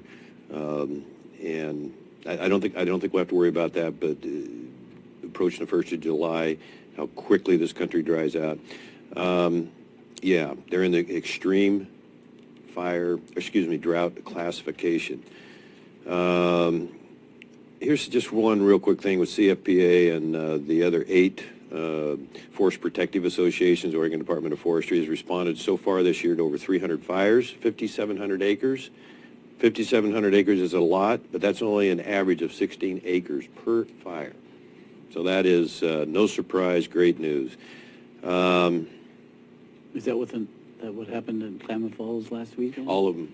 Yeah, I mean, it's 300. I had no idea till I read this morning before last that Oregon has actually had 300 fires, but they get on them so quick, as you know. Commissioner comments, here we go. Director Rickert on the Budget Committee, you corrected me on a issue that was not accurate, and I just want to quote the statute is ORS 294.456. The board has the authority to cut as much of the budget as they want and do not need to reconvene the Budget Committee. If the board wants to raise the budget, that's a different matter. And I could give you more on that, but so I just want the board to know that if we have any kind of emergency, we do not have to reconvene the Budget Committee, but in a general sense, I would not be opposed to that. You know, the more people you have at a roundtable discussion, probably the better work you're going to be able to produce. House Bill 2927, Andrew Phelps. I have listened to him so many times over the years, especially since the COVID pandemic. That bill is to rename, should be past tense, has renamed the Office of Emergency Management as the Oregon Department of Emergency Management, and it has put it in the classification as a cabinet-level position with the governor's office. In reading the bill, I want to take the time here because as many emergencies as Curry County has had, especially since 2008 when the sinkhole and the 2011 tsunami that did so much damage to Port of Brookings, the highway collapse, I mean, the fires, the flood, April flood we had in 2019, all the above. So anyway, I would like to read this. It'll just take less than 2 minutes. Renames Office of Emergency Management. This is the bill summary. Again, House Bill 2927. Renames Office of Emergency Management as the Oregon Department of Emergency Management. Establishes department as independent state agency vested in Department Emergency Authority regarding public health emergencies, emergency quarantines, and conflagrations, as fires. Transfers rulemaking authority regarding nuclear emergencies from State Department of Energy to the Oregon Department of Emergency Management. Directs department to carry out certain functions related to regional and statewide emergency preparedness. Transfers Oregon Emergency Response System from Department of State Police to Oregon Department of Emergency Management. That might be just a little controversial. Renames Office of State Fire Marshal as Department of the State Fire Marshal and establishes department as independent state agency. Transfers search and rescue functions from Office of Emergency Management, Wildfire Buffer, I'm sorry, I got too small a print here. Establishes guidelines for wildfire buffer zones that produce defensible spaces around lands in forest land-urban interface. Transfers Oregon Homeland Security Council to Office of the Governor and remains as Oregon Homeland Security Commission, adds members to and modifies duties of the Commission, establishes Emergency Preparedness Advisory Council to advise and make policy recommendations. I'm going to try and get on that council. I think Curry County deserves a little bit of a voice there. To Oregon Homeland Security Commission regarding federal agency support functions, establishes Local Government Emergency Management Advisory Council to provide advice and recommendations to Oregon Department of Emergency Management regarding department's emergency preparedness and response functions, becomes effective to operate on July 1st, 2023. Real quick, I want to give a SOD update here. We talked 2 meetings ago, I think it was, about what happened to Port Orford. Oh, that doesn't read too well. I'm sorry, guys, but I do have, I can read it to you on the top line there. You know, they give David Brock Smith so much difficulty, his board, when he was traveling to Salem, And here's just one example where he brings back $1.7 million to the sudden oak death that's strictly still, knock on wood, isolated to Curry County. And so this didn't, he came up with a bill, ran it through the emergency process. He got bipartisan support, and that's a huge number that comes from the state. I don't think there's anybody else that could have pulled that off. But $1.7 million, and that's because of the traveling he did when he was commissioner, the relationships that he built, I mean, I just don't know how I could say it any more succinct in that his efforts are paying dividends for this little county and all of southwestern Oregon. So kudos to David Brock-Smith and his legislative expertise. The federal funding is $336,000 to the Oregon Department of Forestry for the sod program. That's a direct payment. $30,000 to Oregon Department of Forestry for high-resolution imagery acquisition. I won't go into that, but it's a sign of the improvements in detection. Boy, is that ever important. $335,000 for sod treatments on Rogue-Siskiyou National Forest lands. An additional $70,000 was provided for different trail treatments. And then the National Resource Conservation Services has $116,000 direct to property owners. I want to also deal at springtime. I mentioned the noxious weeds. I just want to go over a couple things here so the public knows a reminder what we're up against. Now, obviously, you're going to hear about gorse. There is a map that's coming up here. I think I've got it, yeah. And that'll be right here. So I wish I could tell you that I need to go a little bigger on that. No, that didn't work. There's a lot in Brookings. Of course, it started in Bandon and a lot of it in North Curry County. But Gold Beach is starting to get a share too. And I hate to see that, but the Gorse Action Committees and the Coos Curry Watershed Departments are organizations are making some progress. European beach grass, they've treated 2,600 acres so far.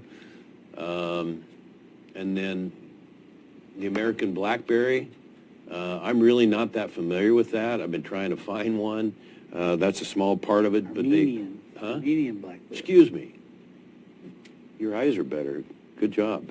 But it's not to be confused with Himalaya blackberries, which I think, honestly, that and Scotch broom, they maybe give up a little bit because in trying to do the triage concept and get some of these other programs. Scotch broom, they did 0 acres of treating that. And of course the pampas grass, sometimes called jabata grass, that's got roots like cement, and you've got to dig it up by the roots. Same thing on the Himalaya blackberries. You know, the old timer used to say, 50, 60 years ago, we didn't have Himalaya blackberries here, but they are taking over the state of Oregon. So I don't mean to spend too much time on this, but for the citizens that are listening, if you have any questions, call us here. We'll get you in touch with the right people. If you got a shovel, dig it up roots and all, take the air supply away from it or burn it. And I'll go back to the original list here. And this, of course, has nothing to do with sudden oak death, which jumped into Port Orford 30 days ago. So I'm sorry, this is not as, I hope it's readable. But the 4 primary ones are Himalaya blackberries, gorse, pampas grass or jabata, Scotch broom. So if you need help, get in touch with us.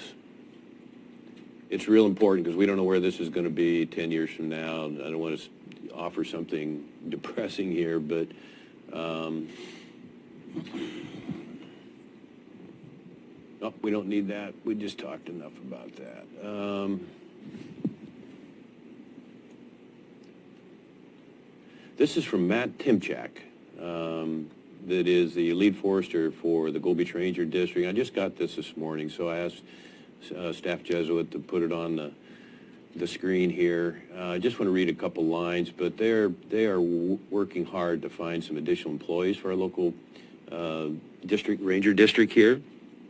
and it's a forestry technician. And the part I wanted to read is that, I'll read it real quick here, but think about how awesome it would be as a field going forester, working in the Siskiyou with productive forest types, complex logging systems, crazy amounts of biodiversity, and working on rewarding timber and restoration projects. We have a great team of folks to work with here and a program that always is the director of the Rogue Watershed Council. 15 years now, and love living in this part of the world. You or someone you know might want to come live by the beach, playing fish on 5 wild and scenic rivers, and experience childlike wonder amongst the mighty redwood trees. And you left out Doug Fir, but that's okay. If anybody knows where the redwood trees are in Oregon, it is Matt Dimchak. I'm going to go ahead and claim it. I think this area is one of the most beautiful stretches of coastline on the whole West Coast. Certainly the most rugged, Matt. I think you would agree. It's also the sunniest place on Oregon and Washington coast. I don't know if I agree with that. So let's see. I think that's all I had on that. I was just really proud to get that email from him. And so if anybody's listening out there that has a relative that might want to move here and be in forestry, they have a wonderful, actually 2 positions open, because one is in the Powers Ranger District. District Ranger is Kathy Allen. And the Gold Beach Ranger District is Wade McMaster, and there's 5 districts in Curry County, in the Rogue River Siskiyou National Forest that represents 5 counties, counting 1 in California. Is there an age limit? I might apply. You better stay right where you are. Okay, real quick here. This is a letter I sent out. What do I have to do here? You view only.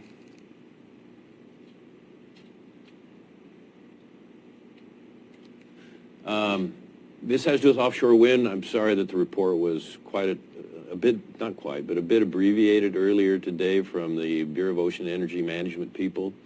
But this went out to the top coast legislators in Oregon, coastal legislators, and it's just about the jobs that can be created here. I won't read the letter, it's a page and a half, but it is, I try to hold my enthusiasm down, but I'm not seeing any reasons yet why offshore wind can't be a very sound environmental, accepting, long-term and resource for Curry County. And hopefully you will see the day in our lifetime we'll be selling power to California. So, like I said earlier today, I have a lot to learn on this, but these are 25 miles out. Yes, they are huge. As long as it doesn't come back to the ratepayers, Coos Curry Electric, in the promotion and production and, the developers, I think it could be a really good future. And then if we make enough noise throughout the state, we will be able to make the case why some of that revenue from the leases would come back to Curry County and the other coastal counties. So, and then the only other letter that I forgot to bring with me was to challenge the governor that the unemployment, the $300 extra to people that are not working is through Labor Day is not acceptable. And the other thing, the people that are in a public place, like Fred Meyer's or some of these places still have to wear a mask 8 hours a day, the burden that puts on them, it's time for her to lift that. I know we're getting very close to the 70% vaccination rate, so there's more. That's enough for today. I appreciate the time, board, and let's see, Commissioner Herzog, you're next. Nothing, thank you. Commissioner Pash. I have a few things. Still working on getting the gravel on the south side of the river completely cleaned out. The Aquinas stuck its nose in here last week and found that the channel wasn't deep enough for them at that time to come in. We do have a commitment from the Corps to get in and do this year. So they went down to Brookings. They're waiting for a small dredge, a really small dredge, I guess, to come up and clean out enough so the Aquina can get in here, so they can make it deep enough so that the big clamshell can get in here. So it's a staging process from what I understand, but we do still have a commitment. I've also been in contact with John Burns from the Port of Coos Bay and Commissioner Cribbins, and actually went to Coos Bay yesterday. And they are looking to, through Business Oregon, to make the Rogue River the #1 priority in the state of Oregon to get it cleaned out. So I talked to them, I talked to Mr. Burns the other day by telephone about the small dredge that we share with them, which has not been back down here for about 10 or 11 years, I believe. And I also spoke with Bill McNair from our port here about it. And he does not believe that the pump is big enough to clean anything more than pure silt. I guess if there's any kind of rock that gets up in there, they literally have to take it out of the water, clean it out, and put it back in. But from that, what we did do is I think we formed a relationship. We are looking sometime after the 4th of July to have some people come down, some engineers and some other people to come down and look at the river, getting permitted to move rock from the east side of the bridge up into Elephant Rock. As we all know, Lexus Landing is about to be buried under a wall, the same wall of rock that Greg's, the old mailboats, used to be under, or that is now, I'm sorry, not used to be, but is currently under. The mailboats is completely rocked right up to the shoreline. All of that's completely gone, and I would probably guess by spring, if we don't do something, Lexus will be, you won't be able to navigate into Lexus. I literally last week walked from Greg's mailboats out to the middle of the river, never got my sneakers wet. Low tide and... At a low tide, walked all the way out. And the rock line was from there all the way to about, I'm going to say about 100 yards to the bridge. That's how far that rock line is gone. So hopefully sometime after the 4th, Bill McNair's promised us a boat, and he's actually going to pilot the boat for us and take us upriver and look at some things and how we can address some of this. One more thing I'd like to give a shout out to, they're called Paddle the Pacific. And we have hosted them. John Huddle, actually, while he was here, got me in touch. Yes. You said paddle. Pedal. Did I say paddle? Yeah, I think I meant pedal. It's a fine line there. But John Huddle, while he was here, got Bonnie and I in touch with them, and we formed a friendship, and we've actually had them put them up at our ranch. While they're pedaling, they start in Seattle, and they go all the way down to the Mexican border on bicycles. And their mission is to take, kind of hard to even talk about too much. They donate every dime of what they raise to trafficking, sex trafficking of children, boys, girls, and women. Their motto is cycling for a world where people are not for sale. And they will be here on Monday. We're going to be hosting them at the ranch again on Monday. Anyone who would like to meet them is welcome to come out to my ranch and meet them. I'm guessing they'll be here by mid-afternoon. We're also going to provide a nice meal for them and a sleeping arrangement for them on the ranch as well. So they're a great organization. I really applaud them for what they do. And I just want to say I'm really looking forward to them coming, and what they do is amazing. And if anyone that's listening would like to give to them, their website is Pedal the Pacific, and you can look them up, and they have a donate button there and hear the stories. Some of the women that are actually pedaling they were trafficked. So it's to sit and talk with them. Last year I heard some amazing stories of some of the women and how they made it out, and we all have our buttons to push. That's one for me. Yeah. You don't. That's just something that you meet a different Chris if that happens. So that's all I have, sir. How many this year, Chris, I'm not sure. They haven't given me an exact number. I'm going to probably say between 10 and 12 women. Because it's grown, right, over the years? Growing, yeah. It's actually up to about, last I counted, I think it was 17, but I think only 10 or 12 are coming as far as pedaling. Then there's also a van that goes with them to, if they've got a flat tire, they can switch bikes. They literally do it right on the side of the road. It also has food and water and everything in the van in between stops. So, and they literally do like, they plan their stops all the way down the coast, so that they know exactly how far they're going every day. And that they have another vehicle that travels that gets to the stop for the night and gets it all set up for them. It's quite an organization. Yeah. That's all I have, Commissioner. Your story, or your comments, you probably heard of the young North Korean woman that managed to escape, going to China, and her story, what she endured is unbelievable. She ends up in the United States, and it wasn't quite like she anticipated when she went to one of the Ivy League schools, and so she is speaking out on the First Amendment and her experiences with North Korea, and how lucky she is to get out of there alive. It is unbelievable what she went through, and the human spirit of how she survived, and we're very glad to have her here. So, yeah. Anything else, Board, before we go out of regular session, or recess regular session? Okay, so we're going to go into executive session 11A, 192.660, 2A. The governing body will now meet, and this allows the commission to meet in executive session. On the first one, to consider the employment of a public officer, employee, staff member, or individual agent.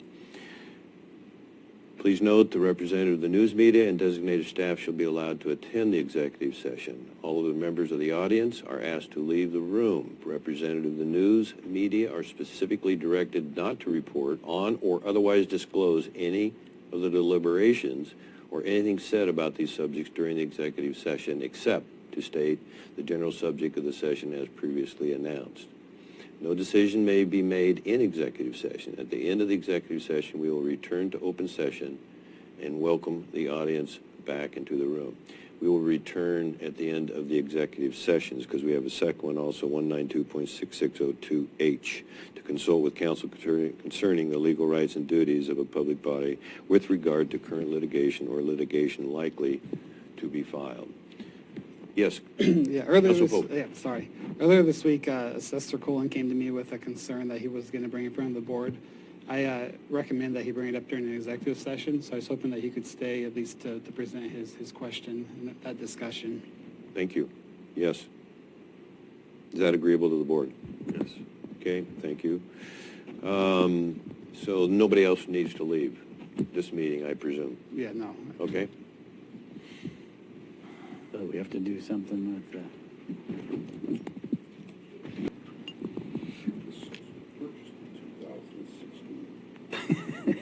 Okay.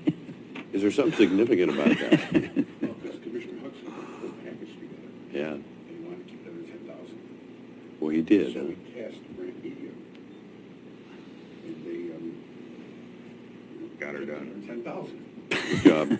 So back in regular session, Curry County, Oregon Board of Commissioners, June 23rd, 2021. It is 4:23. We're asking staff to please proceed as directed. Anything else, Board? Yes. Well, you got a higher order. Yeah. Back in regular session, and our recorders are set, ready to go. Higher order, go ahead, Director Rickert, please. 12A is new hire order for road maintenance construction worker 3. So moved. Second? Any discussion? Call for the question, please, Staff Jesuit. Mr. Pash. Vice Chair Herzog. Yes. Chair Boyce. Yes. Motion carried unanimously. We are adjourned. Thank you all very much.